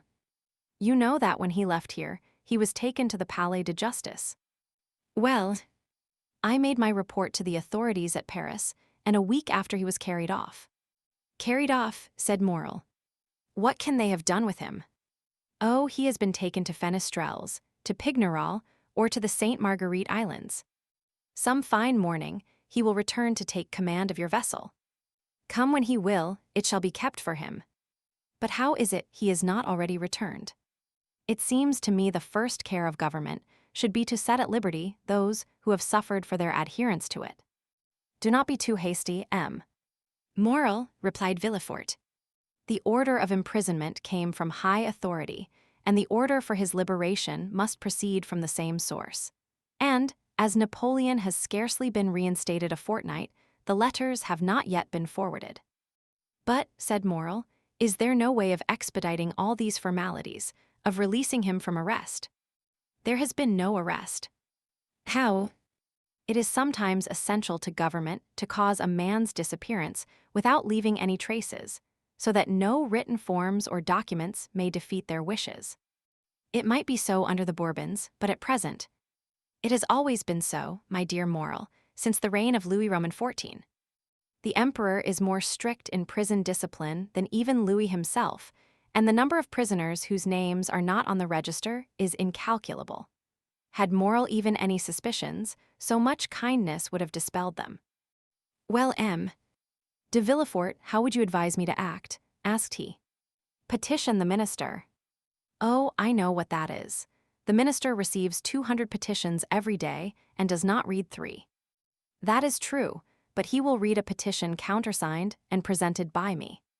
And will you undertake to deliver it? With the greatest pleasure. Dantès was then guilty, and now he is innocent, and it is as much my duty to free him as it was to condemn him. Villefort thus forestalled any danger of an inquiry, which, however improbable it might be, if it did take place would leave him defenseless. But how shall I address the minister? Sit down there, said Villefort, giving up his place to Morrel, and write what I dictate. Will you be so good? Certainly. But lose no time, we have lost too much already. That is true. Only think what the poor fellow may even now be suffering. Villefort shuddered at the suggestion, but he had gone too far to draw back. Dantès must be crushed to gratify Villefort's ambition. Villefort dictated a petition, in which, from an excellent intention, no doubt, Dantès' patriotic services were exaggerated, and he was made out one of the most active agents of Napoleon's return. It was evident that at the sight of this document, the minister would instantly release him. The petition finished, Villefort read it aloud. That will do, said he, leave the rest to me. Will the petition go soon? Today. Countersigned by you. The best thing I can do will be to certify the truth of the contents of your petition. And, sitting down, Villefort wrote the certificate at the bottom. What more is to be done? I will do whatever is necessary. This assurance delighted Morrel, who took leave of Villefort and hastened to announce to old Dantès that he would soon see his son. As for Villefort, instead of sending to Paris, he carefully preserved the petition that so fearfully compromised Dantès in the hopes of an event that seemed not unlikely, that is, a second restoration. Dantès remained a prisoner and heard not the noise of the fall of Louis Roman XVIII's throne or the still more tragic destruction of the empire. Twice during the 100 days had Morrel renewed his demand, and twice had Villefort soothed him with promises. At last there was Waterloo, and Morrel came no more. He had done all that was in his power, and any fresh attempt would only compromise himself uselessly. Louis Roman XVIII remounted the throne. Villefort, to whom Marseilles had become filled with remorseful memories, sought and obtained the situation of king's procureur at Toulouse, and a fortnight afterwards he married Mademoiselle de Saint-Méran, whose father now stood higher at court than ever. And so Dantès, after the 100 Days and after Waterloo, remained in his dungeon, forgotten of earth and heaven. Danglars comprehended the full extent of the wretched fate that overwhelmed Dantès, and when Napoleon returned to France, he, after the manner of mediocre minds, termed the coincidence a decree of Providence. But when Napoleon returned to Paris, Danglars' heart failed him, and he lived in constant fear of Dantès' return on a mission of vengeance. He therefore informed M.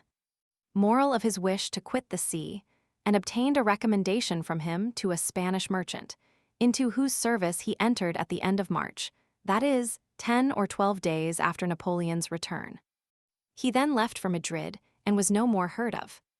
Fernand understood nothing except that Dantès was absent. What had become of him he cared not to inquire.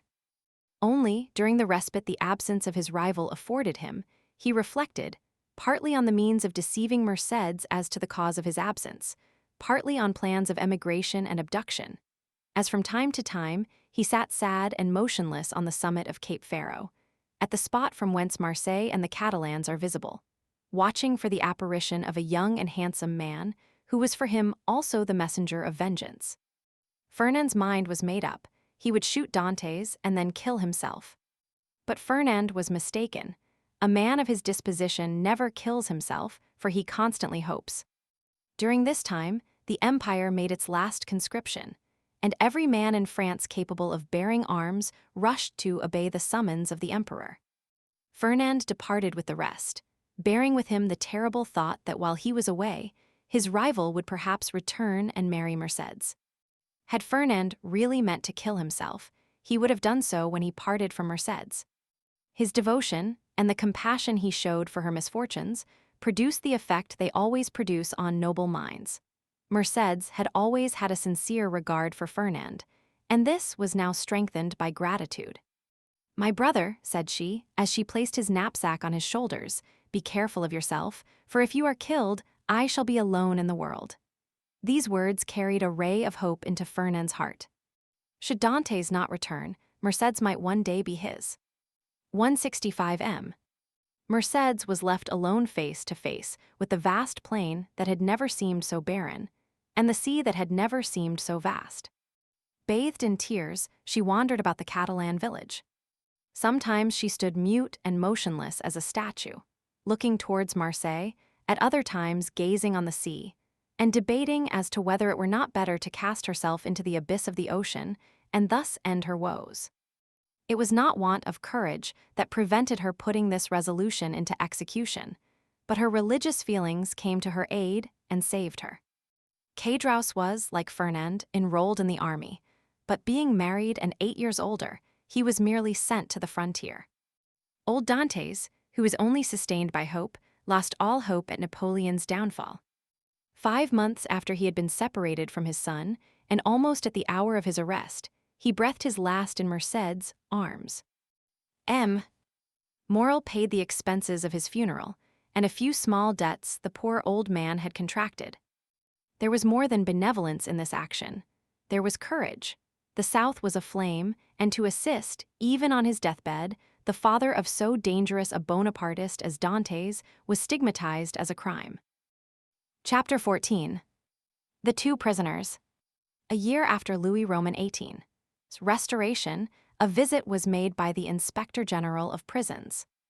Dantès in his cell heard the noise of preparation, sounds that at the depth where he lay would have been inaudible to any but the ear of a prisoner, who could hear the splash of the drop of water that every hour fell from the roof of his dungeon.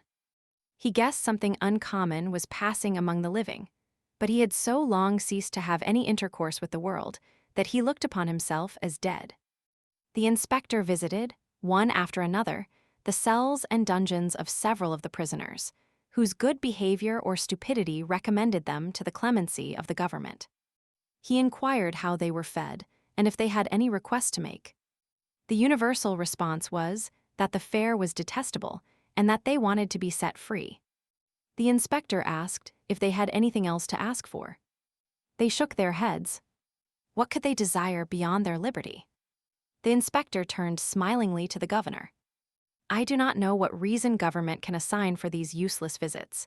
When you see one prisoner, you see all, always the same thing, ill-fed and innocent. Are there any others? Yes, the dangerous and mad prisoners are in the dungeons. Let us visit them, said the inspector with an air of fatigue. We must play the farce to the end. Let us see the dungeons. Let us first send for 2 soldiers, said the governor. The prisoners sometimes, through mere uneasiness of life, and in order to be sentenced to death, commit acts of useless violence, and you might fall a victim. Take all needful precautions, replied the inspector. 2 soldiers were accordingly sent for, and the inspector descended a stairway, so foul, so humid, so dark, as to be loathsome to sight, smell, and respiration. Oh, cried the inspector, who can live here? A most dangerous conspirator, a man we are ordered to keep the most strict watch over, as he is daring and resolute. He is alone. Certainly. How long has he been there? Nearly a year. Was he placed here when he first arrived?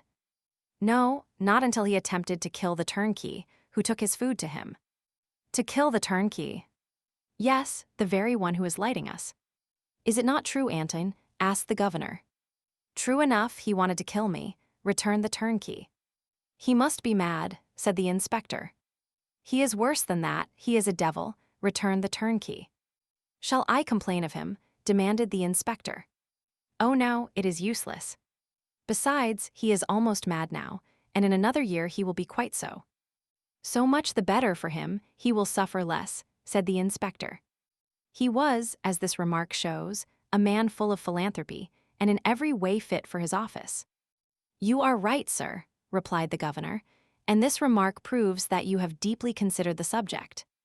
Now we have in a dungeon about 20 feet distant, and to which you descend by another stair, an old abb, formerly leader of a party in Italy, who has been here since 1811, and in 1813 he went mad, and the change is astonishing. He used to weep, he now laughs, he grew thin, he now grows fat. You had better see him, for his madness is amusing.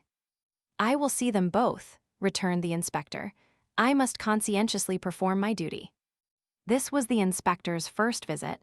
He wished to display his authority. Let us visit this one first, added he.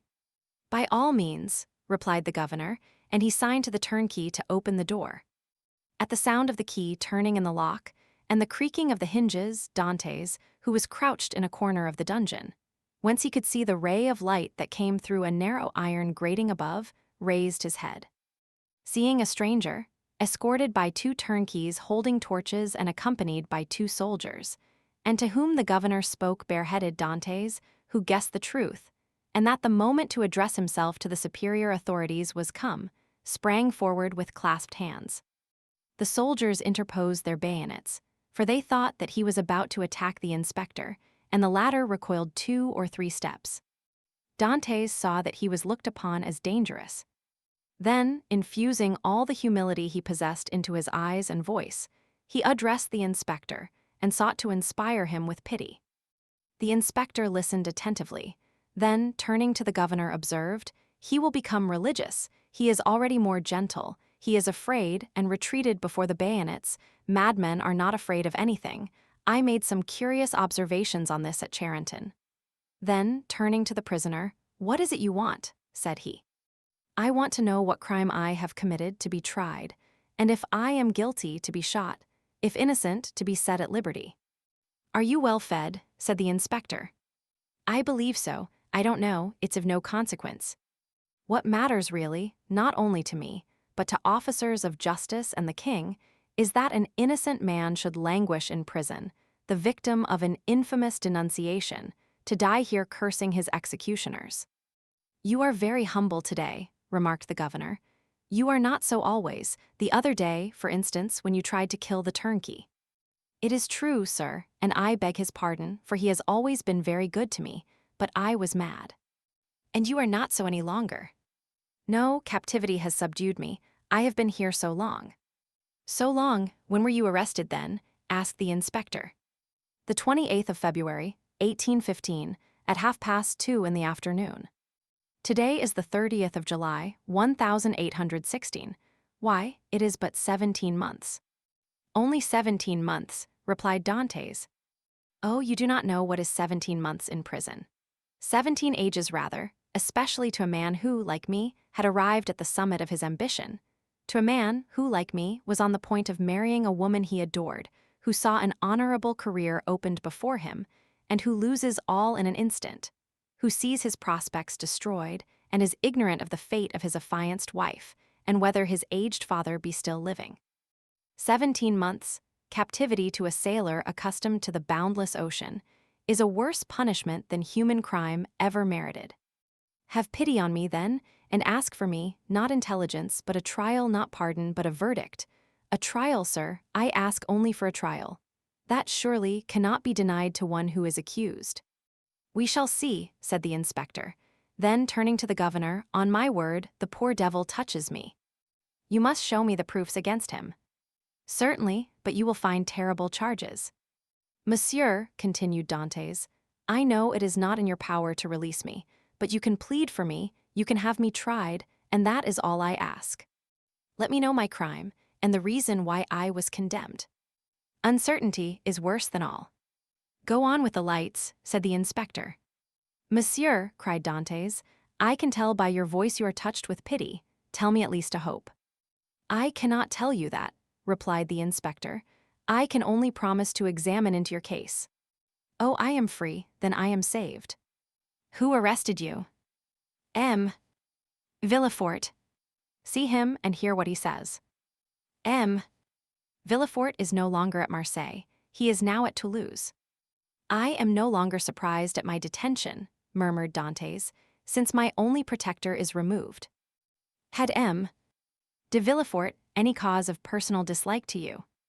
None, on the contrary, he was very kind to me. I can, then, rely on the notes he has left concerning you. Entirely. That is well, wait patiently then. Dantès fell on his knees and prayed earnestly. The door closed, but this time a fresh inmate was left with Dantès, hope. 173 M. Will you see the register at once, asked the governor, or proceed to the other cell? Let us visit them all, said the inspector. If I once went up those stairs, I should never have the courage to come down again.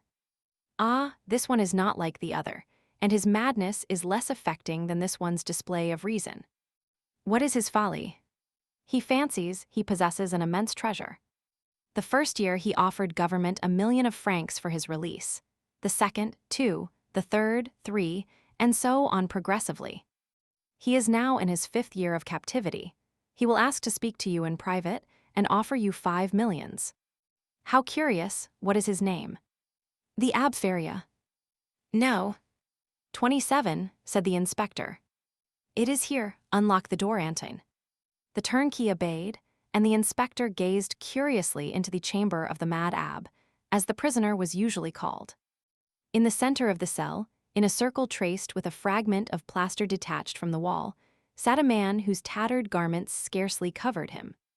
He was drawing in this circle geometrical lines, and seemed as much absorbed in his problem as Archimedes was when the soldier of Marseilles slew him.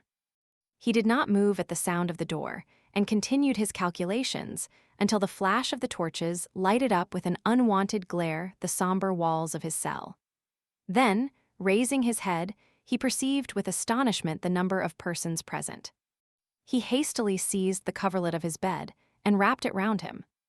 What is it you want? Said the inspector. I, monsieur, replied the abbé with an air of surprise. I want nothing. You do not understand, continued the inspector. I am sent here by government to visit the prison and hear the requests of the prisoners.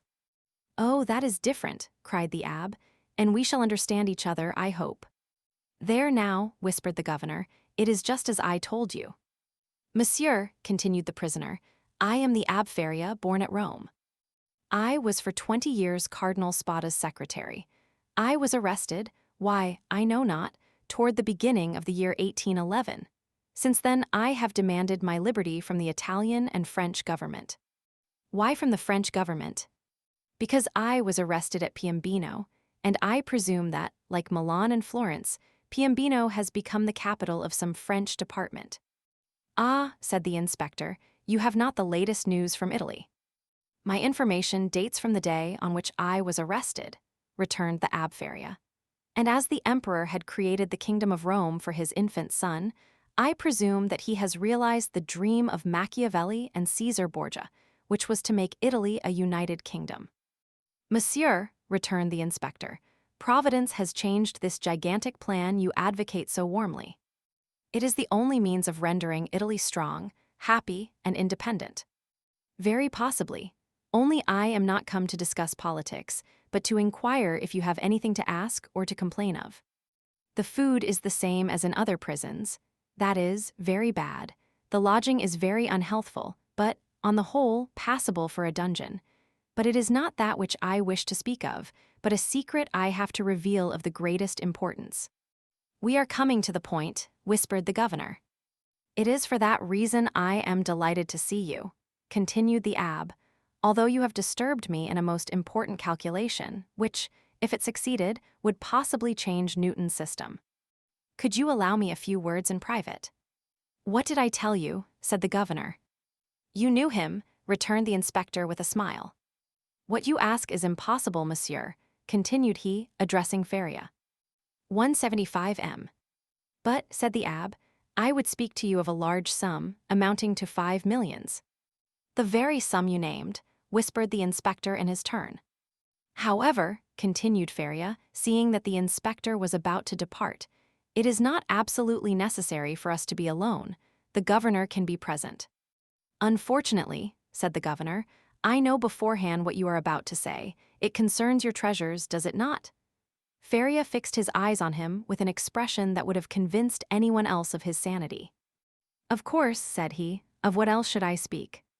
Mr. Inspector, continued the governor, I can tell you the story as well as he, for it has been dinned in my ears for the last 4 or 5 years.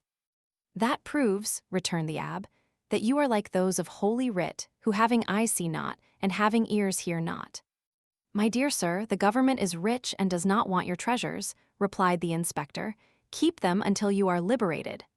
The abbé's eyes glistened. He seized the inspector's hand. But what if I am not liberated, cried he, and am detained here until my death? This treasure will be lost. Had not government better profit by it? I will offer 6 millions, and I will content myself with the rest, if they will only give me my liberty. On my word, said the inspector in a low tone, had I not been told beforehand that this man was mad, I should believe what he says. I am not mad, replied Faria, with that acuteness of hearing peculiar to prisoners. The treasure I speak of really exists, and I offer to sign an agreement with you, in which I promise to lead you to the spot where you shall dig. And if I deceive you, bring me here again, I ask no more. The governor laughed. Is the spot far from here? 100 leagues. It is not ill-planned, said the governor. If all the prisoners took it into their heads to travel 100 leagues, and their guardians consented to accompany them, they would have a capital chance of escaping. The scheme is well known, said the inspector, and the abbé's plan has not even the merit of originality. Then turning to Faria, I inquired if you are well fed, said he. Swear to me, replied Faria, to free me if what I tell you prove true, and I will stay here while you go to the spot. Are you well fed? Repeated the inspector. Monsieur, you run no risk, for, as I told you, I will stay here, so there is no chance of my escaping. You do not reply to my question, replied the inspector impatiently. Nor you to mine, cried the abbé. You will not accept my gold, I will keep it for myself. You refuse me my liberty, God will give it me. And the abbé, casting away his coverlet, resumed his place and continued his calculations. 177 m. What is he doing there? Said the inspector. Counting his treasures, replied the governor. Faria replied to this sarcasm with a glance of profound contempt. They went out. The turnkey closed the door behind them. He was wealthy once, perhaps, said the inspector. Or dreamed he was and awoke mad. After all, said the inspector, if he had been rich, he would not have been here. So the matter ended for the Abbé Faria. He remained in his cell, and this visit only increased the belief in his insanity. Caligula or Nero, those treasure-seekers, those desirers of the impossible, would have accorded to the poor wretch, in exchange for his wealth, the liberty he so earnestly prayed for. But the kings of modern times, restrained by the limits of mere probability, have neither courage nor desire. They fear the ear that hears their orders, and the eye that scrutinizes their actions. Formerly, they believed themselves sprung from Jupiter and shielded by their birth, but nowadays they are not inviolable. It has always been against the policy of despotic governments to suffer the victims of their persecutions to reappear. As the Inquisition rarely allowed its victims to be seen with their limbs distorted and their flesh lacerated by torture, so madness is always concealed in its cell, from whence, should it depart, it is conveyed to some gloomy hospital, where the doctor has no thought for man or mind in the mutilated being the jailer delivers to him. The very madness of the Abfaria, gone mad in prison, condemned him to perpetual captivity. The inspector kept his word with Dantès. He examined the register and found the following note concerning him. Edmond Dantès, violent Bonapartist, took an active part in the return from Elba. The greatest watchfulness and care to be exercised. This note was in a different hand from the rest, which showed that it had been added since his confinement. The inspector could not contend against this accusation.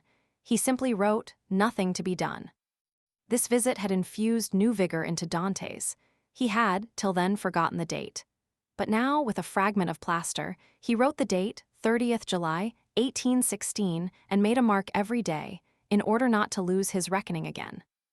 Days and weeks passed away, then months. Dantès still waited. He at first expected to be freed in a fortnight. This fortnight expired. He decided that the inspector would do nothing until his return to Paris, and that he would not reach there until his circuit was finished. He therefore fixed 3 months. 3 months passed away, then 6 more.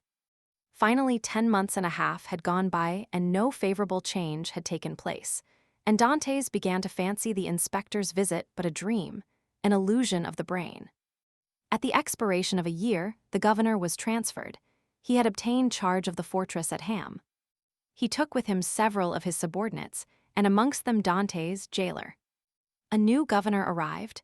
It would have been too tedious to acquire the names of the prisoners. He learned their numbers instead. This horrible place contained 50 cells. Their inhabitants were designated by the numbers of their cell, and the unhappy young man was no longer called Edmond Dantès. He was now number 34. Chapter 15. Number 34 and number 27. Dantès passed through all the stages of torture natural to prisoners in suspense. He was sustained at first by that pride of conscious innocence which is the sequence to hope. Then he began to doubt his own innocence, which justified in some measure the governor's belief in his mental alienation. And then, relaxing his sentiment of pride, he addressed his supplications, not to God, but to man. God is always the last resource. Unfortunates, who ought to begin with God, do not have any hope in him till they have exhausted all other means of deliverance. Dantès asked to be removed from his present dungeon into another, even if it were darker and deeper, for a change, however disadvantageous, was still a change, and would afford him some amusement. He entreated to be allowed to walk about, to have fresh air, books, and writing materials. His requests were not granted, but he went on asking all the same. He accustomed himself to speaking to the new jailer, although the latter was, if possible, more taciturn than the old one. But still, to speak to a man, even though mute, was something. Dantès spoke for the sake of hearing his own voice. He had tried to speak when alone, but the sound of his voice terrified him. Often, before his captivity, Dantès' mind had revolted at the idea of assemblages of prisoners, made up of thieves, vagabonds, and murderers. He now wished to be amongst them, in order to see some other face besides that of his jailer.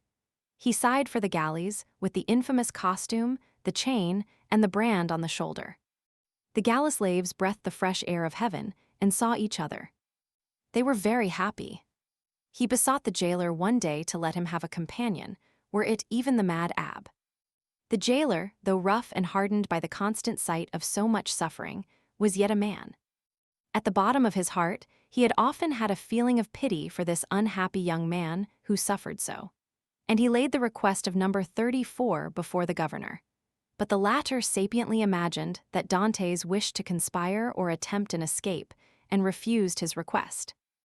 Dantès had exhausted all human resources, and he then turned to God. All the pious ideas that had been so long forgotten returned. He recollected the prayers his mother had taught him, and discovered a new meaning in every word. For in prosperity prayers seem but a mere medley of words, until misfortune comes, and the unhappy sufferer first understands the meaning of the sublime language in which he invokes the pity of heaven. He prayed and prayed aloud, no longer terrified at the sound of his own voice, for he fell into a sort of ecstasy. He laid every action of his life before the Almighty, proposed tasks to accomplish, and at the end of every prayer introduced the entreaty oftener addressed to man than to God. Forgive us our trespasses, as we forgive them that trespass against us. Yet, in spite of his earnest prayers, Dantès remained a prisoner. Then gloom settled heavily upon him. Dantès was a man of great simplicity of thought, and without education. He could not, therefore, in the solitude of his dungeon, traverse in mental vision the history of the ages, bring to life the nations that had perished, and rebuild the ancient cities so vast and stupendous in the light of the imagination, and that pass before the eye glowing with celestial colors in Martin's Babylonian pictures. He could not do this, he whose past life was so short, whose present so melancholy, and his future so doubtful. 19 years of light to reflect upon in eternal darkness. No distraction could come to his aid. His energetic spirit, that would have exalted in thus revisiting the past, was imprisoned like an eagle in a cage. He clung to one idea, that of his happiness destroyed without apparent cause by an unheard-of fatality. He considered and reconsidered this idea, devoured it, so to speak, as the implacable Ugolino devours the skull of Archbishop Roger in the Inferno of Dante. Rage supplanted religious fervor. Dantès uttered blasphemies that made his jailer recoil with horror, dashed himself furiously against the walls of his prison, wreaked his anger upon everything, and chiefly upon himself, so that the least thing, a grain of sand, a straw, or a breath of air that annoyed him, led to paroxysms of fury. Then the letter that Villefort had showed to him recurred to his mind, and every line gleamed forth in fiery letters on the wall like the mean Tekel a parson of Belshazzar. He told himself that it was the enmity of man, and not the vengeance of heaven, that had thus plunged him into the deepest misery. He consigned his unknown persecutors to the most horrible tortures he could imagine, and found them all insufficient, because after torture came death, and after death, if not repose, at least the boon of unconsciousness. By dint of constantly dwelling on the idea that tranquility was death, and if punishment were the end in view other tortures than death must be invented, he began to reflect on suicide. Unhappy he, who, on the brink of misfortune, broods over ideas like these. Before him is a dead sea that stretches in azure calm before the eye, but he who unwarily ventures within its embrace finds himself struggling with a monster that would drag him down to perdition. Once thus ensnared, unless the protecting hand of God snatch him thence, all is over, and his struggles but tend to hasten his destruction. This state of mental anguish is, however, less terrible than the sufferings that precede or the punishment that possibly will follow. There is a sort of consolation at the contemplation of the yawning abyss, at the bottom of which lie darkness and obscurity. Edmond found some solace in these ideas. All his sorrows, all his sufferings, with their train of gloomy specters, fled from his cell when the angel of death seemed about to enter. Dantès reviewed his past life with composure, and, looking forward with terror to his future existence, chose that middle line that seemed to afford him a refuge. Sometimes, said he, in my voyages when I was a man and commanded other men, I have seen the heavens overcast, the sea rage and foam, the storm arise, and like a monstrous bird, beating the two horizons with its wings. Then I felt that my vessel was a vain refuge, that trembled and shook before the tempest. Soon the fury of the waves and the sight of the sharp rocks announced the approach of death, and death then terrified me, and I used all my skill and intelligence as a man and a sailor to struggle against the wrath of God. But I did so because I was happy, because I had not courted death, because to be cast upon a bed of rocks and seaweed seemed terrible, because I was unwilling that I, a creature made for the service of God, should serve for food to the gulls and ravens. But now it is different. I have lost all that bound me to life. Death smiles and invites me to repose. I die after my own manner. I die exhausted and broken-spirited, as I fall asleep when I have paced 3,000 times round my cell. That is 30,000 steps, or about 10 leagues. No sooner had this idea taken possession of him than he became more composed, arranged his couch to the best of his power, ate little and slept less, and found existence almost supportable, because he felt that he could throw it off at pleasure, like a worn-out garment. 2 methods of self-destruction were at his disposal. He could hang himself with his handkerchief to the window bars, or refuse food and die of starvation. But the first was repugnant to him. Dantès had always entertained the greatest horror of pirates, who are hung up to the yardarm. He would not die by what seemed an infamous death. He resolved to adopt the second, and began that day to carry out his resolve. 185 m. Nearly 4 years had passed away. At the end of the second, he had ceased to mark the lapse of time. Dantès said, "I wish to die," and had chosen the manner of his death, and fearful of changing his mind, he had taken an oath to die. "When my morning and evening meals are brought," thought he, "I will cast them out of the window, and they will think that I have eaten them." He kept his word. Twice a day he cast out, through the barred aperture, the provisions his jailer brought him, at first gaily, then with deliberation, and at last with regret. Nothing but the recollection of his oath gave him strength to proceed. Hunger made viands once repugnant, now acceptable. He held the plate in his hand for an hour at a time, and gazed thoughtfully at the morsel of bad meat, of tainted fish, of black and moldy bread. It was the last yearning for life contending with the resolution of despair. Then his dungeon seemed less somber, his prospects less desperate. He was still young. He was only 4 or 25. He had nearly 50 years to live. What unforeseen events might not open his prison door and restore him to liberty? Then he raised to his lips the repast that, like a voluntary Tantalus, he refused himself. But he thought of his oath, and he would not break it. He persisted until, at last, he had not sufficient strength to rise and cast his supper out of the loophole. The next morning he could not see or hear. The jailer feared he was dangerously ill. Edmond hoped he was dying. Thus the day passed away. Edmond felt a sort of stupor creeping over him which brought with it a feeling almost of content. The gnawing pain at his stomach had ceased. His thirst had abated. When he closed his eyes, he saw myriads of lights dancing before them like the will-o'-the-wisps that play about the marshes. It was the twilight of that mysterious country called death. Suddenly, about 9 o'clock in the evening, Edmond heard a hollow sound in the wall against which he was lying. So many loathsome animals inhabited the prison that their noise did not, in general, awake him. But whether abstinence had quickened his faculties, or whether the noise was really louder than usual, Edmond raised his head and listened. It was a continual scratching, as if made by a huge claw, a powerful tooth, or some iron instrument attacking the stones. Although weakened, the young man's brain instantly responded to the idea that haunts all prisoners: liberty. It seemed to him that heaven had at length taken pity on him, and had sent this noise to warn him on the very brink of the abyss.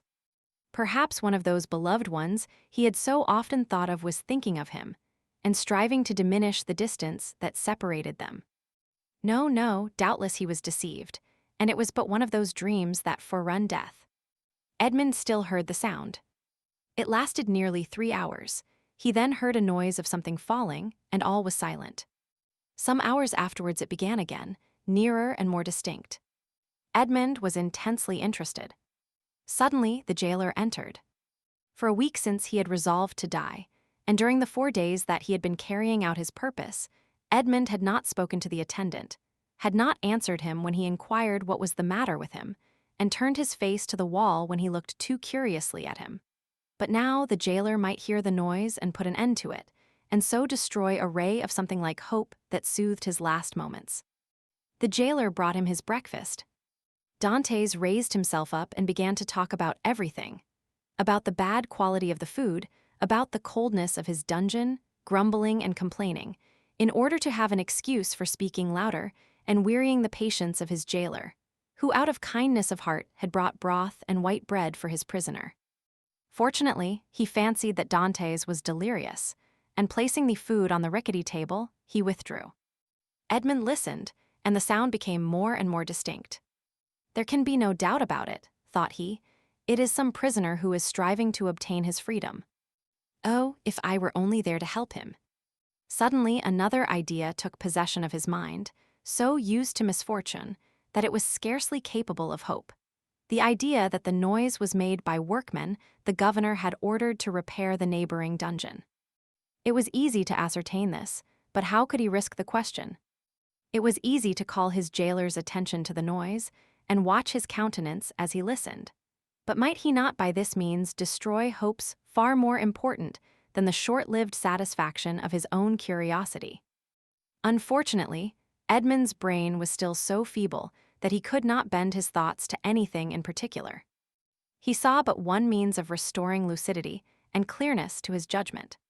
He turned his eyes towards the soup which the jailer had brought, rose, staggered towards it, raised the vessel to his lips, and drank off the contents with a feeling of indescribable pleasure. He had the resolution to stop with this. He had often heard that shipwrecked persons had died through having eagerly devoured too much food. Edmond replaced on the table the bread he was about to devour, and returned to his couch. He did not wish to die. He soon felt that his ideas became again collected. He could think, and strengthen his thoughts by reasoning. Then he said to himself, I must put this to the test, but without compromising anybody. If it is a workman, I need but knock against the wall, and he will cease to work, in order to find out who is knocking and why he does so. But as his occupation is sanctioned by the governor, he will soon resume it. If, on the contrary, it is a prisoner, the noise I make will alarm him. He will cease, and not begin again until he thinks everyone is asleep. Edmond rose again, but this time his legs did not tremble, and his sight was clear. He went to a corner of his dungeon, detached a stone, and with it knocked against the wall where the sound came. He struck thrice. At the first blow the sound ceased, as if by magic. Edmond listened intently. An hour passed, 2 hours passed, and no sound was heard from the wall. All was silent there. Full of hope, Edmond swallowed a few mouthfuls of bread and water, and thanks to the vigor of his constitution, found himself well nigh recovered. The day passed away in utter silence. Night came without recurrence of the noise. It is a prisoner, said Edmond joyfully. His brain was on fire, and life and energy returned. The night passed in perfect silence. Edmond did not close his eyes. In the morning, the jailer brought him fresh provisions. He had already devoured those of the previous day. He ate these listening anxiously for the sound, walking round and round his cell, shaking the iron bars of the loophole, restoring vigor and agility to his limbs by exercise, and so preparing himself for his future destiny. At intervals, he listened to learn if the noise had not begun again, and grew impatient at the prudence of the prisoner, who did not guess he had been disturbed by a captive as anxious for liberty as himself. 3 days passed, 72 long tedious hours, which he counted off by minutes.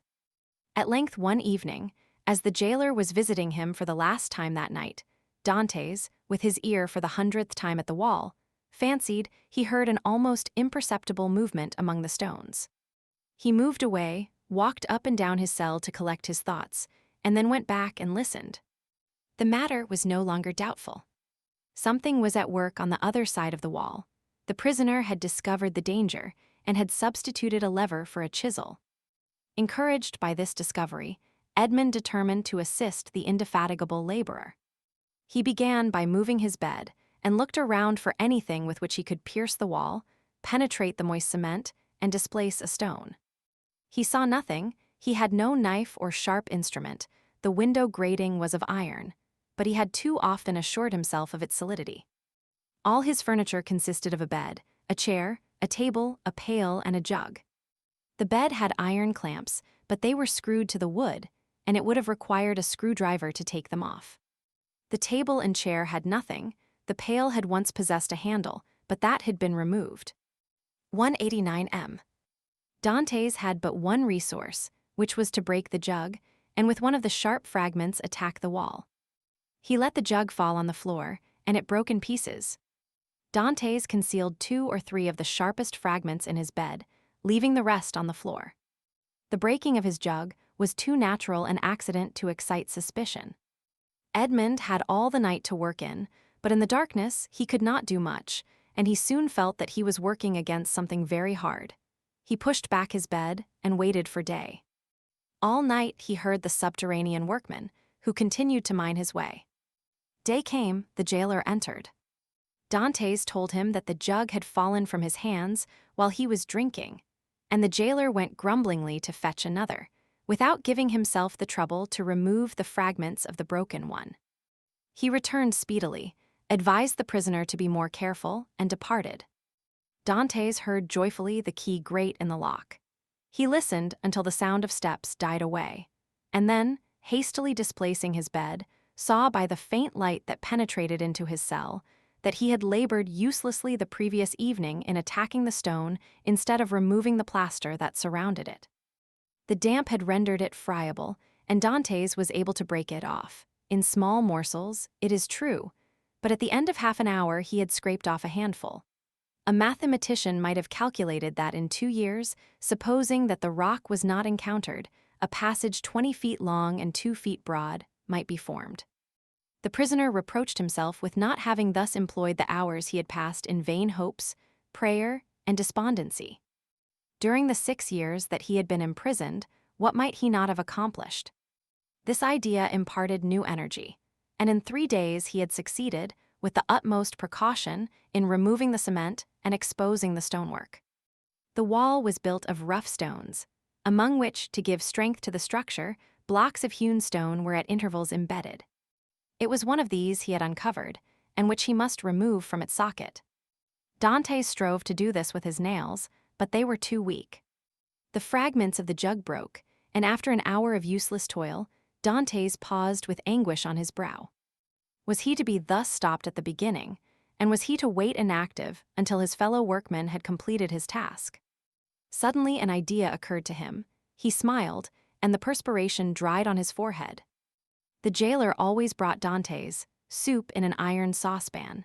This saucepan contained soup for both prisoners, for Dantès had noticed that it was either quite full or half empty, according as the turnkey gave it to him or to his companion first. The handle of this saucepan was of iron. Dantès would have given 10 years of his life in exchange for it. 191 m. The jailer was accustomed to pour the contents of the saucepan into Dantès' plate, and Dantès, after eating his soup with a wooden spoon, washed the plate, which thus served for every day. Now when evening came, Dantès put his plate on the ground near the door. The jailer, as he entered, stepped on it and broke it. This time he could not blame Dantès. He was wrong to leave it there, but the jailer was wrong not to have looked before him. The jailer, therefore, only grumbled. Then he looked about for something to pour the soup into. Dantès' entire dinner service consisted of one plate. There was no alternative. "Leave the saucepan," said Dantès. "You can take it away when you bring me my breakfast." This advice was to the jailer's taste, as it spared him the necessity of making another trip. He left the saucepan. Dantès was beside himself with joy. He rapidly devoured his food, and after waiting an hour, lest the jailer should change his mind and return, he removed his bed, took the handle of the saucepan, inserted the point between the hewn stone and rough stones of the wall, and employed it as a lever. A slight oscillation showed Dantès that all went well. At the end of an hour, the stone was extricated from the wall, leaving a cavity 1.5 feet in diameter. Dantès carefully collected the plaster, carried it into the corner of his cell, and covered it with earth. Then, wishing to make the best use of his time while he had the means of labor, he continued to work without ceasing. At the dawn of day, he replaced the stone, pushed his bed against the wall, and lay down. The breakfast consisted of a piece of bread. The jailer entered and placed the bread on the table. "Well, don't you intend to bring me another plate?" said Dantès. "No," replied the turnkey, "you destroy everything. First you break your jug, then you make me break your plate. If all the prisoners followed your example, the government would be ruined." I shall leave you the saucepan, and pour your soup into that. So for the future, I hope, you will not be so destructive." Dantès raised his eyes to heaven and clasped his hands beneath the coverlet. He felt more gratitude for the possession of this piece of iron than he had ever felt for anything. He had noticed, however, that the prisoner on the other side had ceased to labor. No matter, this was a greater reason for proceeding. If his neighbor would not come to him, he would go to his neighbor. All day he toiled on untiringly, and by the evening he had succeeded in extracting 10 handfuls of plaster and fragments of stone. When the hour for his jailer's visit arrived, Dantès straightened the handle of the saucepan as well as he could and placed it in its accustomed place.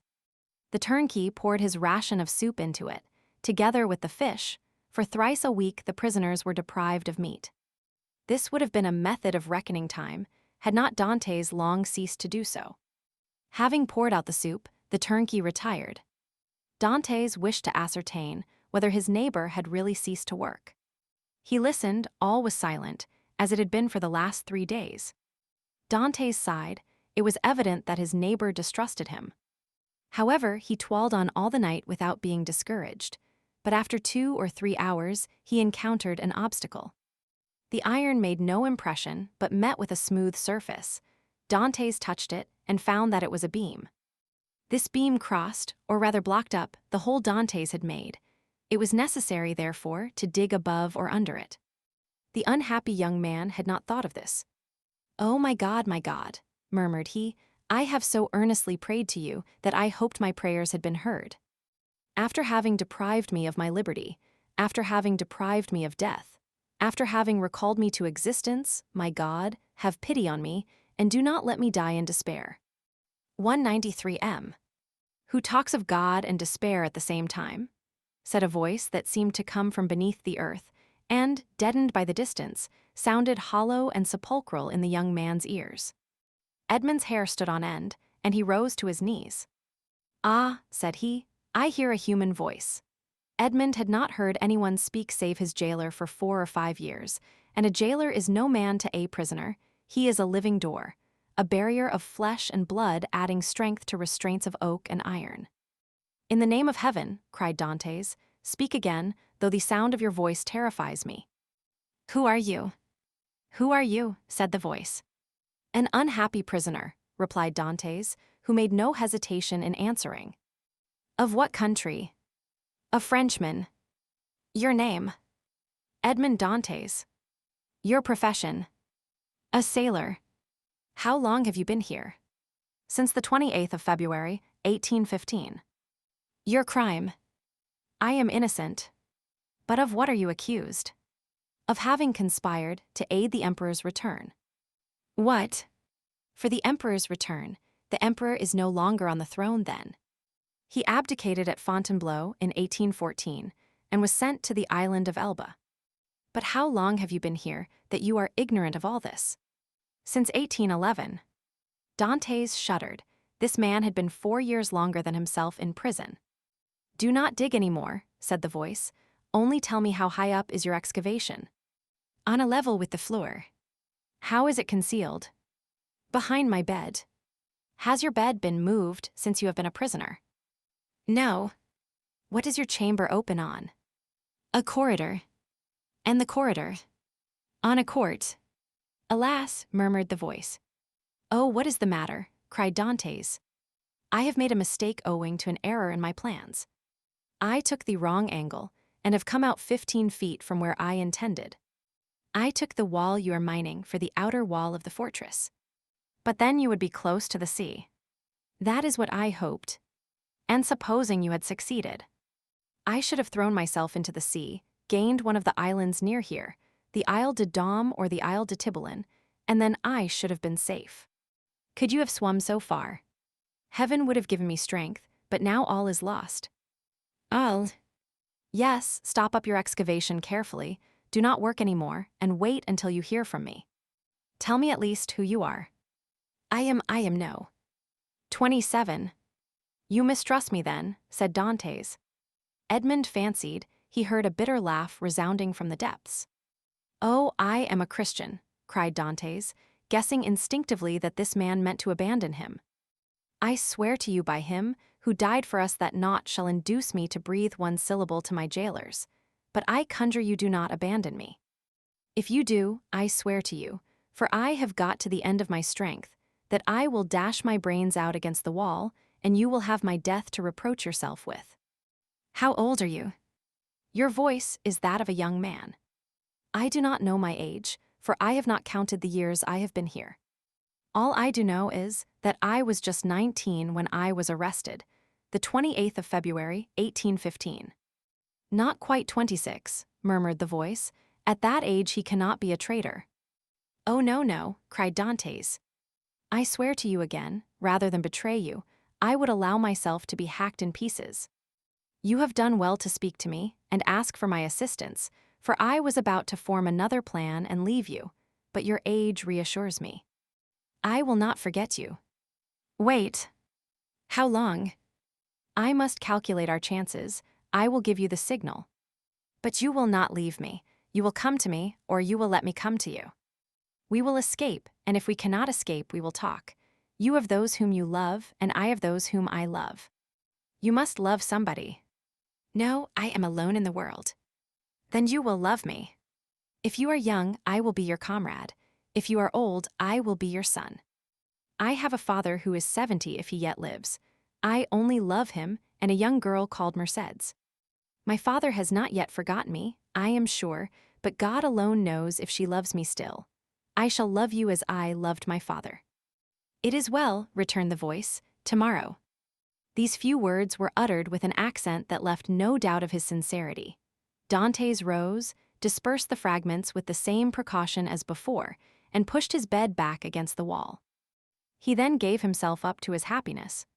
He would no longer be alone. He was, perhaps, about to regain his liberty. At the worst, he would have a companion, and captivity that is shared is but half captivity. Plaints made in common are almost prayers, and prayers where 2 or 3 are gathered together invoke the mercy of heaven. All day Dantès walked up and down his cell. He sat down occasionally on his bed, pressing his hand on his heart. At the slightest noise, he bounded towards the door. Once or twice, the thought crossed his mind that he might be separated from this unknown, whom he loved already, and then his mind was made up. When the jailer moved his bed and stooped to examine the opening, he would kill him with his water jug. He would be condemned to die, but he was about to die of grief and despair when this miraculous noise recalled him to life. The jailer came in the evening. Dantès was on his bed. It seemed to him that thus he better guarded the unfinished opening. Doubtless there was a strange expression in his eyes, for the jailer said, "Come, are you going mad again?" Dantès did not answer. He feared that the emotion of his voice would betray him. The jailer went away, shaking his head. Night came. Dantès hoped that his neighbor would profit by the silence to address him, but he was mistaken. The next morning, however, just as he removed his bed from the wall, he heard 3 knocks. He threw himself on his knees. "Is it you?" said he. "I am here." "Is your jailer gone?" "Yes," said Dantès. "He will not return until the evening, so that we have 12 hours before us." "I can work then," said the voice. "Oh, yes, yes, this instant, I entreat you." In a moment, that part of the floor on which Dantès was resting his 2 hands, as he knelt with his head in the opening, suddenly gave way. He drew back smartly, while a mass of stones and earth disappeared in a hole that opened beneath the aperture he himself had formed. Then from the bottom of this passage, the depth of which it was impossible to measure, he saw appear, first the head, then the shoulders, and lastly the body of a man who sprang lightly into his cell. 197 M. Chapter 16. A learned Italian. Seizing in his arms the friend so long and ardently desired, Dantès almost carried him towards the window, in order to obtain a better view of his features by the aid of the imperfect light that struggled through the grating. He was a man of small stature, with hair blanched rather by suffering and sorrow than by age. He had a deep-set, penetrating eye, almost buried beneath the thick gray eyebrow, and a long and still black beard reaching down to his breast. His thin face, deeply furrowed by care, and the bold outline of his strongly marked features, betokened a man more accustomed to exercise his mental faculties than his physical strength. Large drops of perspiration were now standing on his brow, while the garments that hung about him were so ragged that one could only guess at the pattern upon which they had originally been fashioned. The stranger might have numbered 60 or 65 years, but a certain briskness and appearance of vigor in his movements made it probable that he was aged more from captivity than the course of time.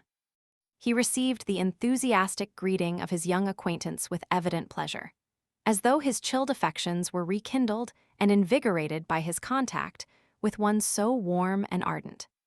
He thanked him with grateful cordiality for his kindly welcome, although he must at that moment have been suffering bitterly to find another dungeon where he had fondly reckoned on discovering a means of regaining his liberty. "Let us first see," said he, "whether it is possible to remove the traces of my entrance here. Our future tranquility depends upon our jailers being entirely ignorant of it." Advancing to the opening, he stooped and raised the stone easily in spite of its weight. Then, fitting it into its place, he said, "You removed this stone very carelessly, but I suppose you had no tools to aid you." "Why," exclaimed Dantès with astonishment, "do you possess any?" "I made myself some, and with the exception of a file, I have all that are necessary: a chisel, pincers, and lever." 201 "Oh, how I should like to see these products of your industry and patience. Well, in the first place, here is my chisel." So saying, he displayed a sharp, strong blade, with a handle made of beechwood. "And with what did you contrive to make that?" inquired Dantès. "With one of the clamps of my bedstead, and this very tool has sufficed me to hollow out the road by which I came hither, a distance of about 50 feet. 50 feet, responded Dantès, almost terrified. "Do not speak so loud, young man, don't speak so loud. It frequently occurs in a state prison like this, that persons are stationed outside the doors of the cells purposely to overhear the conversation of the prisoners. But they believe I am shut up alone here. That makes no difference. And you say that you dug your way a distance of 50 feet to get here." "I do, that is about the distance that separates your chamber from mine. Only, unfortunately, I did not curve aright. For want of the necessary geometrical instruments to calculate my scale of proportion, instead of taking an ellipsis of 40 feet, I made it 50. I expected, as I told you, to reach the outer wall, pierce through it, and throw myself into the sea. I have, however, kept along the corridor on which your chamber opens, instead of going beneath it.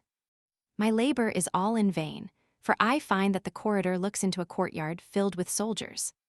"That's true," said Dantès, "but the corridor you speak of only bounds one side of my cell. There are 3 others. Do you know anything of their situation?" "This one is built against the solid rock, and it would take 10 experienced miners, duly furnished with the requisite tools, as many years to perforate it. This adjoins the lower part of the governor's apartments, and were we to work our way through, we should only get into some lock-up cellars, where we must necessarily be recaptured. The 4th and last side of your cell faces on, stop a minute, now where does it face?" The wall of which he spoke was the one in which was fixed the loophole by which light was admitted to the chamber. This loophole, which gradually diminished in size as it approached the outside, to an opening through which a child could not have passed, was, for better security, furnished with 3 iron bars, so as to quiet all apprehensions even in the mind of the most suspicious jailer as to the possibility of a prisoner's escape. As the stranger asked the question, he dragged the table beneath the window. "Climb up," said he to Dantès. The young man obeyed, mounted on the table, and, divining the wishes of his companion, placed his back securely against the wall and held out both hands.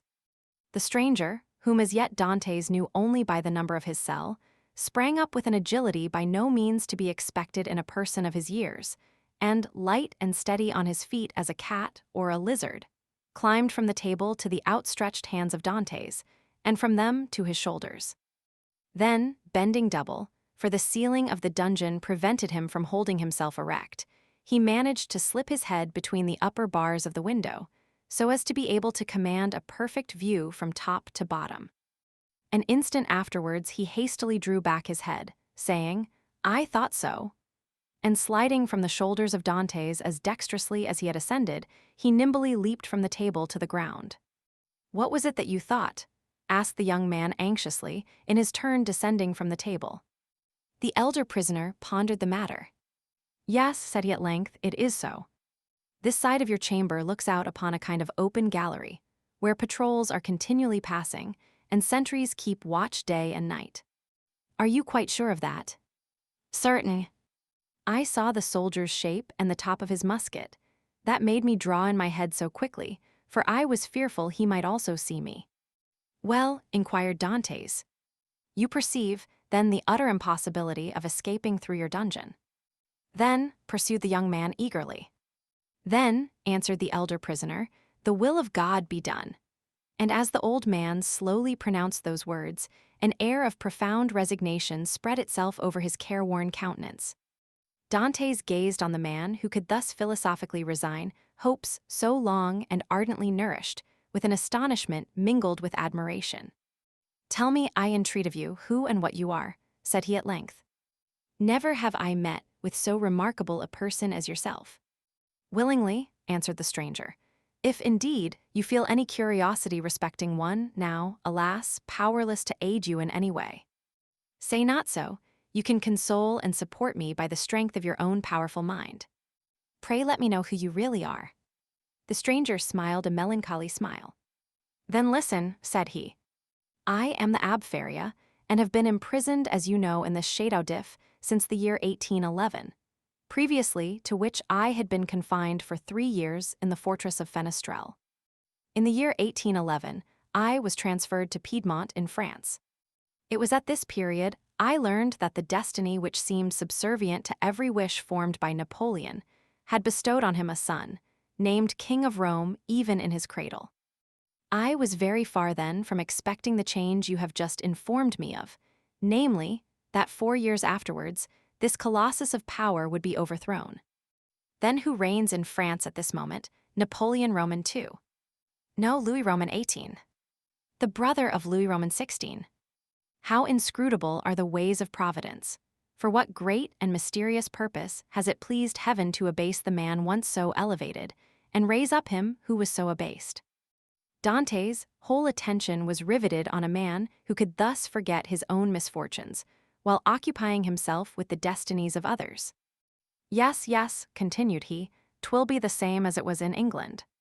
After Charles I, Cromwell, after Cromwell, Charles Roman II, and then James Roman II, and then some son-in-law or relation, some Prince of Orange, a stadtholder who becomes a king. Then new concessions to the people, then a constitution, then liberty." "Ah, my friend," said the abbé, turning towards Dantès, and surveying him with the kindling gaze of a prophet, "you are young, you will see all this come to pass. Probably, if ever I get out of prison." "True," replied Faria, "we are prisoners. But I forget this sometimes, and there are even moments when my mental vision transports me beyond these walls, and I fancy myself at liberty." "But wherefore are you here?"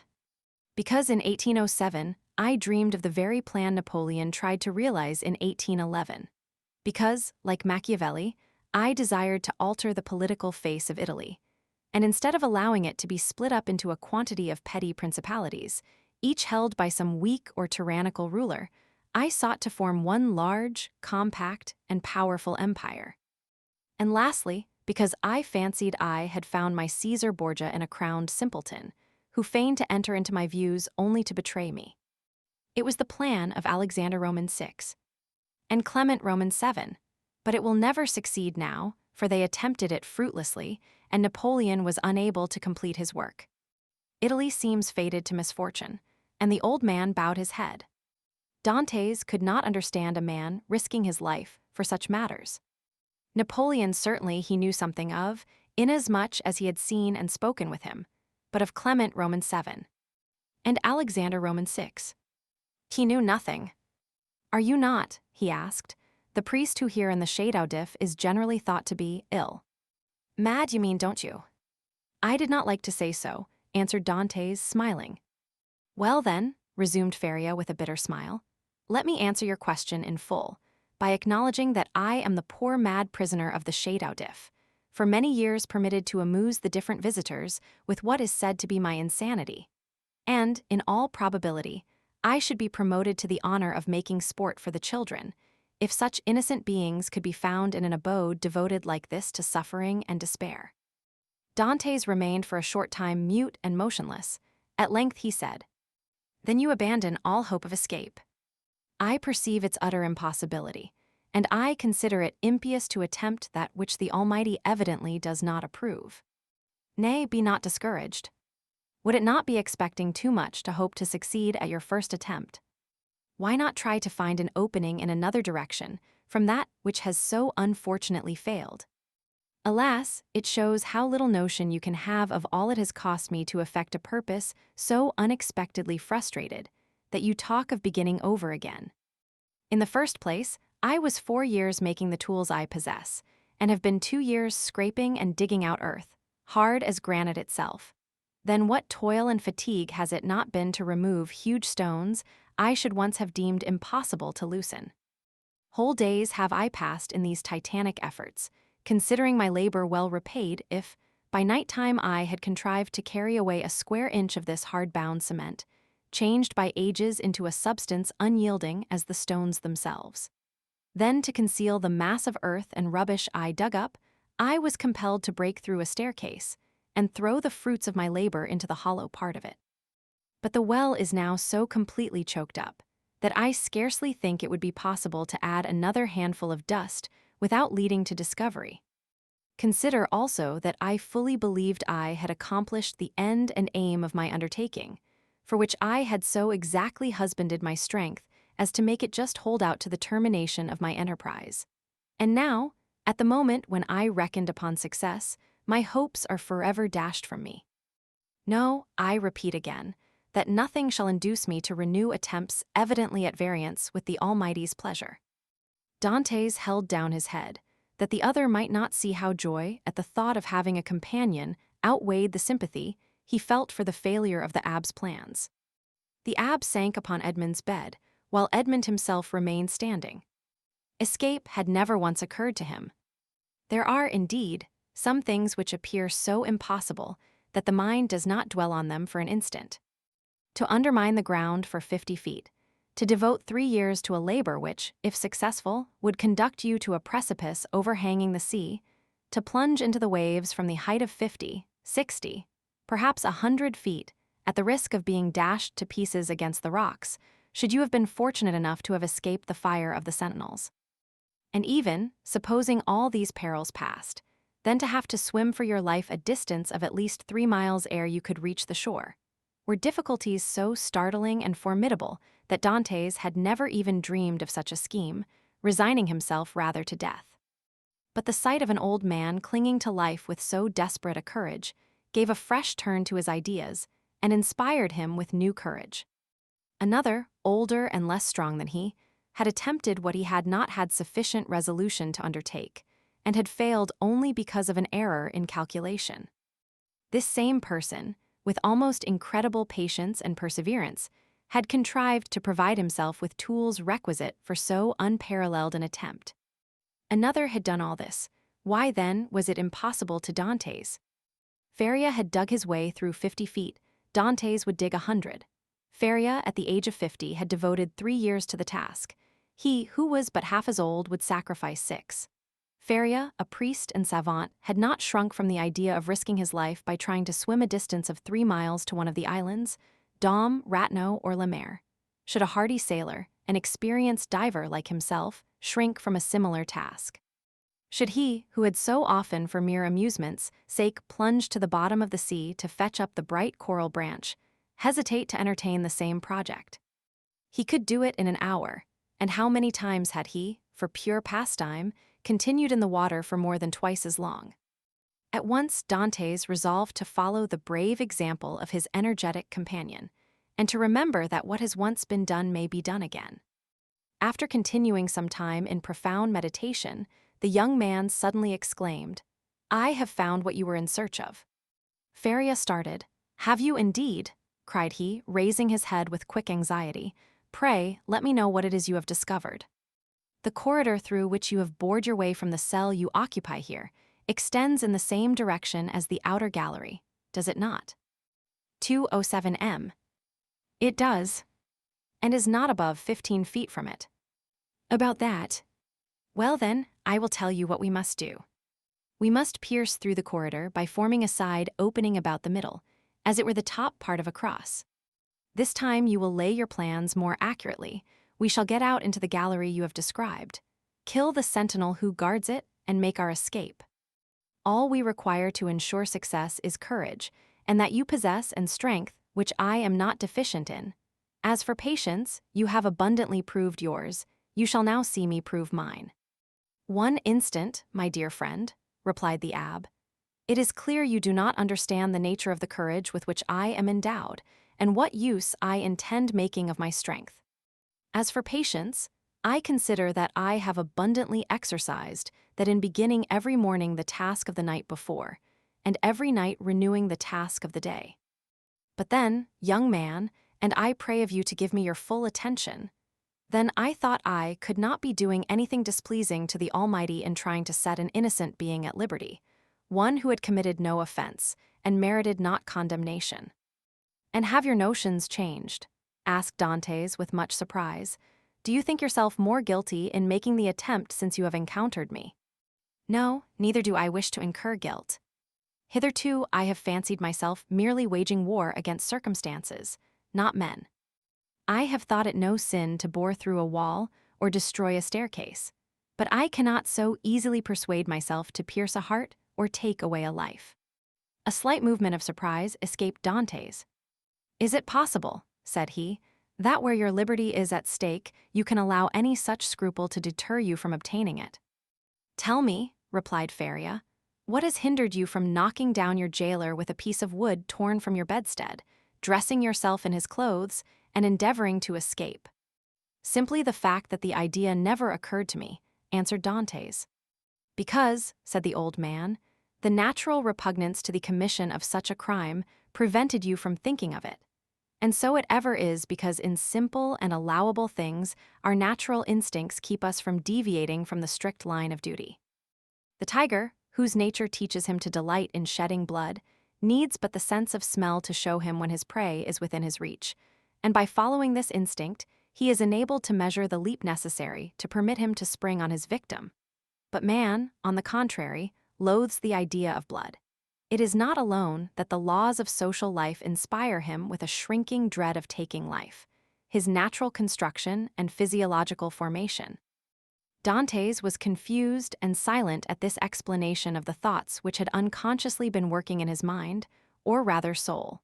For there are two distinct sorts of ideas, those that proceed from the head and those that emanate from the heart. 209 m. Since my imprisonment, said Faria, I have thought over all the most celebrated cases of escape on record. They have rarely been successful. Those that have been crowned with full success have been long meditated upon and carefully arranged. Such, for instance, as the escape of the Duc de Beaufort from the Château de Vincennes, that of the Abbé Dubuquoy from Fère-l'Évêque, of Ladude from the Bastille. Then there are those for which chance sometimes affords opportunity, and those are the best of all.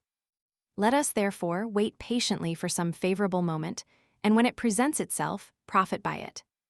Ah, said Dantès, you might well endure the tedious delay. You were constantly employed in the task you set yourself, and when weary with toil, you had your hopes to refresh and encourage you. I assure you, replied the old man, I did not turn to that source for recreation or support. What did you do then? I wrote or studied. Were you then permitted the use of pens, ink, and paper? Oh no, answered the abbé. I had none but what I made for myself. You made paper, pens, and ink. Yes. Dantès gazed with admiration, but he had some difficulty in believing. Faria saw this. When you pay me a visit in my cell, my young friend, said he, I will show you an entire work, the fruits of the thoughts and reflections of my whole life. Many of them meditated over in the shades of the Colosseum at Rome, at the foot of St. Mark's Column at Venice, and on the borders of the Arno at Florence, little imagining at the time that they would be arranged in order within the walls of the Château d'If. The work I speak of is called a treatise on the possibility of a general monarchy in Italy, and will make one large quarto volume. And on what have you written all this? On 2 of my shirts. I invented a preparation that makes linen as smooth and as easy to write on as parchment. You are then a chemist. Somewhat, I know Lavoisier and was the intimate friend of Cabanis. But for such a work you must have needed books, had you any? I had nearly 5,000 volumes in my library at Rome. But after reading them over many times, I found out that with 150 well-chosen books, a man possesses, if not a complete summary of all human knowledge, at least all that a man need really know. I devoted 3 years of my life to reading and studying these 150 volumes, till I knew them nearly by heart, so that since I have been in prison, a very slight effort of memory has enabled me to recall their contents as readily as though the pages were open before me. I could recite you the whole of Thucydides, Xenophon, Plutarch, Titus Livius, Tacitus, Strada, Jornans, Dante, Montaigne, Shakespeare, Spinoza, Machiavelli, and Bossuet. I name only the most important. You are, doubtless, acquainted with a variety of languages, so as to have been able to read all these. Yes, I speak 5 of the modern tongues, that is to say, German, French, Italian, English, and Spanish. By the aid of ancient Greek I learned modern Greek. I don't speak it so well as I could wish, but I am still trying to improve myself. Improve yourself, repeated Dantès. Why, how can you manage to do so? Why, I made a vocabulary of the words I knew, turned, returned, and arranged them, so as to enable me to express my thoughts through their medium. I know nearly 1,000 words, which is all that is absolutely necessary, although I believe there are nearly 100,000 in the dictionaries. I cannot hope to be very fluent, but I certainly should have no difficulty in explaining my wants and wishes, and that would be quite as much as I should ever require. Stronger grew the wonder of Dantès, who almost fancied he had to do with one gifted with supernatural powers. Still hoping to find some imperfection which might bring him down to a level with human beings, he added, "Then, if you were not furnished with pens, how did you manage to write the work you speak of?" "I made myself some excellent ones, which would be universally preferred to all others if once known. You are aware what huge whitings are served to us on maigre days. Well, I selected the cartilages of the heads of these fishes, and you can scarcely imagine the delight with which I welcomed the arrival of each Wednesday, Friday, and Saturday, as affording me the means of increasing my stock of pens. For I will freely confess that my historical labors have been my greatest solace and relief. While retracing the past, I forget the present, and traversing at will the path of history, I cease to remember that I am myself a prisoner." "But the ink," said Dantès, "of what did you make your ink?"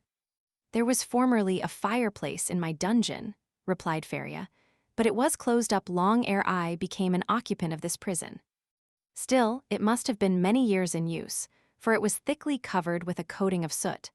This soot I dissolved in a portion of the wine brought to me every Sunday, and I assure you a better ink cannot be desired.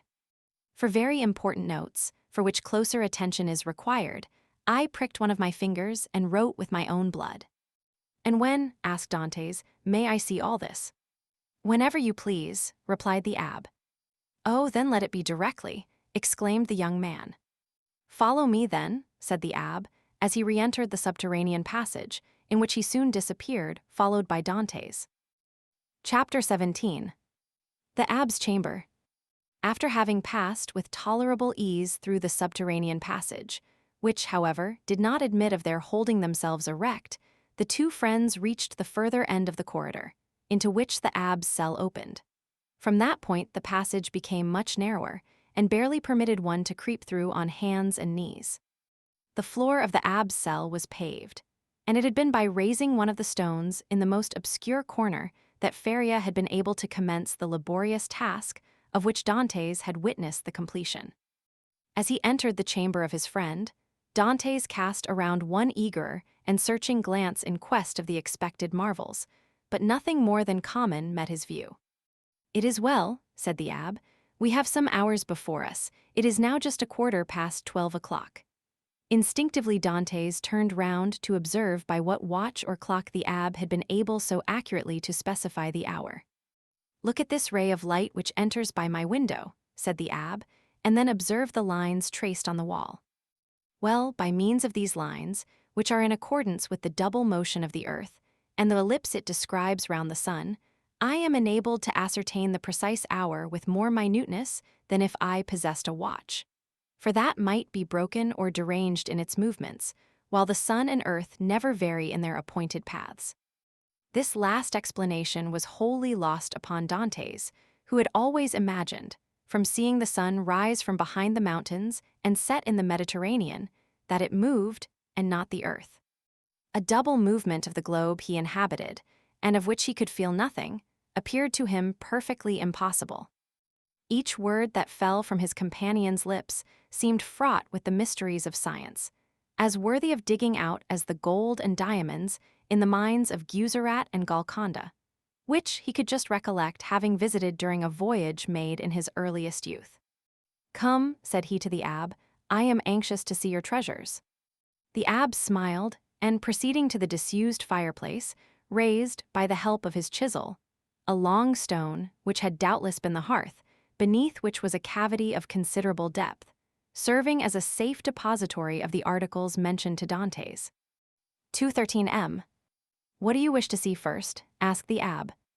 "Oh, your great work on the monarchy of Italy." Faria then drew forth from his hiding-place 3 or 4 rolls of linen, laid one over the other, like folds of papyrus. These rolls consisted of slips of cloth about 4 inches wide and 18 long. They were all carefully numbered and closely covered with writing, so legible that Dantès could easily read it, as well as make out the sense, it being in Italian, a language he, as a provincial, perfectly understood. "There," said he, "there is the work complete. I wrote the word finis at the end of the 68th strip about a week ago. I have torn up 2 of my shirts, and as many handkerchiefs as I was master of, to complete the precious pages. Should I ever get out of prison, and find in all Italy a printer courageous enough to publish what I have composed, my literary reputation is forever secured." "I see," answered Dantès. "Now let me behold the curious pens with which you have written your work." "Look," said Faria, showing to the young man a slender stick about 6 inches long, and much resembling the size of the handle of a fine painting brush, to the end of which was tied, by a piece of thread, one of those cartilages of which the abbé had before spoken to Dantès. It was pointed, and divided at the nib like an ordinary pen. Dantès examined it with intense admiration, then looked around to see the instrument with which it had been shaped so correctly into form. "Ah yes," said Faria, "the penknife. That's my masterpiece. I made it as well as this larger knife, out of an old iron candlestick. The penknife was sharp and keen as a razor. As for the other knife, it would serve a double purpose, and with it one could cut and thrust." Dantès examined the various articles shown to him, with the same attention that he had bestowed on the curiosities and strange tools exhibited in the shops at Marseilles, as the works of the savages in the South Seas, from whence they had been brought by the different trading vessels. "As for the ink," said Faria, "I told you how I managed to obtain that, and I only just make it from time to time, as I require it." "One thing still puzzles me," observed Dantès, "and that is how you managed to do all this by daylight." "I worked at night also," replied Faria. "Night? Why, for heaven's sake, are your eyes like cats, that you can see to work in the dark?" "Indeed they are not, but God has supplied man with the intelligence that enables him to overcome the limitations of natural conditions. I furnished myself with a light." "You did? Pray tell me how." "I separated the fat from the meat served to me, melted it, and so made oil. Here is my lamp." So saying, the abbé exhibited a sort of torch very similar to those used in public illuminations. "But how do you procure a light?" "Oh, here are 2 flints, and a piece of burnt linen." "And matches?" I pretended that I had a disorder of the skin, and asked for a little sulphur, which was readily supplied. Dantès laid the different things he had been looking at on the table, and stood with his head drooping on his breast, as though overwhelmed by the perseverance and strength of Faria's mind. 215 M. "You have not seen all yet," continued Feria, "for I did not think it wise to trust all my treasures in the same hiding place. Let us shut this one up." They put the stone back in its place. The abbé sprinkled a little dust over it to conceal the traces of its having been removed, rubbed his foot well on it to make it assume the same appearance as the other, and then, going towards his bed, he removed it from the spot it stood in. Behind the head of the bed, and concealed by a stone fitting in so closely as to defy all suspicion, was a hollow space, and in this space, a ladder of cords between 25 and 30 feet in length. Dantès closely and eagerly examined it. He found it firm, solid, and compact enough to bear any weight. "Who supplied you with the materials for making this wonderful work?" "I tore up several of my shirts and ripped out the seams in the sheets of my bed during my 3 years' imprisonment at Fenestrelle. And when I was removed to the Château, I managed to bring the ravelings with me so that I have been able to finish my work here." "And was it not discovered that your sheets were unhemmed?" "Oh no, for when I had taken out the thread I required, I hemmed the edges over again." "With what?" "With this needle," said the abbé, as, opening his ragged vestments, he showed Dantès a long, sharp fishbone, with a small perforated eye for the thread, a small portion of which still remained in it. "I once thought," continued Feria, "of removing these iron bars and letting myself down from the window, which, as you see, is somewhat wider than yours, although I should have enlarged it still more preparatory to my flight. However, I discovered that I should merely have dropped into a sort of inner court, and I therefore renounced the project altogether as too full of risk and danger. Nevertheless, I carefully preserved my ladder against one of those unforeseen opportunities of which I spoke just now, and which sudden chance frequently brings about."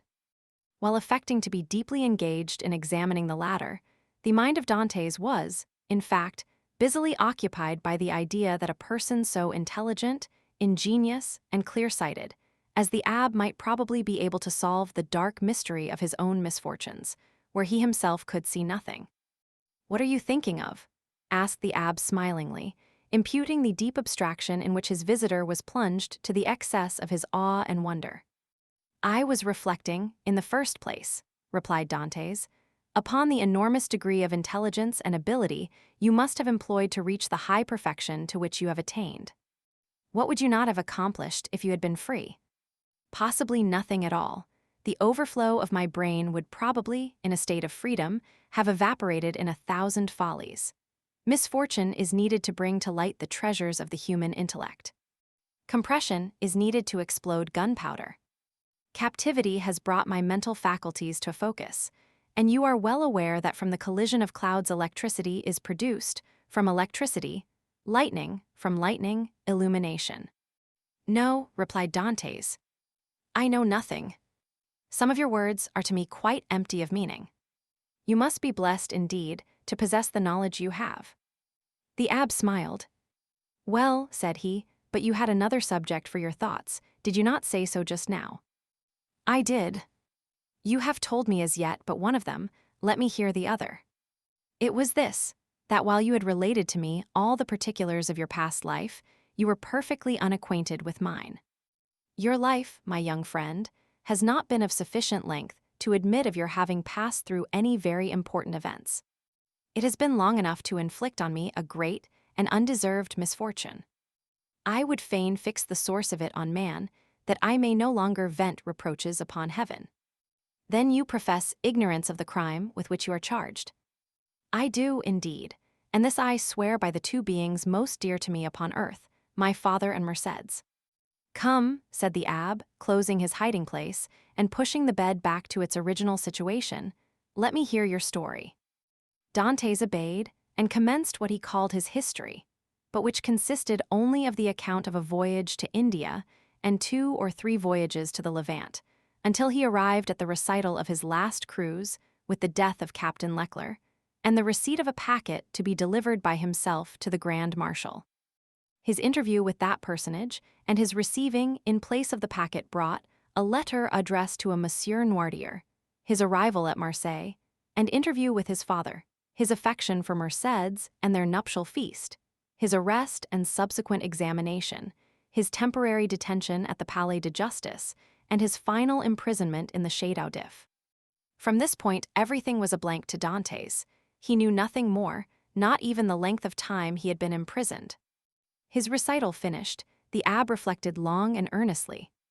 "There is," said he at the end of his meditations, "a clever maxim which bears upon what I was saying to you some little while ago, and that is that unless wicked ideas take root in a naturally depraved mind, human nature, in a right and wholesome state, revolts at crime. Still, from an artificial civilization have originated wants, vices, and false tastes, which occasionally become so powerful as to stifle within us all good feelings, and ultimately to lead us into guilt and wickedness.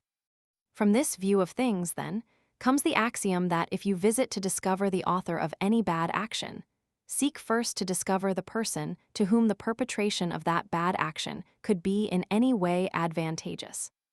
Now, to apply it in your case, to whom could your disappearance have been serviceable? To no one, by heaven. I was a very insignificant person. Do not speak thus, for your reply evinces neither logic nor philosophy. Everything is relative, my dear young friend, from the king who stands in the way of his successor to the employee who keeps his rival out of a place. Now, in the event of the king's death, his successor inherits a crown. When the employee dies, the supernumerary steps into his shoes and receives his salary of 12,000 livres. Well, these 12,000 livres are his civil list, and are as essential to him as the 12 millions of a king. Everyone, from the highest to the lowest degree, has his place on the social ladder, and is beset by stormy passions and conflicting interests, as in Descartes' theory of pressure and impulsion. But these forces increase as we go higher, so that we have a spiral which in defiance of reason rests upon the apex and not on the base. Now let us return to your particular world. You say you were on the point of being made captain of the Pharaon. Yes. And about to become the husband of a young and lovely girl. Yes. Now, could anyone have had any interest in preventing the accomplishment of these two things? But let us first settle the question as to its being the interest of anyone to hinder you from being captain of the Pharaon. What say you? I cannot believe such was the case.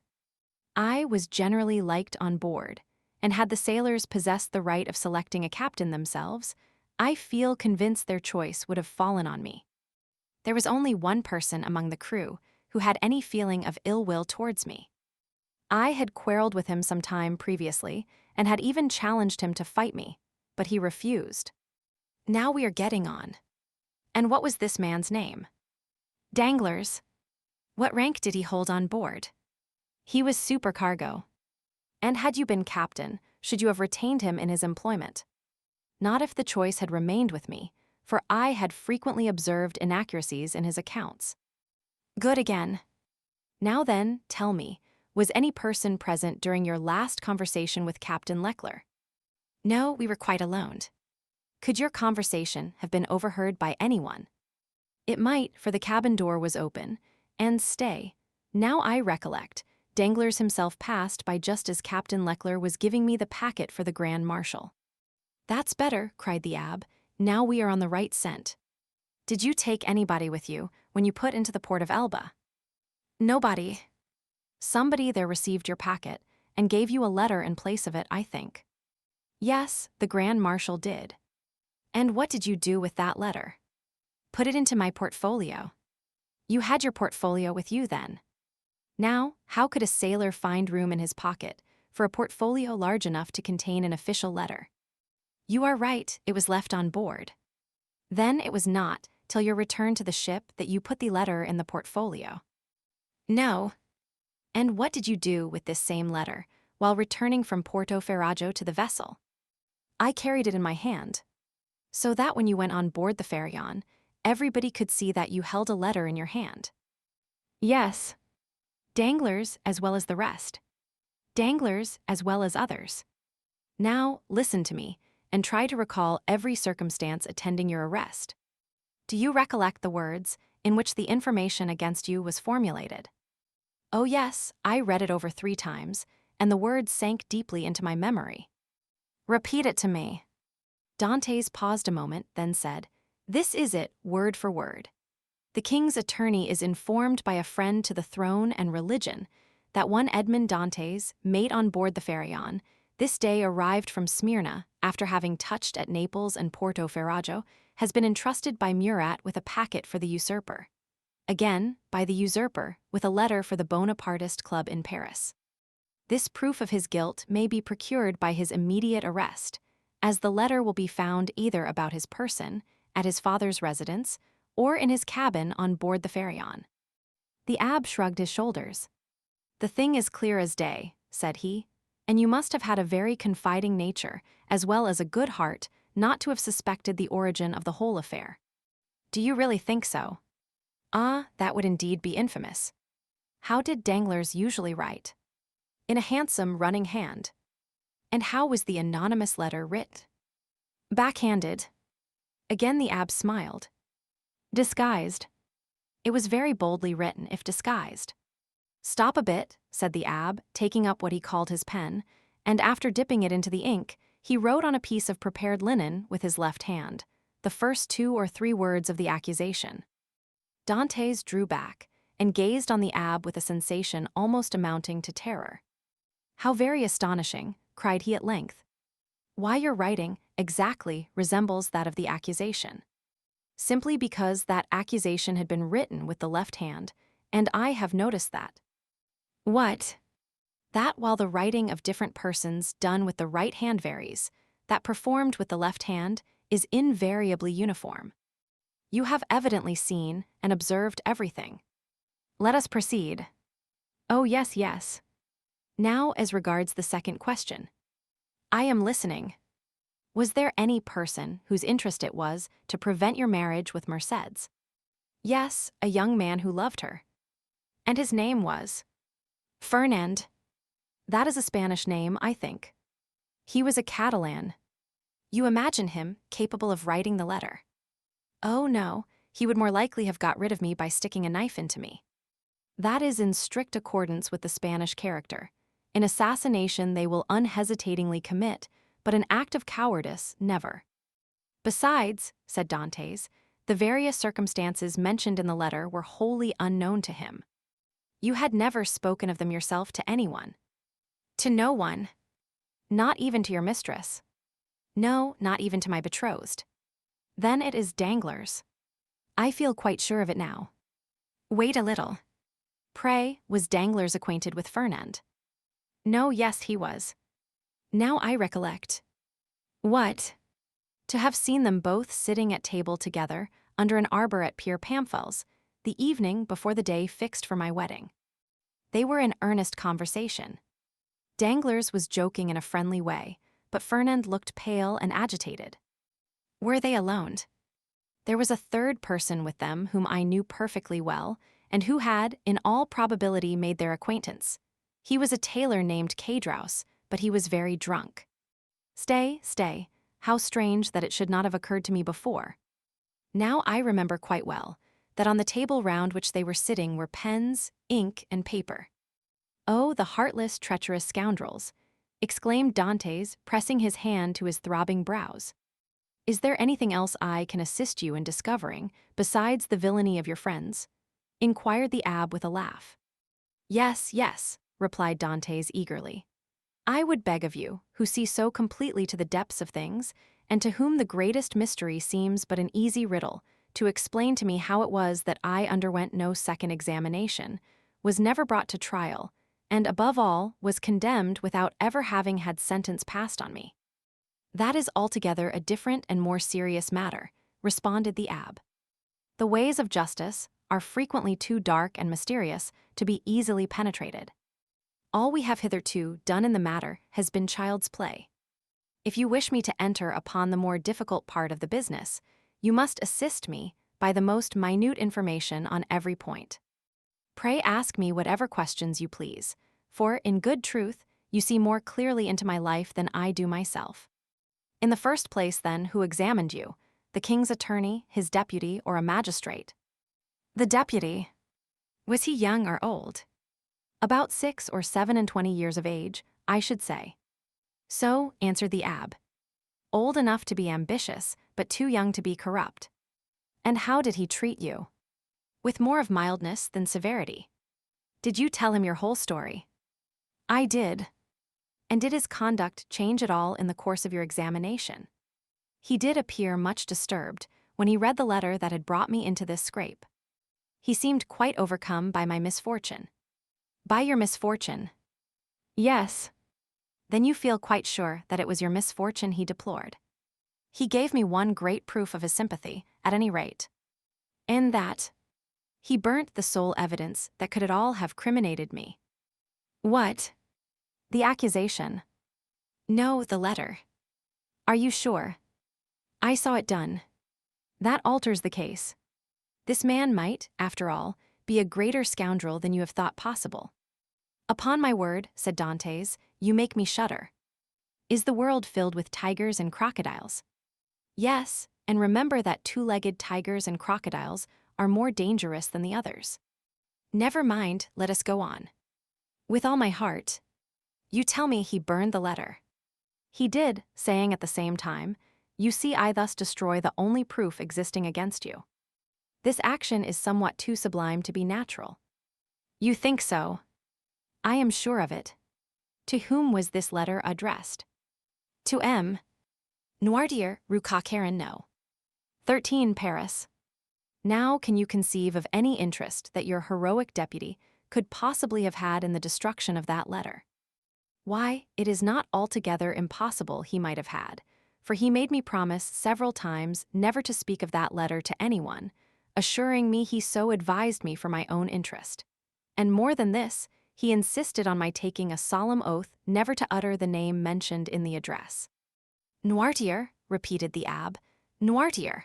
I knew a person of that name at the court of the Queen of Etruria, a Noirtier, who had been a Girondin during the Revolution. What was your deputy called? De Villefort. The abbé burst into a fit of laughter, while Dantès gazed on him in utter astonishment. What ails you? Said he at length. Do you see that ray of sunlight? I do. Well, the whole thing is more clear to me than that sunbeam is to you. Poor fellow. Poor young man. And you tell me this magistrate expressed great sympathy and commiseration for you. He did. And the worthy man destroyed your compromising letter. Yes. And then made you swear never to utter the name of Noirtier. Yes. Why, you poor short-sighted simpleton, can you not guess who this Noirtier was, whose very name he was so careful to keep concealed? This Noirtier was his father.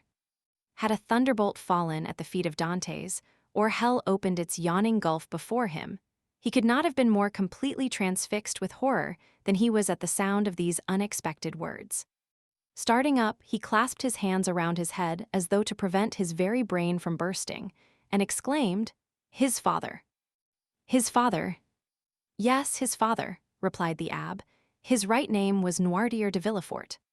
At this instant, a bright light shot through the mind of Dantès, and cleared up all that had been dark and obscure before. The change that had come over Villefort during the examination, the destruction of the letter, the exacted promise, the almost supplicating tones of the magistrate, who seemed rather to implore mercy than to pronounce punishment, all returned with a stunning force to his memory. He cried out and staggered against the wall like a drunken man. Then he hurried to the opening that led from the abbé's cell to his own, and said, I must be alone to think over all this. When he regained his dungeon, he threw himself on his bed, where the turnkey found him in the evening visit, sitting with fixed gaze and contracted features, dumb and motionless as a statue. During these hours of profound meditation, which to him had seemed only minutes, he had formed a fearful resolution, and bound himself to its fulfillment by a solemn oath. Dantès was at length roused from his reverie by the voice of Faria, who, having also been visited by his jailer, had come to invite his fellow-sufferer to share his supper. The reputation of being out of his mind, though harmlessly and even amusingly so, had procured for the abbé unusual privileges. He was supplied with bread of a finer, whiter quality than the usual prison fare, and even regaled each Sunday with a small quantity of wine. Now this was a Sunday, and the abbé had come to ask his young companion to share the luxuries with him. Dantès followed him. His features were no longer contracted, and now wore their usual expression, but there was that in his whole appearance that bespoke one who had come to a fixed and desperate resolve. Faria bent on him his penetrating eye. "I regret now," said he, "having helped you in your late inquiries, or having given you the information I did." "Why so?" inquired Dantès. "Because it has instilled a new passion in your heart, that of vengeance." Dantès smiled. "Let us talk of something else," said he. Again the abbé looked at him, then mournfully shook his head. But in accordance with Dantès' request, he began to speak of other matters. The elder prisoner was one of those persons whose conversation, like that of all who have experienced many trials, contained many useful and important hints as well as sound information.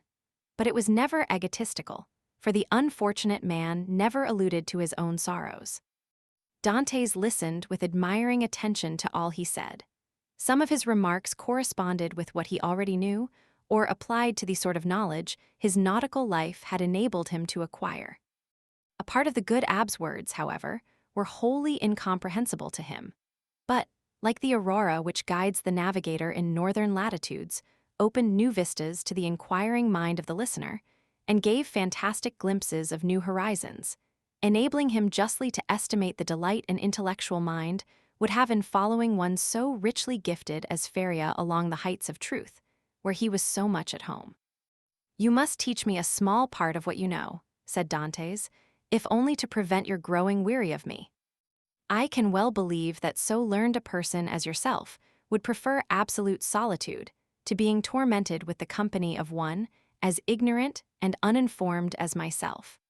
If you will only agree to my request, I promise you never to mention another word about escaping." The abbé smiled.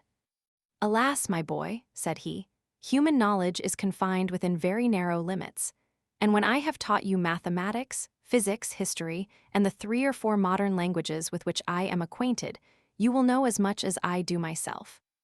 Now, it will scarcely require 2 years for me to communicate to you the stock of learning I possess." "2 years!" exclaimed Dantès. "Do you really believe I can acquire all these things in so short a time?" "Not their application, certainly, but their principles you may. To learn is not to know, there are the learners and the learned. Memory makes the one, philosophy the other. But cannot one learn philosophy? Philosophy cannot be taught. It is the application of the sciences to truth. It is like the golden cloud in which the Messiah went up into heaven." "Well then," said Dantès, "what shall you teach me first?" "I am in a hurry to begin. I want to learn." "Everything," said the abbé.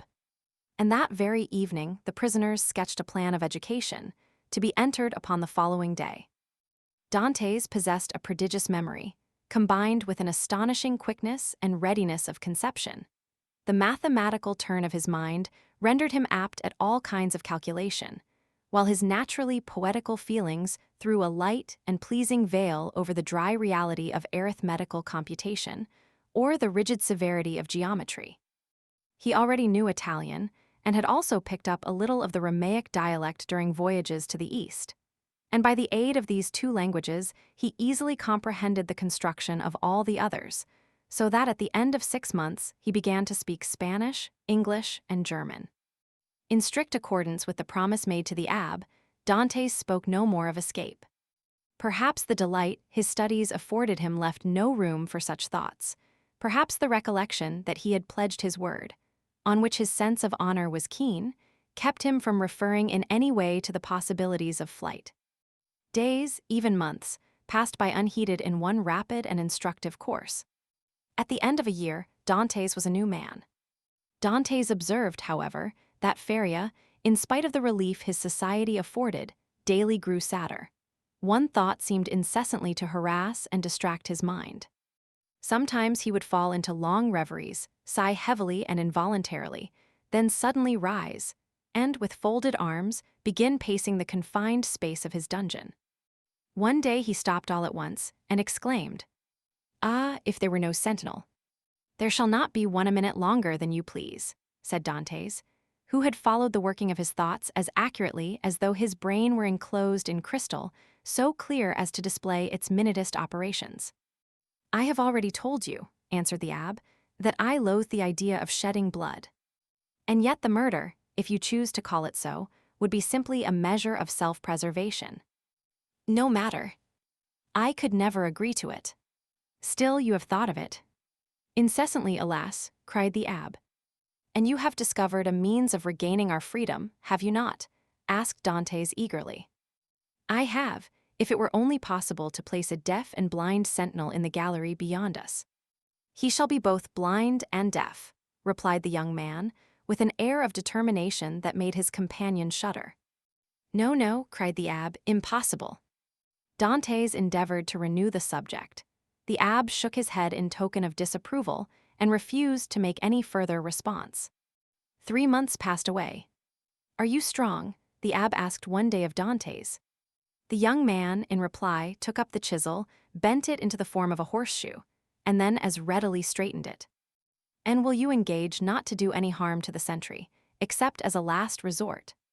I promise on my honor. Then, said the abbé, we may hope to put our design into execution.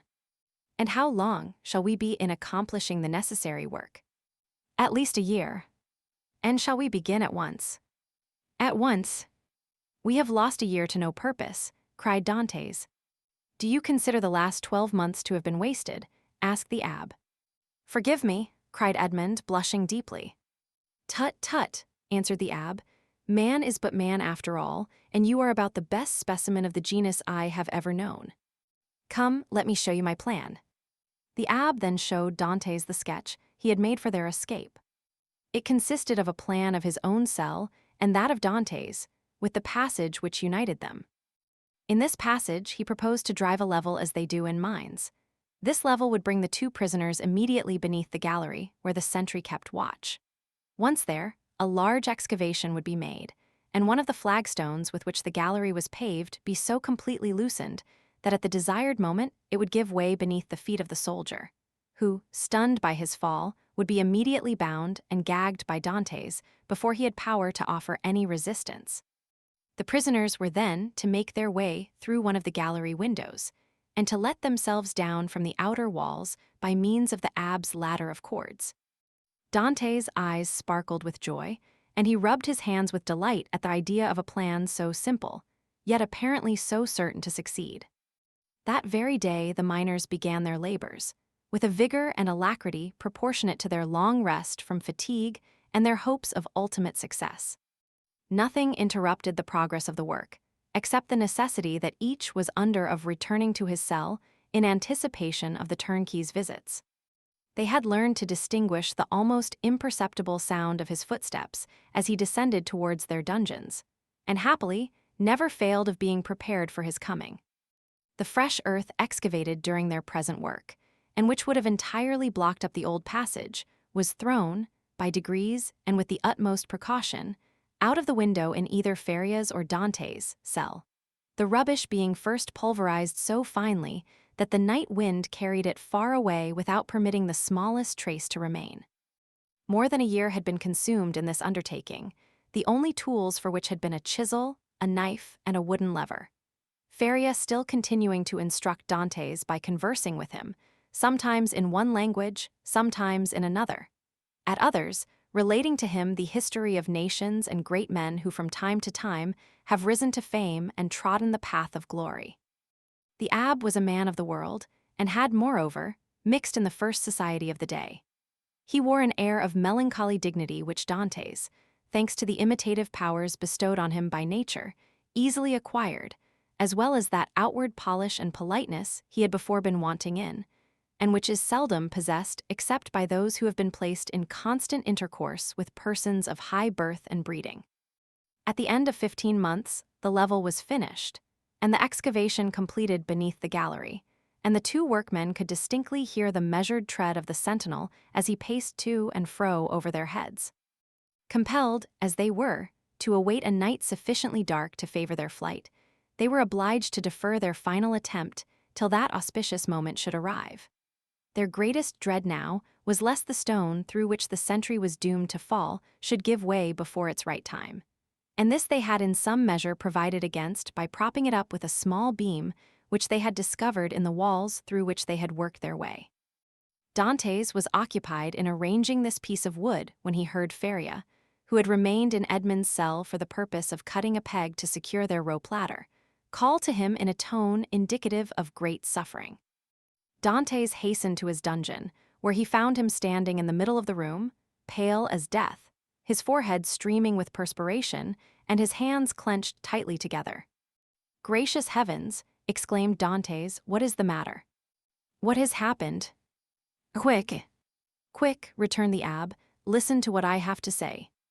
Dantès looked in fear and wonder at the livid countenance of Faria, whose eyes, already dull and sunken, were surrounded by purple circles, while his lips were white as those of a corpse, and his very hair seemed to stand on end.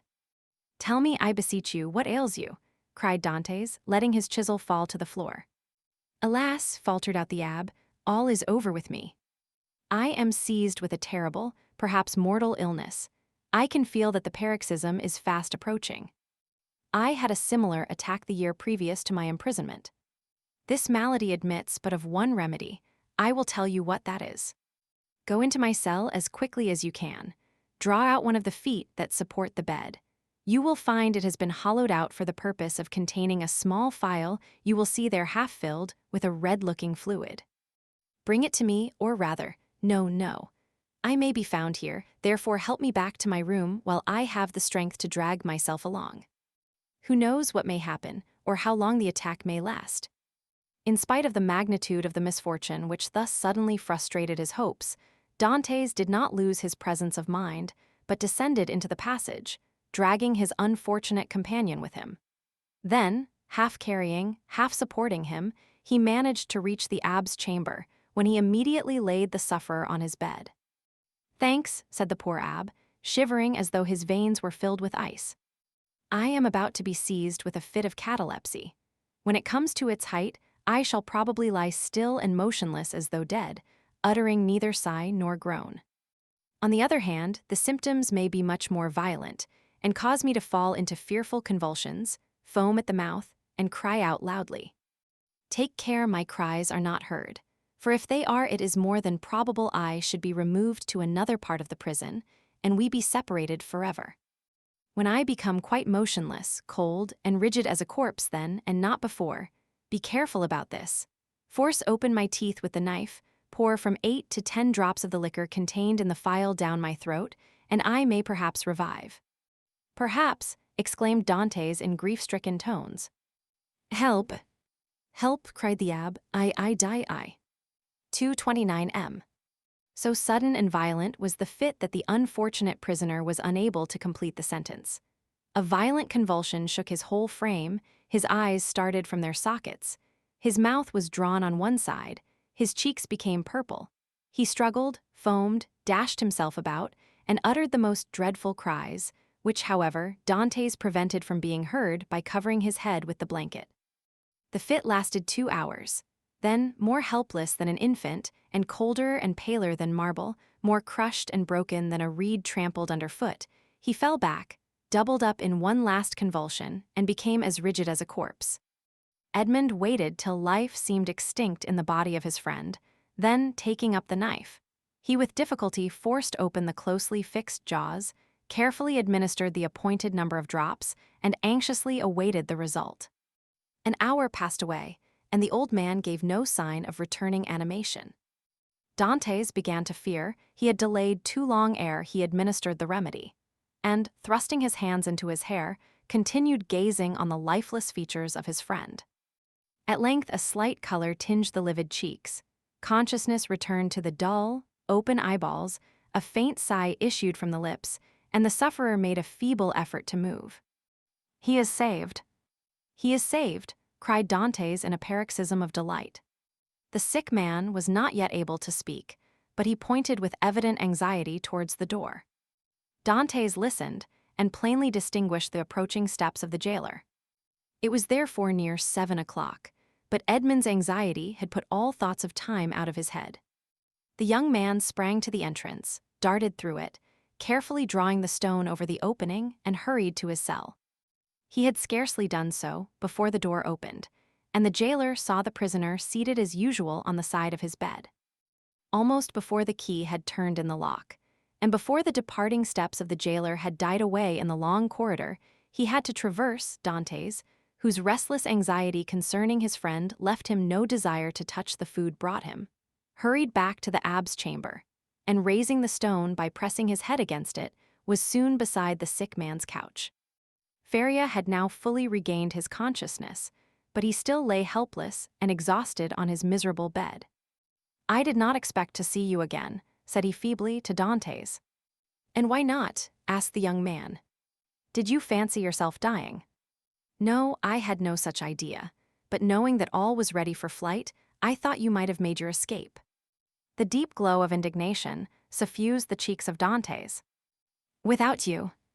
Did you really think me capable of that?" "At least," said the abbé, "I now see how wrong such an opinion would have been." "Alas, alas!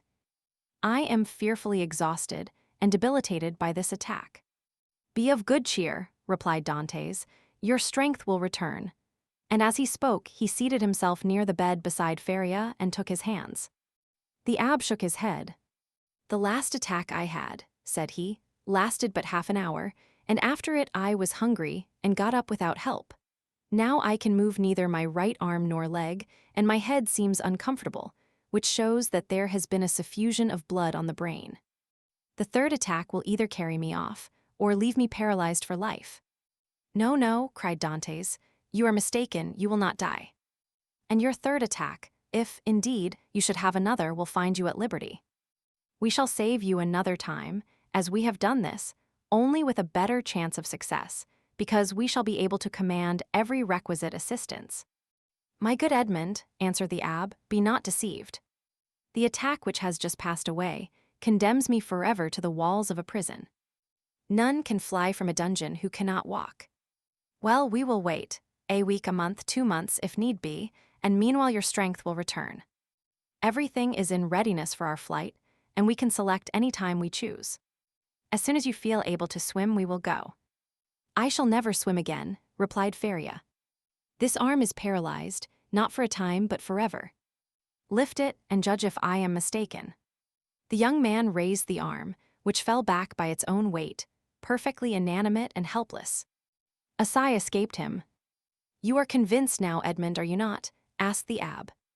"Depend upon it, I know what I say. Since the first attack I experienced of this malady, I have continually reflected on it. Indeed, I expected it, for it is a family inheritance. Both my father and grandfather died of it in a third attack. The physician who prepared for me the remedy I have twice successfully taken was no other than the celebrated Cabanis, and he predicted a similar end for me." 233 M. "The physician may be mistaken," exclaimed Dantès. "And as for your poor arm, what difference will that make? I can take you on my shoulders and swim for both of us." "My son," said the abbé, "you, who are a sailor and a swimmer, must know as well as I do that a man so loaded would sink before he had done 50 strokes. Cease, then, to allow yourself to be duped by vain hopes that even your own excellent heart refuses to believe in. Here I shall remain till the hour of my deliverance arrives, and that, in all human probability, will be the hour of my death. As for you, who are young and active, delay not on my account, but fly, go, I give you back your promise." "It is well," said Dantès. "Then I shall also remain." Then, rising and extending his hand with an air of solemnity over the old man's head, he slowly added, "By the blood of Christ, I swear never to leave you while you live." Feria gazed fondly on his noble-minded, single-hearted, high-principled young friend, and read in his countenance ample confirmation of the sincerity of his devotion and the loyalty of his purpose. "Thanks," murmured the invalid, extending one hand. "I accept. You may, one of these days, reap the reward of your disinterested devotion. But as I cannot, and you will not, quit this place, it becomes necessary to fill up the excavation beneath the soldier's gallery.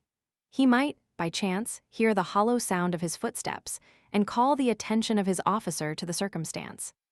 That would bring about a discovery, which would inevitably lead to our being separated. Go, then, and set about this work, in which, unhappily, I can offer you no assistance. Keep at it all night, if necessary, and do not return here tomorrow till after the jailer has visited me.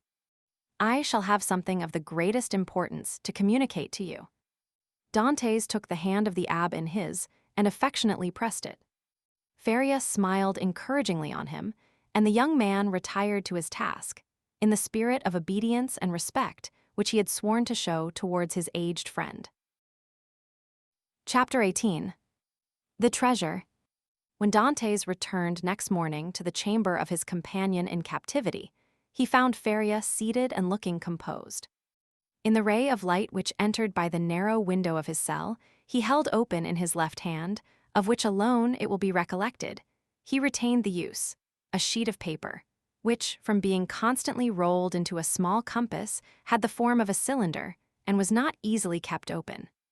He did not speak, but showed the paper to Dantès. "What is that?" he inquired. "Look at it," said the abbé with a smile. "I have looked at it with all possible attention," said Dantès, "and I only see a half-burnt paper, on which are traces of Gothic characters inscribed with a peculiar kind of ink." "This paper, my friend," said Feria, "I may now avow to you, since I have the proof of your fidelity. This paper is my treasure, of which from this day forth 1/2 belongs to you." The sweat started forth on Dantès' brow. Until this day, and for how long a time, he had refrained from talking of the treasure, which had brought upon the abbé the accusation of madness. With his instinctive delicacy, Edmond had preferred avoiding any touch on this painful chord, and Feria had been equally silent. He had taken the silence of the old man for a return to reason, and now these few words uttered by Feria, after so painful a crisis, seemed to indicate a serious relapse into mental alienation. "Your treasure," stammered Dantès. Feria smiled. "Yes," said he. "You have, indeed, a noble nature, Edmond, and I see by your paleness and agitation what is passing in your heart at this moment. No, be assured, I am not mad. This treasure exists, Dantès, and if I have not been allowed to possess it, you will." "Yes, you." "No one would listen or believe me, because everyone thought me mad. But you, who must know that I am not, listen to me, and believe me so afterwards if you will." "Alas," murmured Edmond to himself, "this is a terrible relapse. There was only this blow wanting." Then he said aloud, "My dear friend, your attack has, perhaps, fatigued you. Had you not better repose a while? Tomorrow, if you will, I will hear your narrative, but today I wish to nurse you carefully. Besides," he said, "a treasure is not a thing we need hurry about." "On the contrary, it is a matter of the utmost importance, Edmond," replied the old man. "Who knows if tomorrow, or the next day after, the third attack may not come on? And then must not all be over? Yes, indeed, I have often thought with a bitter joy that these riches, which would make the wealth of a dozen families, will be forever lost to those men who persecute me. This idea was one of vengeance to me, and I tasted it slowly in the night of my dungeon and the despair of my captivity. But now I have forgiven the world for the love of you. Now that I see you, young and with a promising future, now that I think of all that may result to you in the good fortune of such a disclosure, I shudder at any delay, and tremble lest I should not assure to one as worthy as yourself the possession of so vast an amount of hidden wealth." Edmond turned away his head with a sigh. "You persist in your incredulity, Edmond," continued Feria. "My words have not convinced you. I see you require proofs. Well then, read this paper, which I have never shown to anyone." "Tomorrow, my dear friend," said Edmond, desirous of not yielding to the old man's madness. "I thought it was understood that we should not talk of that until tomorrow." "Then we will not talk of it until tomorrow, but read this paper today." "I will not irritate him," thought Edmond, and taking the paper, of which half was wanting, having been burnt, no doubt, by some accident, he read. "This treasure, which may amount to 2 of Roman crowns in the most distant of the second opening WH, declare to belong to him alone. Heir, 25th April, 149. "Well," said Feria, when the young man had finished reading it. "Why," replied Dantès, "I see nothing but broken lines and unconnected words, which are rendered illegible by fire." "Yes, to you, my friend, who read them for the first time, but not for me, who have grown pale over them by many nights' study, and have reconstructed every phrase, completed every thought." "And do you believe you have discovered the hidden meaning?" I am sure I have, and you shall judge for yourself. But first listen to the history of this paper." "Silence," exclaimed Dantès. "Steps approach, I go adieu."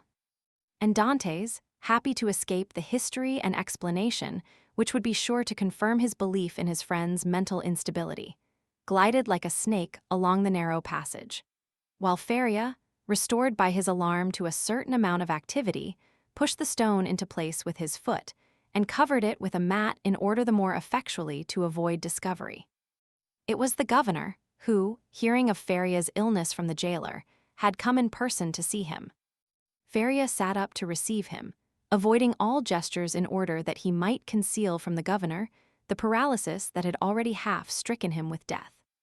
His fear was lest the governor, touched with pity, might order him to be removed to better quarters, and thus separate him from his young companion. But fortunately this was not the case, and the governor left him, convinced that the poor madman, for whom in his heart he felt a kind of affection, was only troubled with a slight indisposition. During this time, Edmond, seated on his bed with his head in his hands, tried to collect his scattered thoughts. Faria, since their first acquaintance, had been on all points so rational and logical, so wonderfully sagacious, in fact, that he could not understand how so much wisdom on all points could be allied with madness. Was Faria deceived as to his treasure, or was all the world deceived as to Faria? Dantès remained in his cell all day, not daring to return to his friend, thinking thus to defer the moment when he should be convinced, once for all, that the abbé was mad. Such a conviction would be so terrible. But towards the evening, after the hour for the customary visit had gone by, Faria, not seeing the young man appear, tried to move and get over the distance which separated them. Edmond shuddered when he heard the painful efforts which the old man made to drag himself along. His leg was inert, and he could no longer make use of one arm. Edmond was obliged to assist him, for otherwise he would not have been able to enter by the small aperture which led to Dantès' chamber. "Here I am, pursuing you remorselessly," he said with a benignant smile. "You thought to escape my munificence, but it is in vain. Listen to me." Edmond saw there was no escape, and placing the old man on his bed, he seated himself on the stool beside him. "You know," said the abbé, "that I was the secretary and intimate friend of Cardinal Spada, the last of the princes of that name. I owe to this worthy lord all the happiness I ever knew. He was not rich, although the wealth of his family had passed into a proverb, and I heard the phrase very often, as rich as a Spada. But he, like public rumor, lived on this reputation for wealth. His palace was my paradise. I was tutor to his nephews, who are dead. And when he was alone in the world, I tried by absolute devotion to his will to make up to him all he had done for me during 10 years of unremitting kindness. The cardinal's house had no secrets for me. I had often seen my noble patron annotating ancient volumes and eagerly searching amongst dusty family manuscripts. One day when I was reproaching him for his unavailing searches and deploring the prostration of mind that followed them, he looked at me and, smiling bitterly, opened a volume relating to the history of the city of Rome. There, in the 20th chapter of the life of Pope Alexander Roman VI, were the following lines, which I can never forget. The great wars of Romagna had ended. Caesar Borgia, who had completed his conquest, had need of money to purchase all Italy. The Pope had also need of money to bring matters to an end with Louis Roman XII, King of France, who was formidable still in spite of his recent reverses, and it was necessary, therefore, to have recourse to some profitable scheme, which was a matter of great difficulty in the impoverished condition of exhausted Italy. His Holiness had an idea. He determined to make 2 cardinals. By choosing 2 of the greatest personages of Rome, especially rich men, this was the return the Holy Father looked for. In the first place, he could sell the great appointments and splendid offices which the cardinals already held, and then he had the 2 hats to sell besides. There was a third point in view, which will appear hereafter. The Pope and Caesar Borgia first found the 2 future cardinals. They were Giovanni Rospigliosi, who held 4 of the highest dignities of the Holy See, and Caesar Spada, one of the noblest and richest of the Roman nobility. Both felt the high honor of such a favor from the Pope. They were ambitious, and Caesar Borgia soon found purchasers for their appointments. The result was that Rospigliosi and Spada paid for being cardinals, and 8 other persons paid for the offices the cardinals held before their elevation, and thus 800,000 crowns entered into the coffers of the speculators. 239m. It is time now to proceed to the last part of the speculation. The Pope heaped attentions upon Rospigliosi and Spada, conferred upon them the insignia of the cardinalate, and induced them to arrange their affairs and take up their residence at Rome. Then the Pope and Caesar Borgia invited the 2 cardinals to dinner. This was a matter of dispute between the Holy Father and his son. Caesar thought they could make use of one of the means which he always had ready for his friends, that is to say, in the first place, the famous key which was given to certain persons with the request that they go and open a designated cupboard. This key was furnished with a small iron point, a negligence on the part of the locksmith. When this was pressed to effect the opening of the cupboard, of which the lock was difficult, the person was pricked by this small point and died next day. Then there was the ring with the lion's head, which Caesar wore when he wanted to greet his friends with a clasp of the hand. The lion bit the hand thus favored, and at the end of 24 hours, the bite was mortal. Caesar proposed to his father that they should either ask the cardinals to open the cupboard or shake hands with them, but Alexander Roman VI replied, "Now as to the worthy cardinals, Spada and Rospigliosi, let us ask both of them to dinner. Something tells me that we shall get that money back. Besides, you forget, Caesar, an indigestion declares itself immediately, while a prick or a bite occasions a delay of a day or 2. Caesar gave way before such cogent reasoning, and the cardinals were consequently invited to dinner. The table was laid in a vineyard belonging to the Pope, near San Pierdarena, a charming retreat which the cardinals knew very well by report. Rospigliosi, quite set up with his new dignities, went with a good appetite and his most ingratiating manner. Spada, a prudent man, and greatly attached to his only nephew, a young captain of the highest promise, took paper and pen and made his will. He then sent word to his nephew to wait for him near the vineyard, but it appeared the servant did not find him. Spada knew what these invitations meant.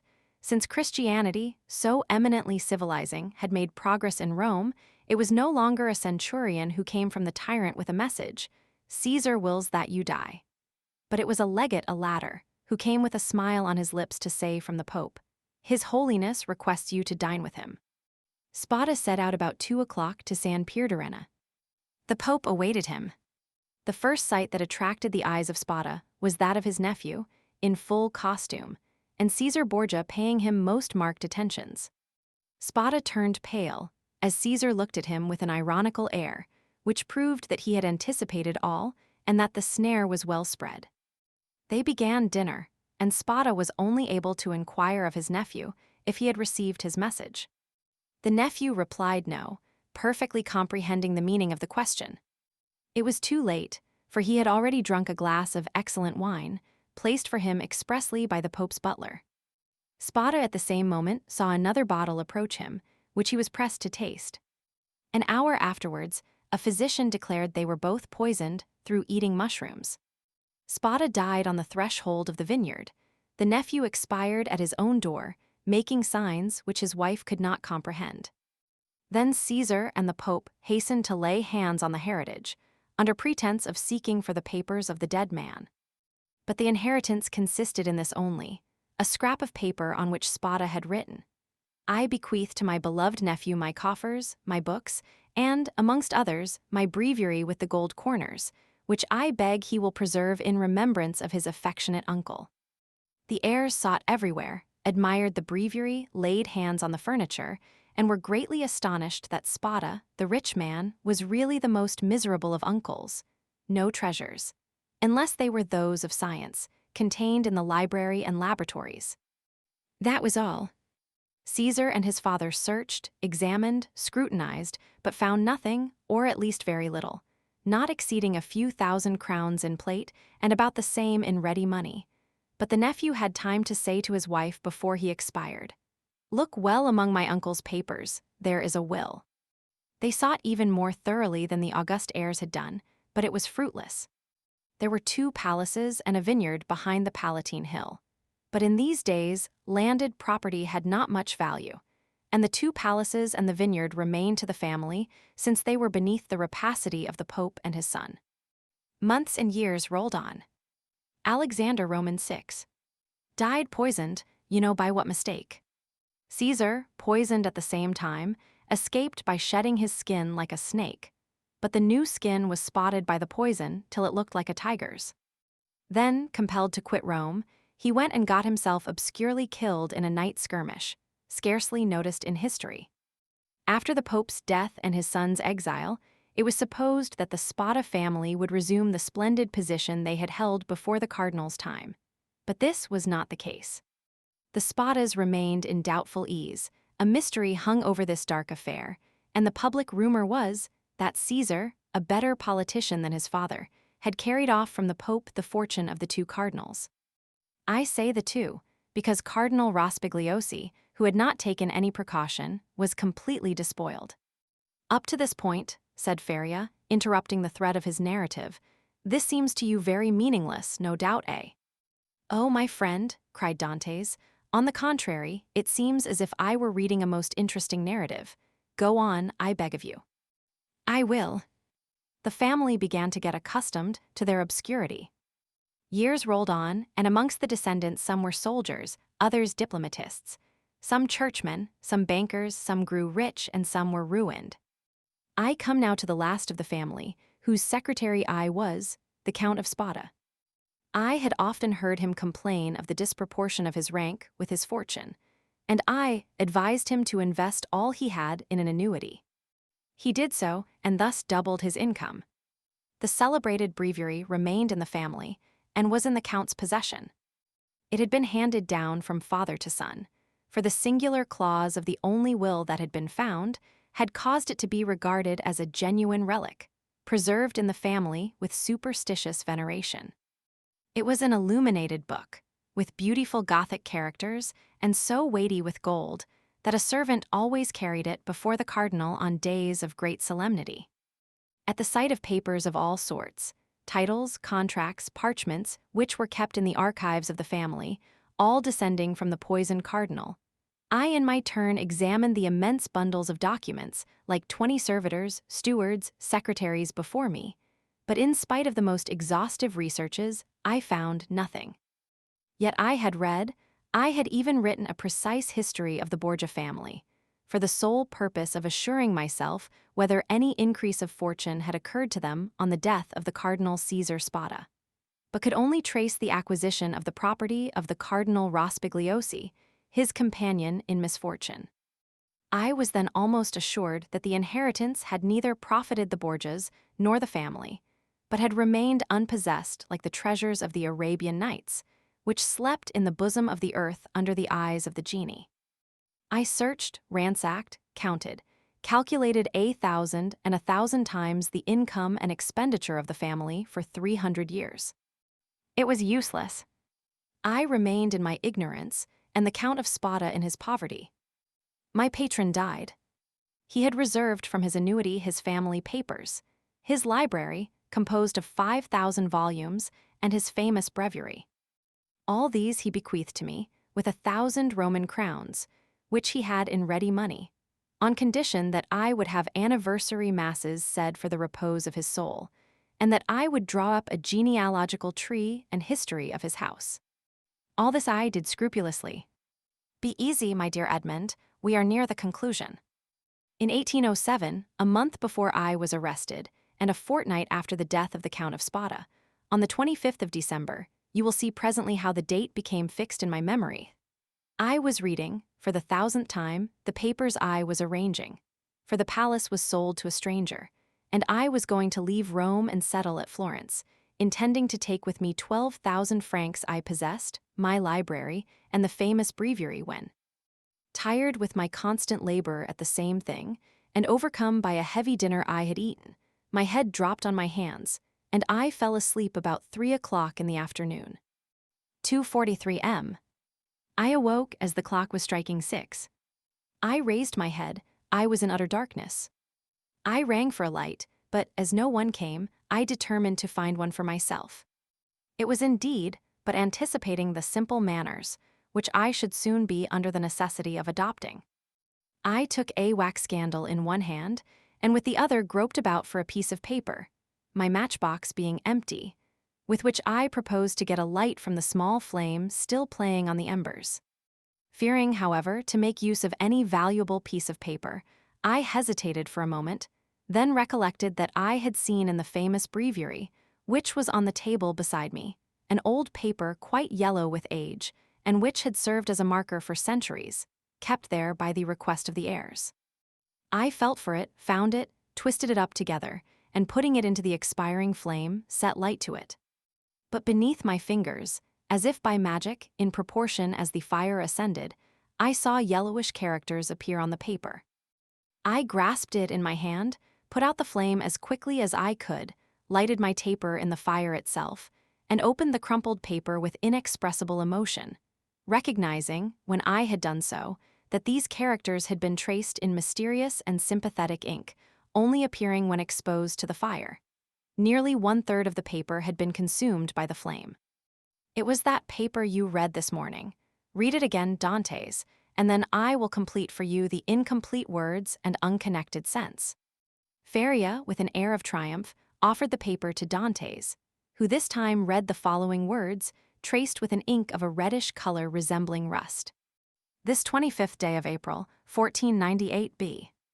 Alexander Roman 6, and fearing that not, he may desire to become my heir, and Ray, and Bentivoglio, who were poisoned, my sole heir, that I have boo, and has visited with me, that is in Island of Monte Cristo, all I pass, jewels, diamonds, gems, that I alone, may amount to nearly 2 mil, will find on raising the 20th row, creek to the east in a right line.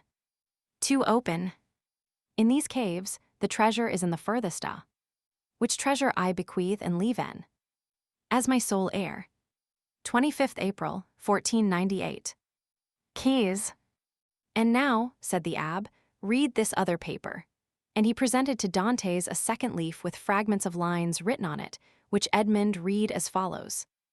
Ing invited to dine by his holiness. Content with making me pay for my hat. Serves for me the fate of Cardinals Caprara. I declare to my nephew, Guido Spada.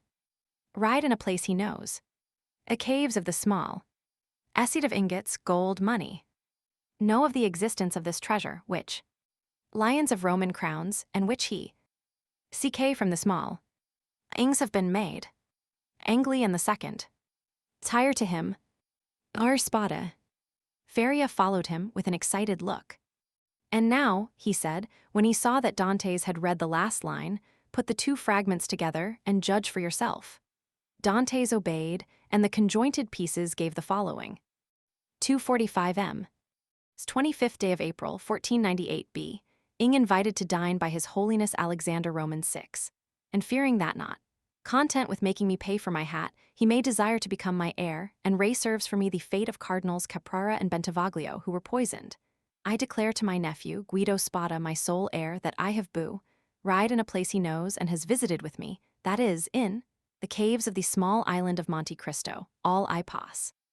Acid of ingots, gold, money, jewels, diamonds, gems, that I alone know of the existence of this treasure, which may amount to nearly 2 mil, lions of Roman crowns, and which he will find on raising the 20th row. CK from the small creek to the east in a right line. 2 open. Ings have been made in these caves, the treasure is in the furthest Angli and the second, which treasure I bequeath and leave en, tire to him as my sole heir. 25th April, 1498. Keys, our Spada. Well, do you comprehend now? Inquired Feria.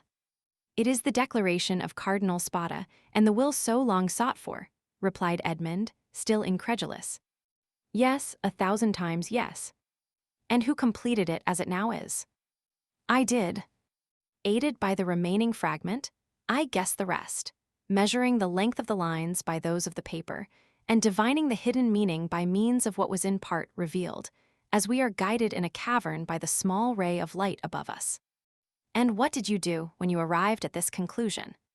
I resolved to set out, and did set out at that very instant, carrying with me the beginning of my great work, the unity of the Italian kingdom. But for some time, the imperial police, who at this period, quite contrary to what Napoleon desired so soon as he had a son born to him, wished for a partition of provinces, had their eyes on me. And my hasty departure, the cause of which they were unable to guess, having aroused their suspicions, I was arrested at the very moment I was leaving Piombino. Now, continued Feria, addressing Dantès with an almost paternal expression, now, my dear fellow, you know as much as I do myself. If we ever escape together, half this treasure is yours. If I die here, and you escape alone, the whole belongs to you. But, inquired Dantès hesitating, has this treasure no more legitimate possessor in the world than ourselves?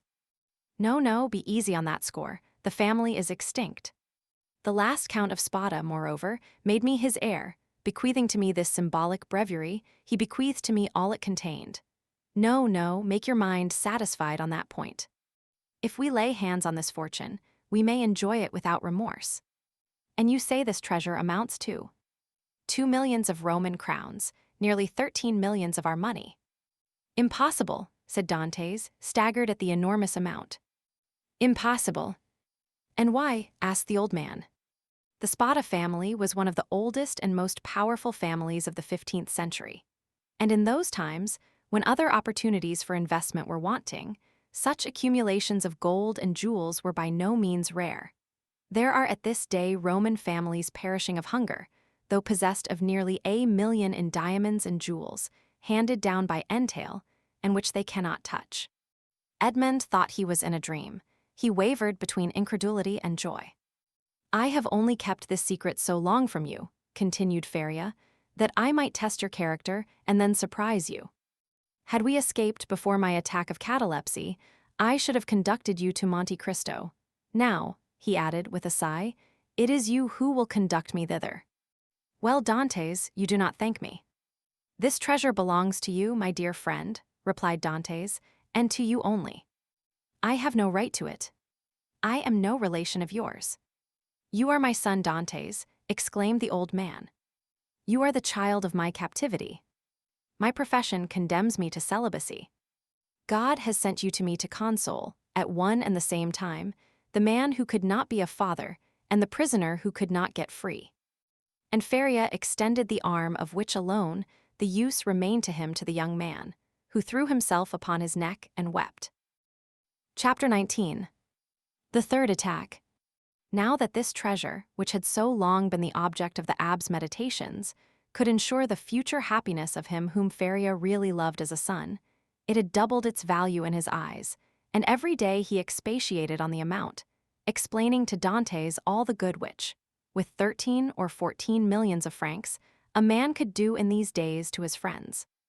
And then Dantès' countenance became gloomy, for the oath of vengeance he had taken recurred to his memory, and he reflected how much ill, in these times, a man with 13 or 14 millions could do to his enemies.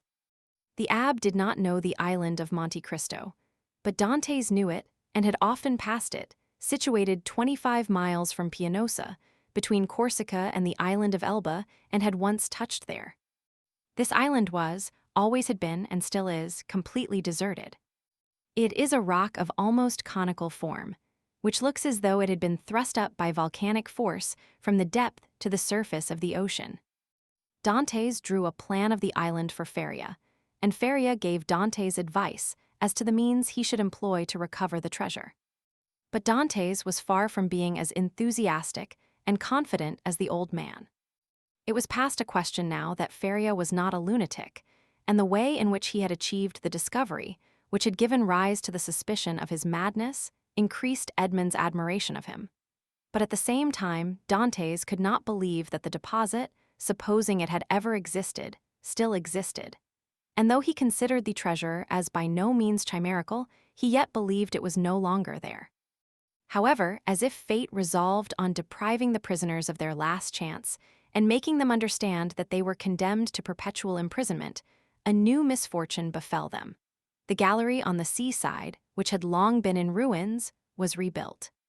They had repaired it completely, and stopped up with vast masses of stone the whole Dantès had partly filled in. But for this precaution, which, it will be remembered, the abbé had made to Edmond, the misfortune would have been still greater. for their attempt to escape would have been detected, and they would undoubtedly have been separated. Thus a new, a stronger, and more inexorable barrier was interposed to cut off the realization of their hopes. "You see," said the young man, with an air of sorrowful resignation, to Feria, "that God deems it right to take from me any claim to merit for what you call my devotion to you. I have promised to remain forever with you, and now I could not break my promise if I would. The treasure will be no more mine than yours, and neither of us will quit this prison. But my real treasure is not that, my dear friend, which awaits me beneath the somber rocks of Monte Cristo. It is your presence, our living together 5 or 6 hours a day, in spite of our jailers. It is the rays of intelligence you have elicited from my brain, the languages you have implanted in my memory, and which have taken root there with all their philological ramifications. These different sciences that you have made so easy to me by the depth of the knowledge you possess of them, and the clearness of the principles to which you have reduced them. This is my treasure, my beloved friend, and with this you have made me rich and happy.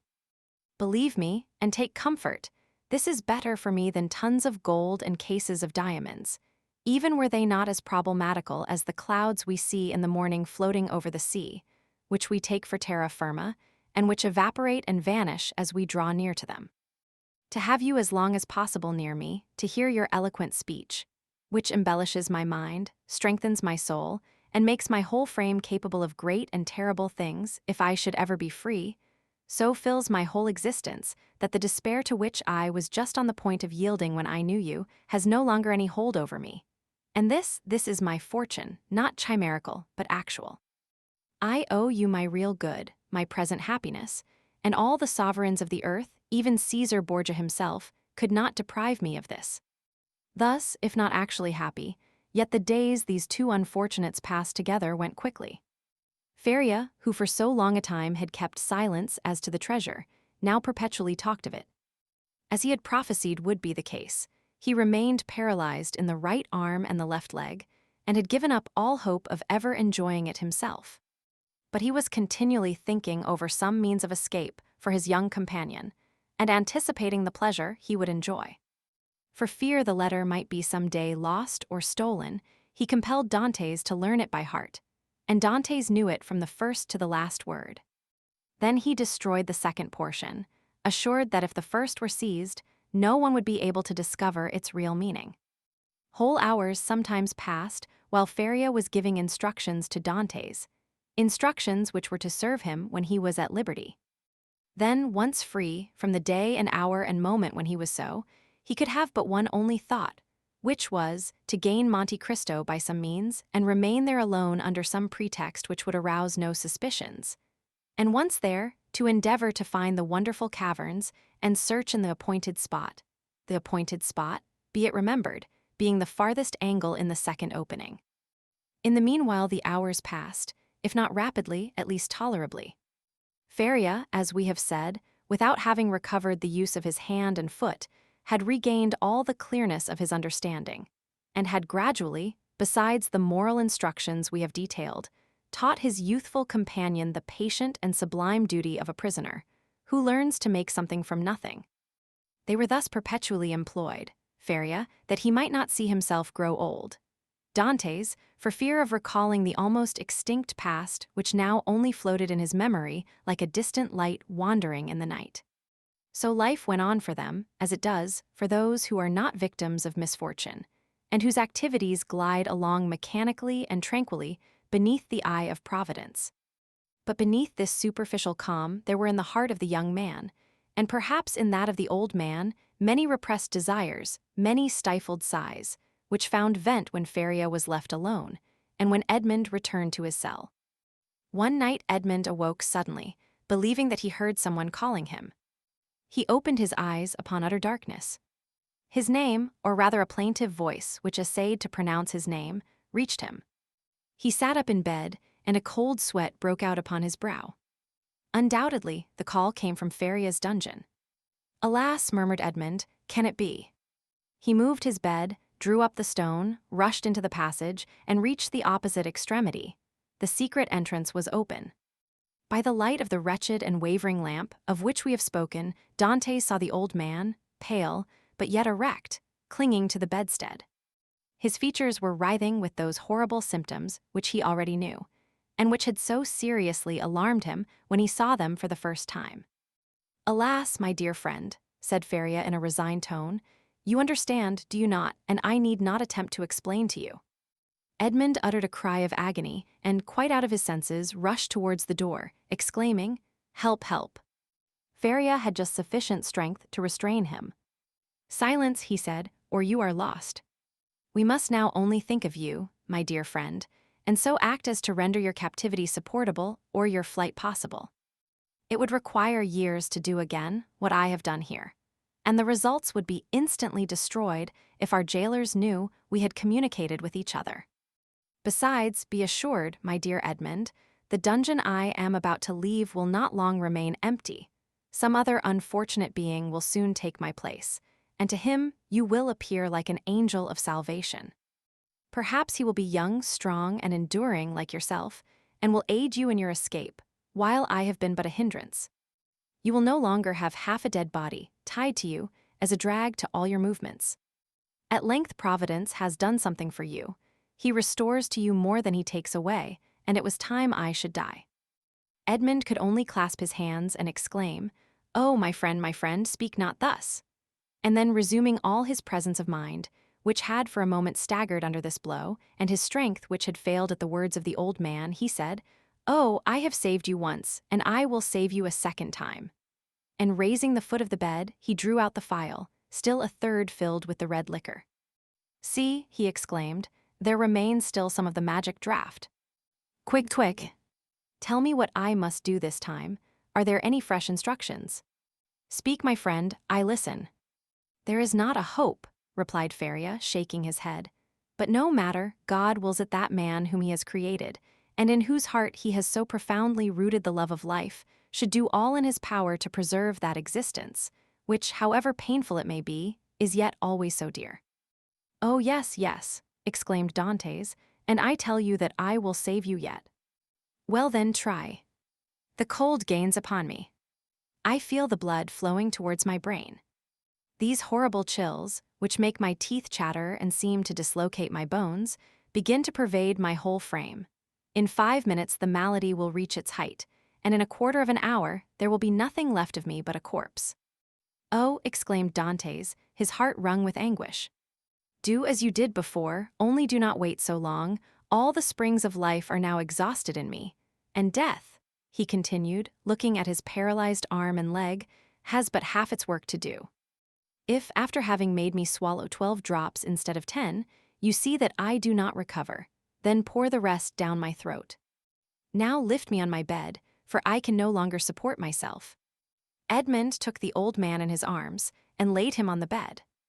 "And now, my dear friend," said Feria, "sole consolation of my wretched existence, you whom heaven gave me somewhat late, but still gave me a priceless gift, and for which I am most grateful. At the moment of separating from you forever, I wish you all the happiness and all the prosperity you so well deserve. My son, I bless thee." The young man cast himself on his knees, leaning his head against the old man's bed. "Listen now to what I say in this my dying moment.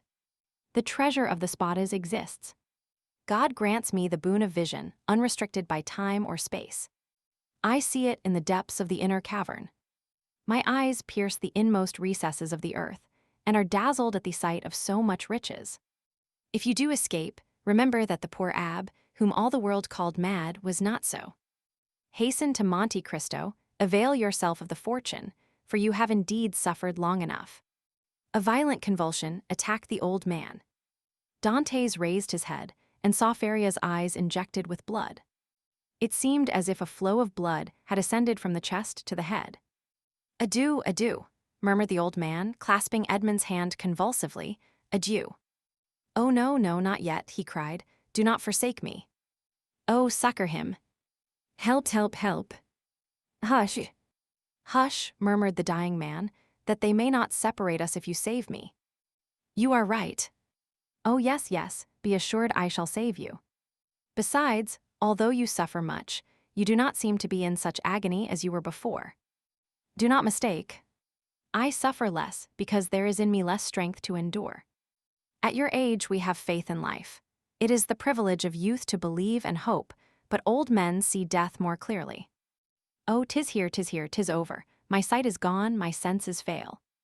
Your hand, Dantès. Adieu. Adieu. And raising himself by a final effort, in which he summoned all his faculties, he said, Monte Cristo, forget not Monte Cristo, and he fell back on the bed. The crisis was terrible, and a rigid form with twisted limbs, swollen eyelids, and lips flecked with bloody foam lay on the bed of torture, in place of the intellectual being who so lately rested there. Dantès took the lamp, placed it on a projecting stone above the bed, whence its tremulous light fell with strange and fantastic ray on the distorted countenance and motionless, stiffened body. With steady gaze, he awaited confidently the moment for administering the restorative. When he believed that the right moment had arrived, he took the knife, pried open the teeth, which offered less resistance than before, counted one after the other 12 drops, and watched. The phial contained, perhaps, twice as much more.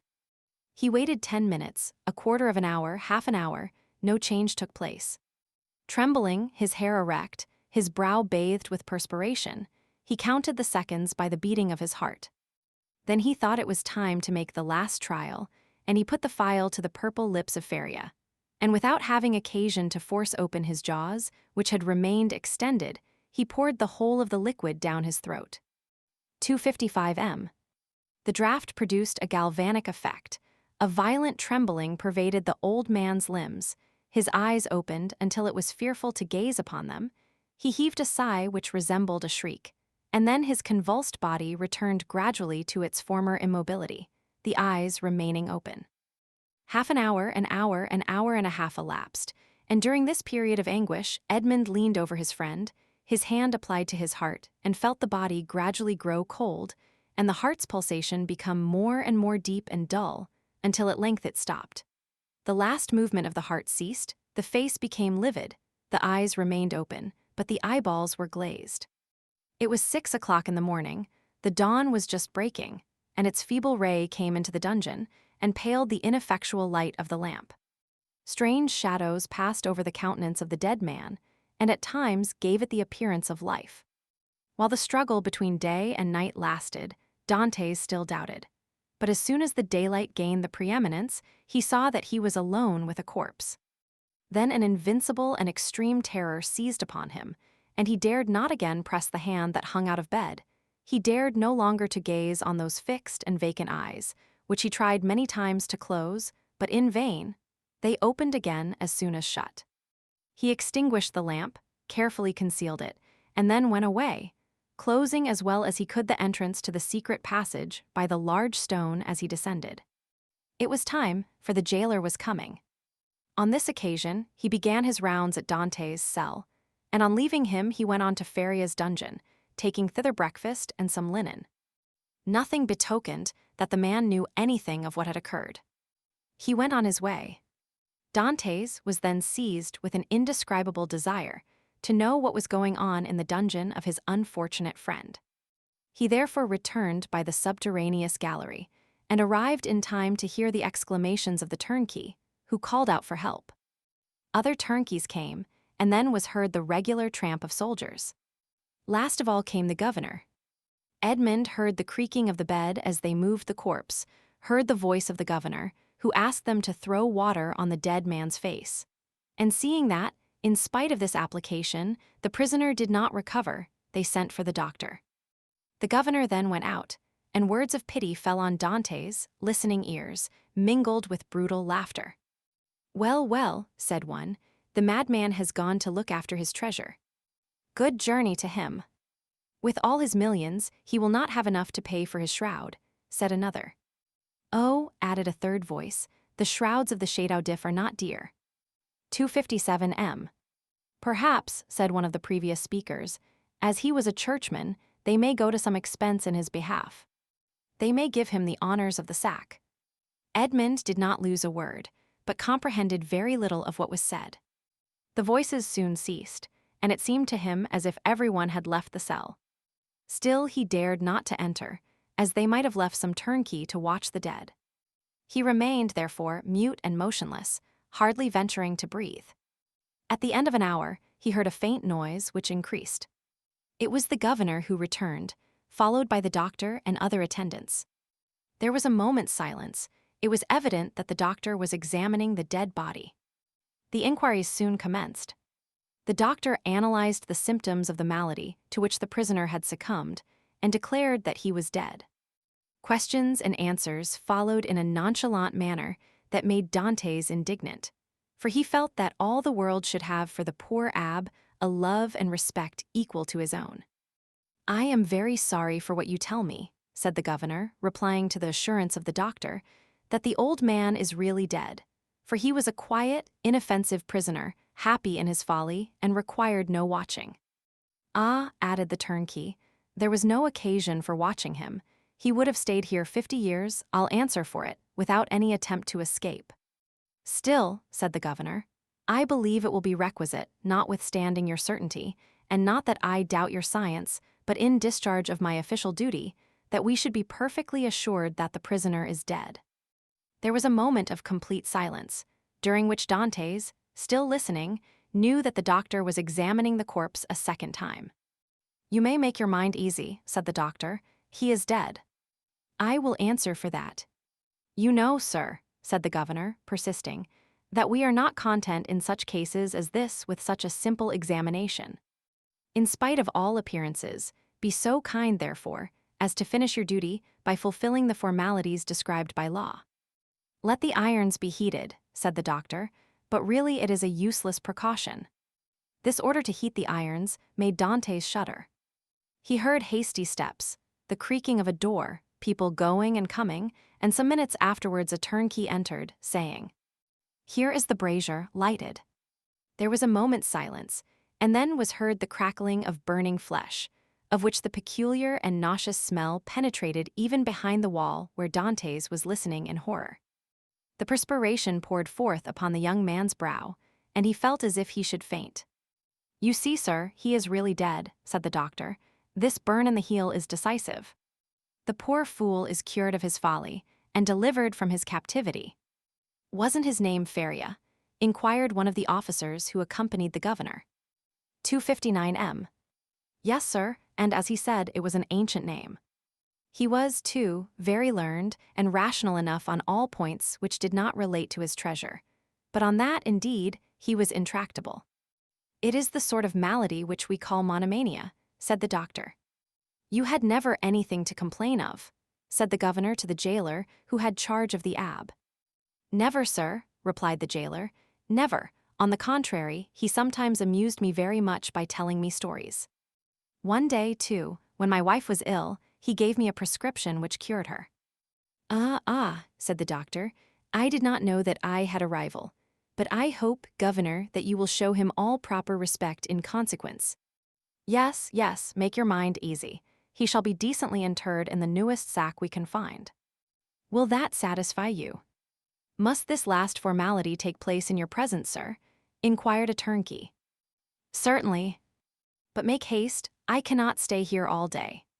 Other footsteps, going and coming, were now heard, and a moment afterwards the noise of rustling canvas reached Dantès' ears, the bed creaked, and the heavy footfall of a man who lifts a weight sounded on the floor. Then the bed again creaked under the weight deposited upon it. "This evening," said the governor. "Will there be any mass?" asked one of the attendants. "That is impossible," replied the governor. "The chaplain of the Shadow came to me yesterday to beg for leave of absence, in order to take a trip to Hyères for a week. I told him I would attend to the prisoners in his absence. If the poor abbé had not been in such a hurry, he might have had his requiem." Pooh, said the doctor, with the impiety usual in persons of his profession. "He is a churchman. God will respect his profession, and not give the devil the wicked delight of sending him a priest." A shout of laughter followed this brutal jest. Meanwhile, the operation of putting the body in the sack was going on. "This evening," said the governor, when the task was ended. "At what hour?" inquired a turnkey. "Why, about 10 or 11 o'clock." "Shall we watch by the corpse?" "Of what use would it be?" "Shut the dungeon as if he were alive, that is all." Then the steps retreated, and the voices died away in the distance. The noise of the door, with its creaking hinges and bolts, ceased, and a silence more somber than that of solitude ensued, the silence of death, which was all-pervasive, and struck its icy chill to the very soul of Dantès. Then he raised the flagstone cautiously with his head, and looked carefully around the chamber. It was empty, and Dantès emerged from the tunnel. Chapter 20. The Cemetery of the Château d'If. On the bed, at full length, and faintly illuminated by the pale light that came from the window, lay a sack of canvas, and under its rude folds was stretched a long and stiffened form. It was Faria's last winding sheet, a winding sheet which, as the turnkey said, cost so little. Everything was in readiness. A barrier had been placed between Dantès and his old friend. No longer could Edmond look into those wide-open eyes which had seemed to be penetrating the mysteries of death. No longer could he clasp the hand which had done so much to make his existence blessed. Faria, the beneficent and cheerful companion, with whom he was accustomed to live so intimately, no longer breathed. He seated himself on the edge of that terrible bed, and fell into melancholy and gloomy reverie. Alone. He was alone again. Again condemned to silence, again face to face with nothingness. Alone, never again to see the face, never again to hear the voice of the only human being who united him to earth. Was not Faria's fate the better, after all, to solve the problem of life at its source, even at the risk of horrible suffering? The idea of suicide, which his friend had driven away and kept away by his cheerful presence, now hovered like a phantom over the abbé's dead body. "If I could die," he said, "I should go where he goes and should assuredly find him again. But how to die? It is very easy," he went on with a smile. "I will remain here, rush on the first person that opens the door, strangle him, and then they will guillotine me." But excessive grief is like a storm at sea, where the frail bark is tossed from the depths to the top of the wave. Dantès recoiled from the idea of so infamous a death, and passed suddenly from despair to an ardent desire for life and liberty. "Die? Oh no," he exclaimed, "not die now, after having lived and suffered so long and so much. Die? Yes, had I died years ago, but now to die would be, indeed, to give way to the sarcasm of destiny. No, I want to live. I shall struggle to the very last. I will yet win back the happiness of which I have been deprived. Before I die, I must not forget that I have my executioners to punish, and perhaps, too, who knows, some friends to reward. Yet they will forget me here, and I shall die in my dungeon like Faria." As he said this, he became silent and gazed straight before him like one overwhelmed with a strange and amazing thought. Suddenly he arose, lifted his hand to his brow as if his brain were giddy, paced twice or thrice round the dungeon, and then paused abruptly by the bed. "Just God," he muttered, "whence comes this thought? Is it from thee? Since none but the dead pass freely from this dungeon, let me take the place of the dead." Without giving himself time to reconsider his decision, and indeed that he might not allow his thoughts to be distracted from his desperate resolution, he bent over the appalling shroud, opened it with the knife which Faria had made, drew the corpse from the sack, and bore it along the tunnel to his own chamber, laid it on his couch, tied around its head the rag he wore at night around his own, covered it with his counterpane, once again kissed the ice-cold brow, and tried vainly to close the resisting eyes, which glared horribly, turned the head towards the wall, so that the jailer might, when he brought the evening meal, believe that he was asleep, as was his frequent custom, entered the tunnel again, drew the bed against the wall, returned to the other cell, took from the hiding-place the needle and thread, flung off his rags, that they might feel only naked flesh beneath the coarse canvas, and getting inside the sack, placed himself in the posture in which the dead body had been laid, and sewed up the mouth of the sack from the inside. He would have been discovered by the beating of his heart, if by any mischance the jailers had entered at that moment. Dantès might have waited until the evening visit was over, but he was afraid that the governor would change his mind and order the dead body to be removed earlier. In that case, his last hope would have been destroyed. Now his plans were fully made, and this is what he intended to do. If while he was being carried out the grave diggers should discover that they were burying alive instead of a dead body, Dantès did not intend to give them time to recognize him, but with a sudden cut of the knife, he meant to open the sack from top to bottom, and, profiting by their alarm, escape. If they tried to catch him, he would use his knife to better purpose. 263m. If they took him to the cemetery and laid him in a grave, he would allow himself to be covered with earth, and then, as it was night, the grave diggers could scarcely have turned their backs before he would have worked his way through the yielding soil and escaped. He hoped that the weight of earth would not be so great that he could not overcome it. If he was detected in this and the earth proved too heavy, he would be stifled, and then, so much the better, all would be over. Dantès had not eaten since the preceding evening, but he had not thought of hunger, nor did he think of it now. His situation was too precarious to allow him even time to reflect on any thought but one. The first risk that Dantès ran was that the jailer, when he brought him his supper at 7 o'clock, might perceive the change that had been made. Fortunately, 20 times at least, from misanthropy or fatigue, Dantès had received his jailer in bed, and then the man placed his bread and soup on the table and went away without saying a word. This time the jailer might not be as silent as usual, but speak to Dantès, and seeing that he received no reply, go to the bed and thus discover all.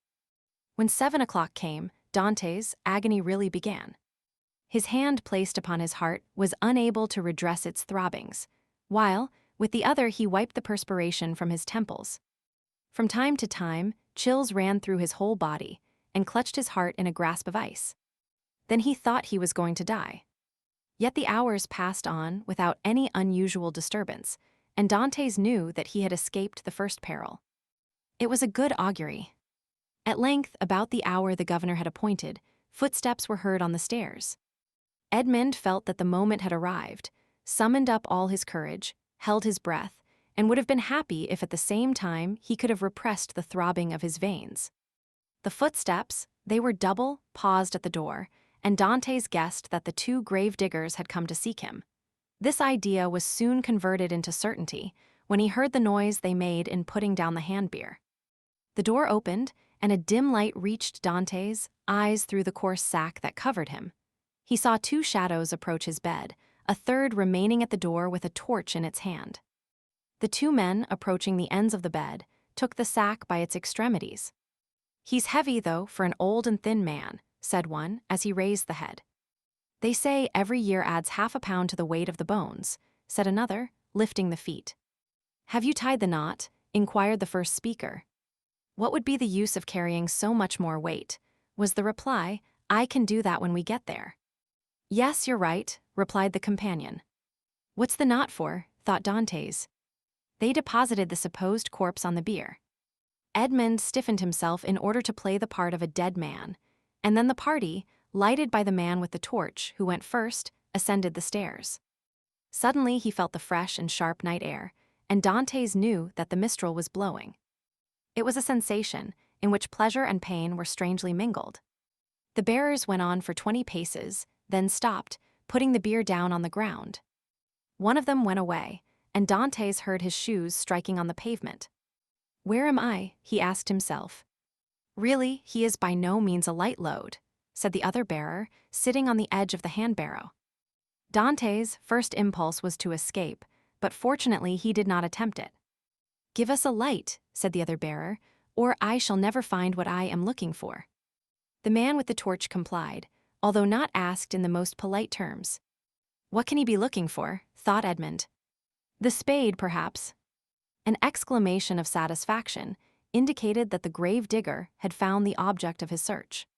"Here it is at last," he said, "not without some trouble, though." "Yes," was the answer, "but it has lost nothing by waiting."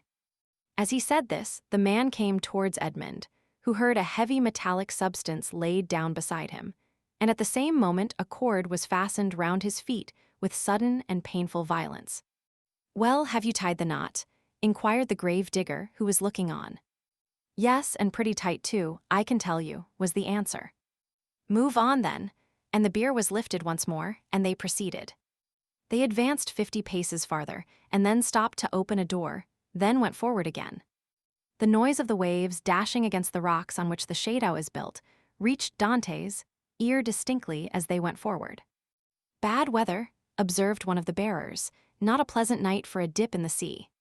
"Why, yes, the ab runs a chance of being wet," said the other, and then there was a burst of brutal laughter. Dantès did not comprehend the jest, but his hair stood erect on his head. "Well, here we are at last," said one of them. A little farther," said the other. "You know very well that the last was stopped on his way, dashed on the rocks, and the governor told us next day that we were careless fellows." They ascended 5 or 6 more steps, and then Dantès felt that they took him, one by the head and the other by the heels, and swung him to and fro. "1," said the gravediggers, "2, 3. And at the same instant Dantès felt himself flung into the air like a wounded bird, falling, with a rapidity that made his blood curdle. Although drawn downwards by the heavy weight which hastened his rapid descent, it seemed to him as if the fall lasted for a century. At last, with a horrible splash, he darted like an arrow into the ice-cold water. And as he did so, he uttered a shrill cry, stifled in a moment by his immersion beneath the waves. Dantès had been flung into the sea, and was dragged into its depths by a 36-pound shot tied to his feet. The sea is the cemetery of the Château d'If. 267 m. Chapter 21. The Island of Tiboulen. Dantès, although stunned and almost suffocated, had sufficient presence of mind to hold his breath, and as his right hand, prepared as he was for every chance, held his knife open, he rapidly ripped up the sack, extricated his arm, and then his body. But in spite of all his efforts to free himself from the shot, he felt it dragging him down still lower. He then bent his body, and by a desperate effort severed the cord that bound his legs, at the moment when it seemed as if he were actually strangled. With a mighty leap, he rose to the surface of the sea, while the shot dragged down to the depths the sack that had so nearly become his shroud. Dantès waited only to get breath, and then dived, in order to avoid being seen. When he arose a second time, he was 50 paces from where he had first sunk. He saw overhead a black and tempestuous sky, across which the wind was driving clouds that occasionally suffered a twinkling star to appear. Before him was the vast expanse of waters, somber and terrible, whose waves foamed and roared as if before the approach of a storm. Behind him, blacker than the sea, blacker than the sky, rose phantom-like the vast stone structure, whose projecting crags seemed like arms extended to seize their prey, and on the highest rock was a torch lighting 2 figures. He fancied that these 2 forms were looking at the sea. Doubtless, these strange grave diggers had heard his cry. Dantès dived again, and remained a long time beneath the water. This was an easy feat to him, for he usually attracted a crowd of spectators in the bay before the lighthouse at Marseilles when he swam there, and was unanimously declared to be the best swimmer in the port. When he came up again, the light had disappeared.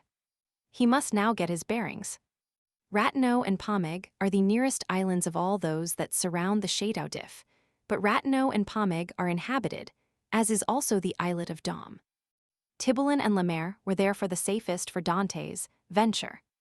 The islands of Tiboulen and Lemaire are a league from the Château d'If. Dantès, nevertheless, determined to make for them. But how could he find his way in the darkness of the night? At this moment he saw the light of Planier, gleaming in front of him like a star. By leaving this light on the right, he kept the island of Tiboulen a little on the left. By turning to the left, therefore, he would find it. But, as we have said, it was at least a league from the Château d'If to this island. Often imprisoned Faria had said to him, when he saw him idle and inactive, "Dantès, you must not give way to this listlessness. You will be drowned if you seek to escape, and your strength has not been properly exercised and prepared for exertion." These words rang in Dantès' ears, even beneath the waves. He hastened to cleave his way through them to see if he had not lost his strength. He found with pleasure that his captivity had taken away nothing of his power, and that he was still master of that element on whose bosom he had so often sported as a boy. Fear, that relentless pursuer, clogged Dantès' efforts. He listened for any sound that might be audible, and every time that he rose to the top of a wave, he scanned the horizon and strove to penetrate the darkness. He fancied that every wave behind him was a pursuing boat, and he redoubled his exertions, increasing rapidly his distance from the Château, but exhausting his strength. He swam on still, and already the terrible château had disappeared in the darkness. He could not see it, but he felt its presence. An hour passed, during which Dantès, excited by the feeling of freedom, continued to cleave the waves. "Let us see," said he. "I have swum above an hour, but as the wind is against me, that has retarded my speed. However, if I am not mistaken, I must be close to Tiboulen. But what if I were mistaken?" A shudder passed over him. He sought to tread water in order to rest himself, but the sea was too violent, and he felt that he could not make use of this means of recuperation. "Well," said he, "I will swim on until I am worn out or the cramp seizes me, and then I shall sink." And he struck out with the energy of despair. Suddenly, the sky seemed to him to become still darker and more dense, and heavy clouds seemed to sweep down towards him. At the same time, he felt a sharp pain in his knee. He fancied for a moment that he had been shot and listened for the report, but he heard nothing. Then he put out his hand and encountered an obstacle, and with another stroke knew that he had gained the shore. Before him rose a grotesque mass of rocks that resembled nothing so much as a vast fire petrified at the moment of its most fervent combustion. It was the island of Tiboulen. Dantès rose, advanced a few steps, and, with a fervent prayer of gratitude, stretched himself on the granite, which seemed to him softer than down. Then, in spite of the wind and rain, he fell into the deep, sweet sleep of utter exhaustion. At the expiration of an hour Edmond was awakened by the roar of thunder. The tempest was let loose and beating the atmosphere with its mighty wings. From time to time, a flash of lightning stretched across the heavens like a fiery serpent, lighting up the clouds that rolled on in vast chaotic waves. Dantès had not been deceived. He had reached the first of the two islands, which was, in fact, Tiboulen. He knew that it was barren and without shelter. But when the sea became more calm, he resolved to plunge into its waves again and swim to La Mer, equally arid, but larger, and consequently better adapted for concealment. An overhanging rock offered him a temporary shelter, and scarcely had he availed himself of it when the tempest burst forth in all its fury. Edmond felt the trembling of the rock beneath which he lay. The waves, dashing themselves against it, wetted him with their spray. He was safely sheltered, and yet he felt dizzy in the midst of the warring of the elements and the dazzling brightness of the lightning. It seemed to him that the island trembled to its base, and that it would, like a vessel at anchor, break moorings and bear him off into the center of the storm. He then recollected that he had not eaten or drunk for 24 hours. He extended his hands and drank greedily of the rainwater that had lodged in a hollow of the rock. As he rose, a flash of lightning, that seemed to rive the remotest heights of heaven, illumined the darkness. By its light, between the island of La Mer and Cape Creusel, a quarter of a league distant, Dantès saw a fishing boat driven rapidly like a spectre before the power of winds and waves. A second after, he saw it again, approaching with frightful rapidity. Dantès cried at the top of his voice to warn them of their danger, but they saw it themselves. Another flash showed him 4 men clinging to the shattered mast and the rigging, while a 5th clung to the broken rudder. The men he beheld saw him undoubtedly, for their cries were carried to his ears by the wind. Above the splintered mast, a sail rent to tatters was waving. Suddenly, the ropes that still held it gave way, and it disappeared in the darkness of the night like a vast seabird. At the same moment, a violent crash was heard, and cries of distress. Dantès from his rocky perch saw the shattered vessel, and among the fragments, the floating forms of the hapless sailors. Then all was dark again. Dantès ran down the rocks at the risk of being himself dashed to pieces. He listened, he groped about, but he heard and saw nothing. The cries had ceased, and the tempest continued to rage. By degrees the wind abated. Vast gray clouds rolled towards the west, and the blue firmament appeared studded with bright stars. Soon a red streak became visible in the horizon, the waves whitened. A light played over them and gilded their foaming crests with gold. It was day. Dantès stood mute and motionless before this majestic spectacle, as if he now beheld it for the first time. And indeed, since his captivity in the Château d'If, he had forgotten that such scenes were ever to be witnessed. He turned towards the fortress and looked at both sea and land. The gloomy building rose from the bosom of the ocean with imposing majesty, and seemed to dominate the scene. It was about 5 o'clock. The sea continued to get calmer. In 2 or 3 hours, thought Dantès, the turnkey will enter my chamber, find the body of my poor friend, recognize it, seek for me in vain, and give the alarm. Then the tunnel will be discovered. The men who cast me into the sea, and who must have heard the cry I uttered, will be questioned. Then boats filled with armed soldiers will pursue the wretched fugitive. The cannon will warn everyone to refuse shelter to a man wandering about naked and famished. The police of Marseilles will be on the alert by land, whilst the governor pursues me by sea. I am cold, I am hungry. I have lost even the knife that saved me. Oh my God, I have suffered enough surely. Have pity on me, and do for me what I am unable to do for myself. As Dantès, his eyes turned in the direction of the Château d'If, uttered this prayer, he saw off the farther point of the island of Pomègue a small vessel with lateen sail skimming the sea like a gull in search of prey. And with his sailors, he knew it to be a Genos tartan. She was coming out of Marseilles harbor and was standing out to sea rapidly, her sharp prow cleaving through the waves. "Oh," cried Edmond, "to think that in half an hour I could join her. Did I not fear being questioned, detected, and conveyed back to Marseilles? What can I do? What story can I invent?" Under pretext of trading along the coast, these men, who are in reality smugglers, will prefer selling me to doing a good action. I must wait. But I cannot, I am starving. In a few hours my strength will be utterly exhausted. Besides, perhaps I have not been missed at the fortress. I can pass as one of the sailors wrecked last night. My story will be accepted, for there is no one left to contradict me. As he spoke, Dantès looked toward the spot where the fishing vessel had been wrecked, and started. The red cap of one of the sailors hung to a point of the rock, and some timbers that had formed part of the vessel's keel floated at the foot of the crag. In an instant Dantès' plan was formed. He swam to the cap, placed it on his head, seized one of the timbers, and struck out so as to cut across the course the vessel was taking. "I am saved," murmured he. And this conviction restored his strength. He soon saw that the vessel, with the wind dead ahead, was tacking between the Château d'If and the Tower of Planier. For an instant he feared lest, instead of keeping in shore, she should stand out to sea. But he soon saw that she would pass, like most vessels bound for Italy, between the islands of Jaros and Calazarani. However, the vessel and the swimmer insensibly neared one another, and in one of its tacks the tartan bore down within a quarter of a mile of him. He rose on the waves, making signs of distress, but no one on board saw him, and the vessel stood on another tack.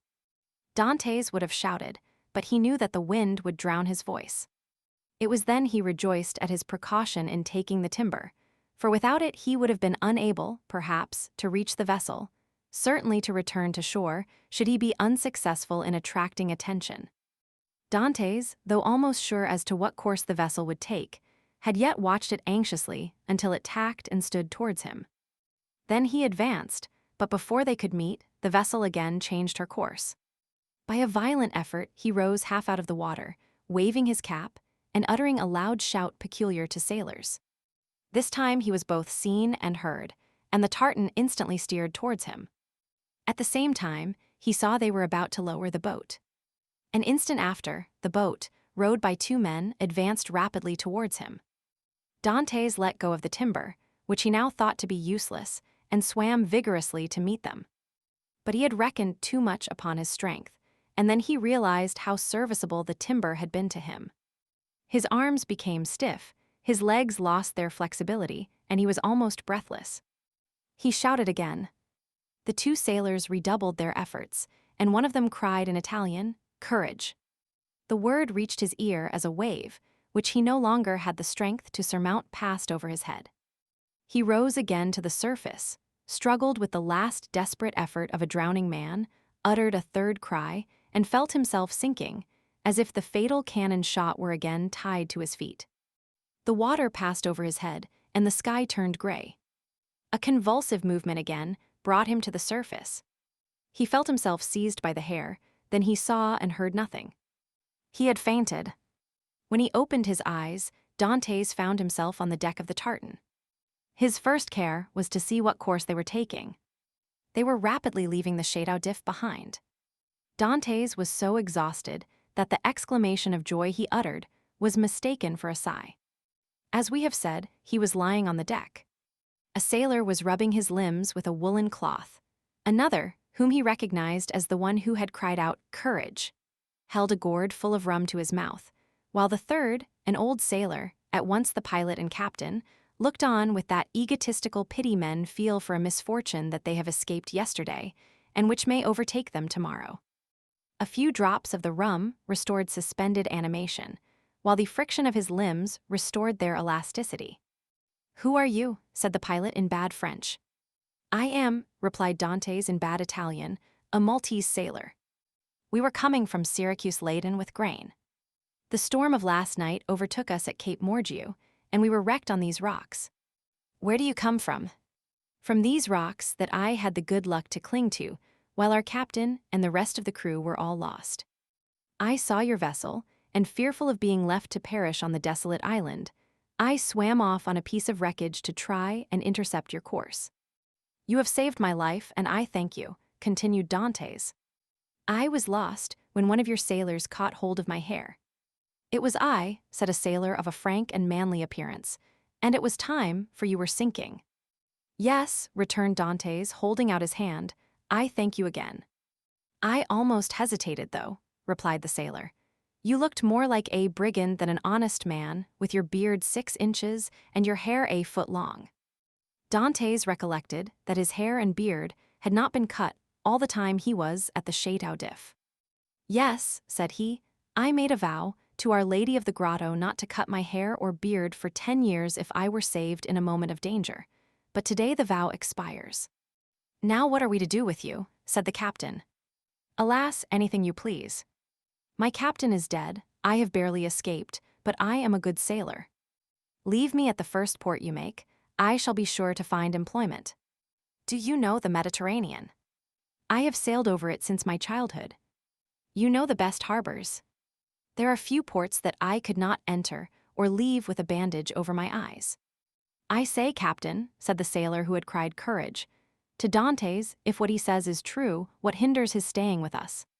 "If he says true," said the captain doubtingly.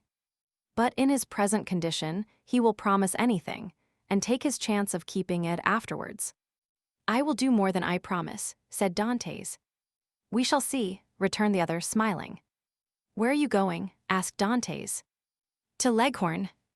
"Then why, instead of tacking so frequently, do you not sail nearer the wind?" "Because we should run straight on to the island of Rion. You shall pass it by 20 fathoms. Take the helm, and let us see what you know." The young man took the helm, felt to see if the vessel answered the rudder promptly, and seeing that, without being a first-rate sailor, she yet was tolerably obedient. "To the sheets," said he. The 4 seamen, who composed the crew, obeyed, while the pilot looked on. "Hold taut." They obeyed. Belay. This order was also executed, and the vessel passed, as Dantès had predicted, 20 fathoms to windward. "Bravo," said the captain. "Bravo," repeated the sailors. And they all looked with astonishment at this man, whose eye now disclosed an intelligence, and his body a vigor they had not thought him capable of showing. "You see," said Dantès, quitting the helm, "I shall be of some use to you, at least during the voyage. If you do not want me at Leghorn, you can leave me there, and I will pay you out of the first wages I get, for my food and the clothes you lend me." "Ah," said the captain, "we can agree very well if you are reasonable."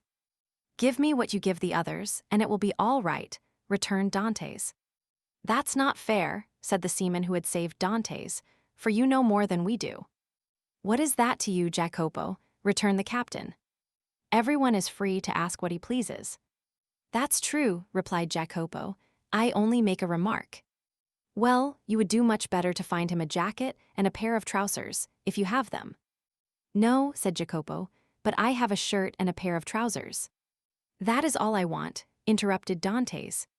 Jacopo dived into the hold, and soon returned with what Edmond wanted. "Now then, do you wish for anything else?" said the patron. "A piece of bread and another glass of the capital rum I tasted, for I have not eaten or drunk for a long time." He had not tasted food for 40 hours. A piece of bread was brought, and Jacopo offered him the gourd. "Larboard your helm," cried the captain to the steersman. Dantès glanced that way as he lifted the gourd to his mouth, then paused with hand in midair. "Hallo! What's the matter at the Château d'If?" said the captain. A small white cloud, which had attracted Dantès' attention, crowned the summit of the bastion of the Château d'If. At the same moment, the faint report of a gun was heard. The sailors looked at one another. "What is this?" asked the captain. "A prisoner has escaped from the Château d'If, and they are firing the alarm gun," replied Dantès.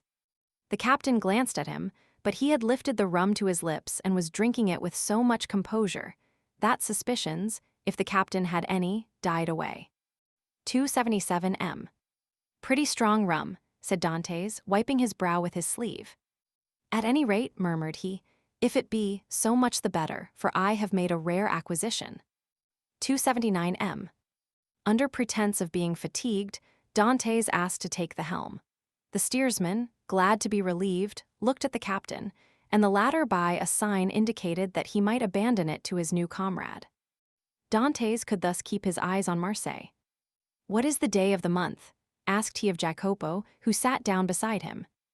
"The 28th of February." "In what year?" "In what year? You ask me in what year?" "Yes," replied the young man, "I ask you in what year." "You have forgotten then." "I got such a fright last night," replied Dantès, smiling, "that I have almost lost my memory." "I ask you what year is it?" "The year 1829, returned Jacopo. It was 14 years, day for day, since Dantès' arrest. He was 19 when he entered the Château d'If. He was 33 when he escaped. A sorrowful smile passed over his face. He asked himself what had become of Mercédès, who must believe him dead. Then his eyes lighted up with hatred, as he thought of the 3 men who had caused him so long and wretched a captivity. He renewed against Danglars, Fernand, and Villefort the oath of implacable vengeance he had made in his dungeon. This oath was no longer a vain menace, for the fastest sailor in the Mediterranean would have been unable to overtake the little tartan that, with every stitch of canvas set, was flying before the wind to Leghorn. Chapter 22. The Smugglers. Dantès had not been a day on board before he had a very clear idea of the men with whom his lot had been cast. Without having been in the school of the Abbé Faria, the worthy master of La Jeune Amélie, the name of the Genoese tartan, knew a smattering of all the tongues spoken on the shores of that large lake called the Mediterranean, from the Arabic to the Provençal. And this, while it spared him interpreters, persons always troublesome and frequently indiscreet, gave him great facilities of communication, either with the vessels he met at sea, with the small boats sailing along the coast, or with the people without name, country, or occupation, who are always seen on the quays of seaports, and who live by hidden and mysterious means which we must suppose to be a direct gift of Providence, as they have no visible means of support. It is fair to assume that Dantès was on board a smuggler.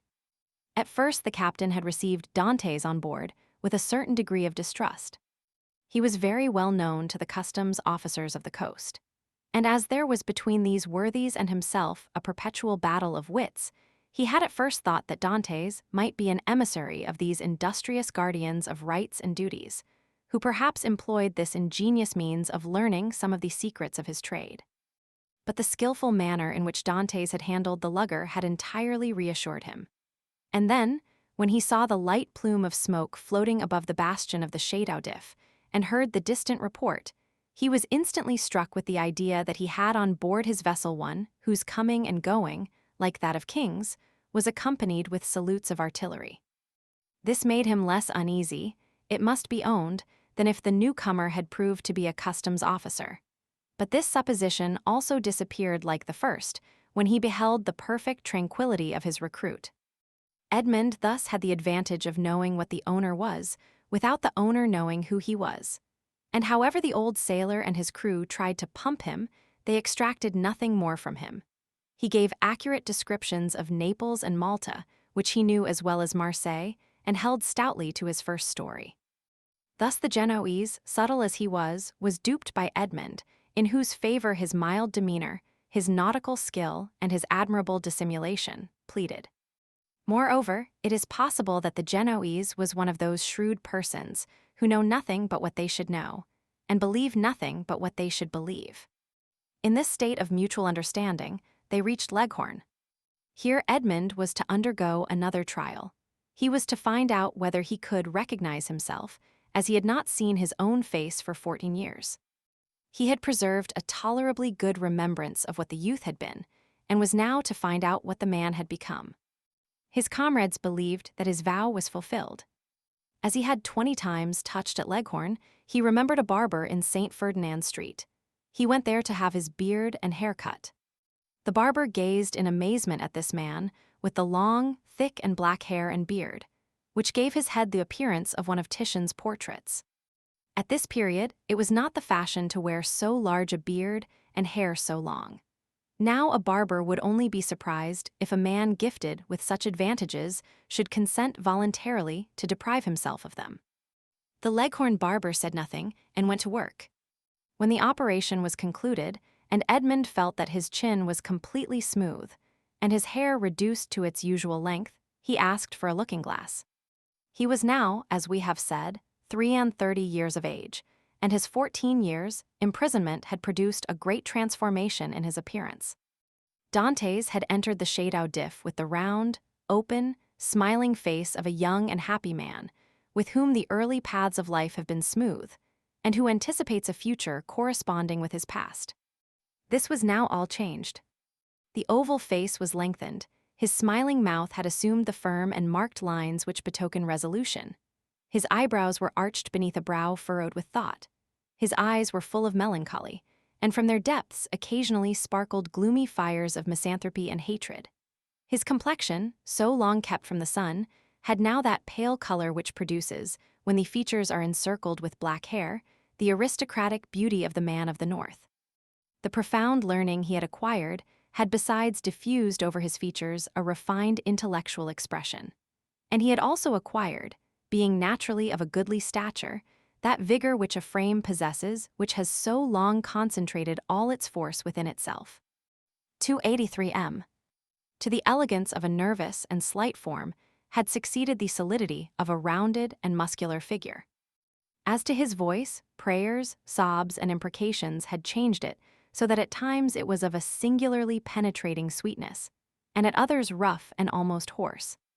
Moreover, from being so long in twilight or darkness, his eyes had acquired the faculty of distinguishing objects in the night, common to the hyena and the wolf. Edmond smiled when he beheld himself.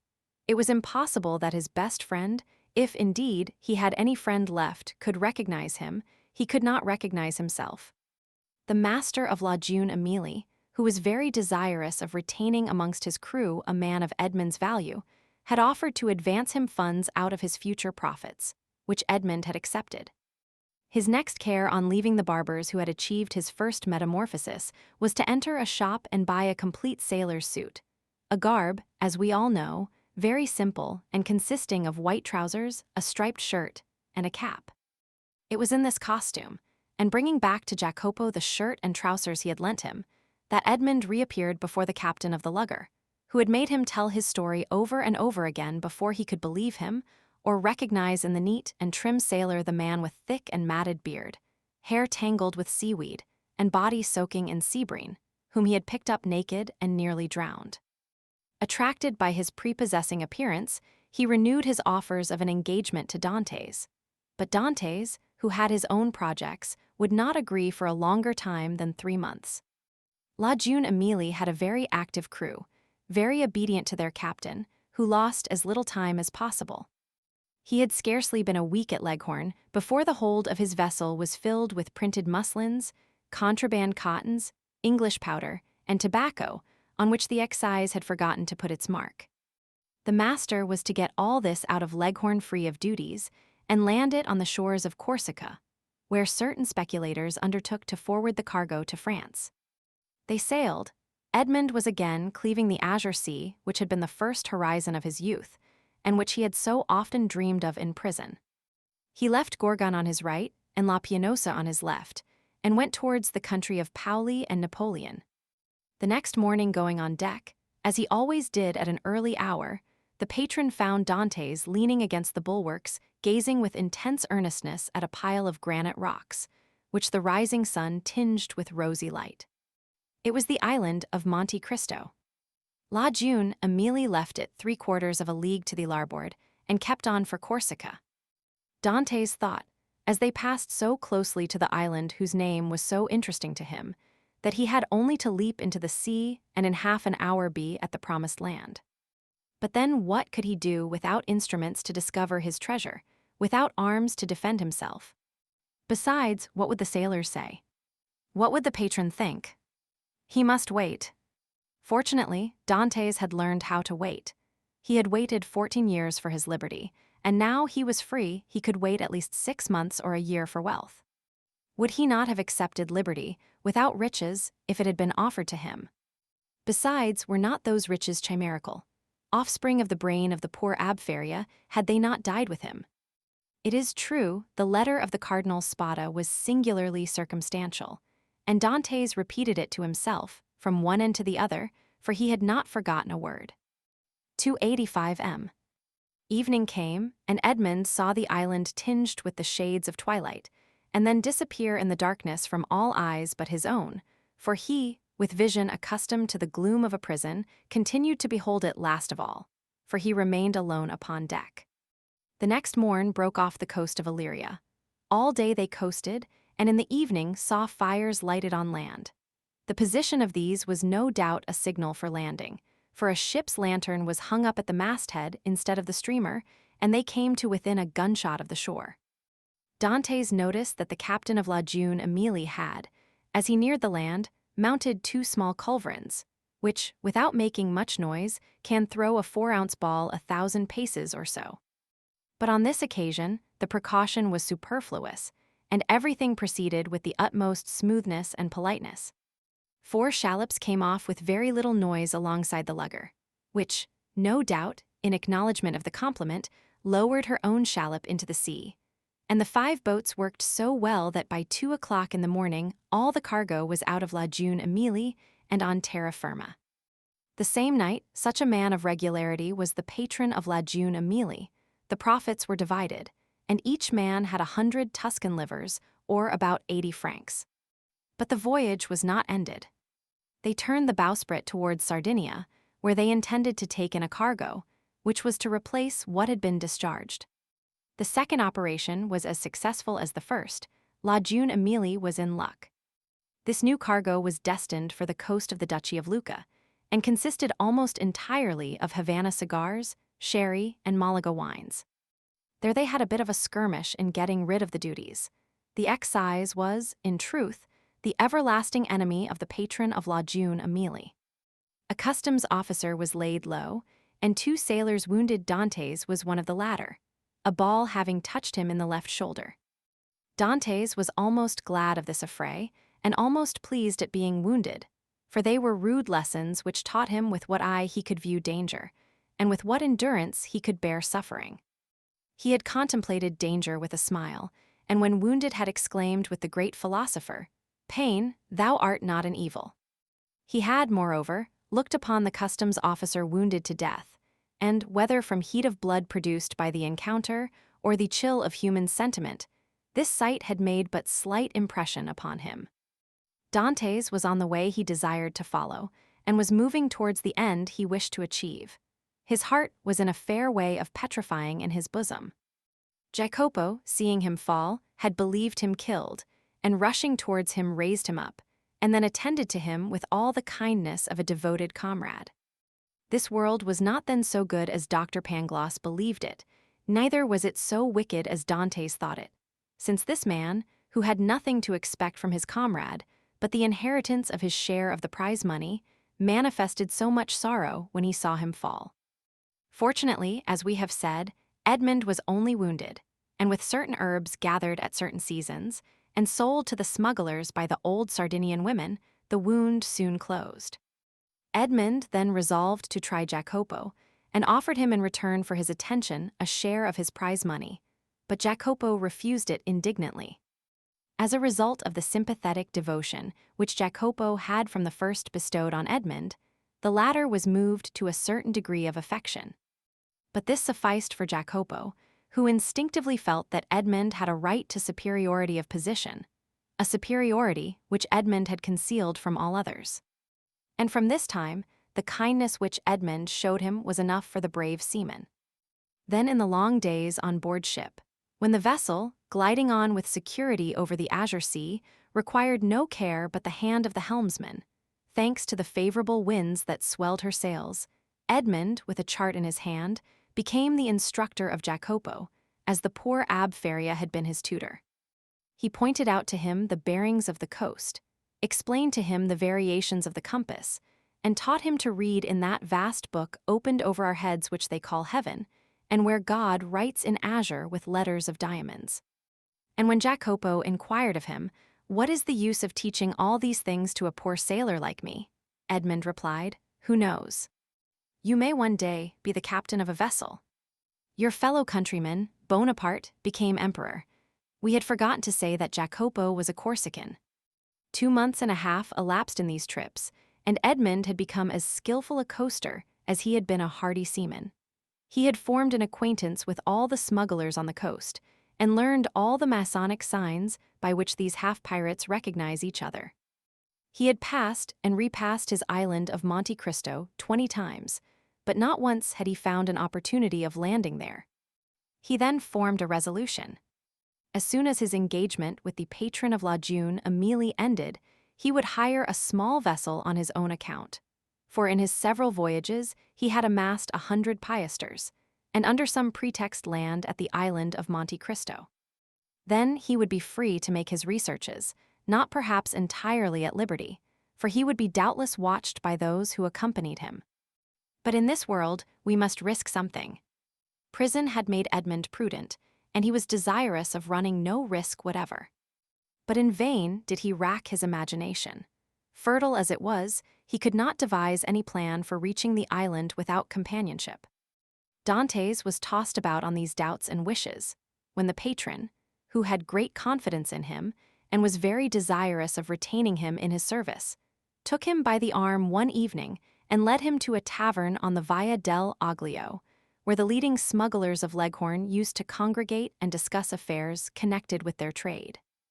Already Dantès had visited this maritime bourse 2 or 3 times, and seeing all these hardy free traders, who supplied the whole coast for nearly 200 leagues in extent, he had asked himself what power might not that man attain who should give the impulse of his will to all these contrary and diverging minds.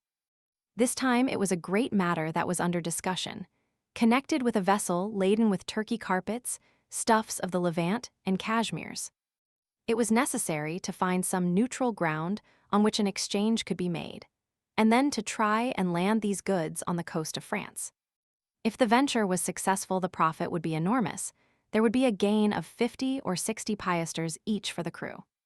The patron of La June Amélie proposed as a place of landing the island of Monte Cristo, which being completely deserted, and having neither soldiers nor revenue officers, seemed to have been placed in the midst of the ocean since the time of the heathen Olympus by Mercury, the god of merchants and robbers, classes of mankind which we in modern times have separated if not made distinct, but which antiquity appears to have included in the same category.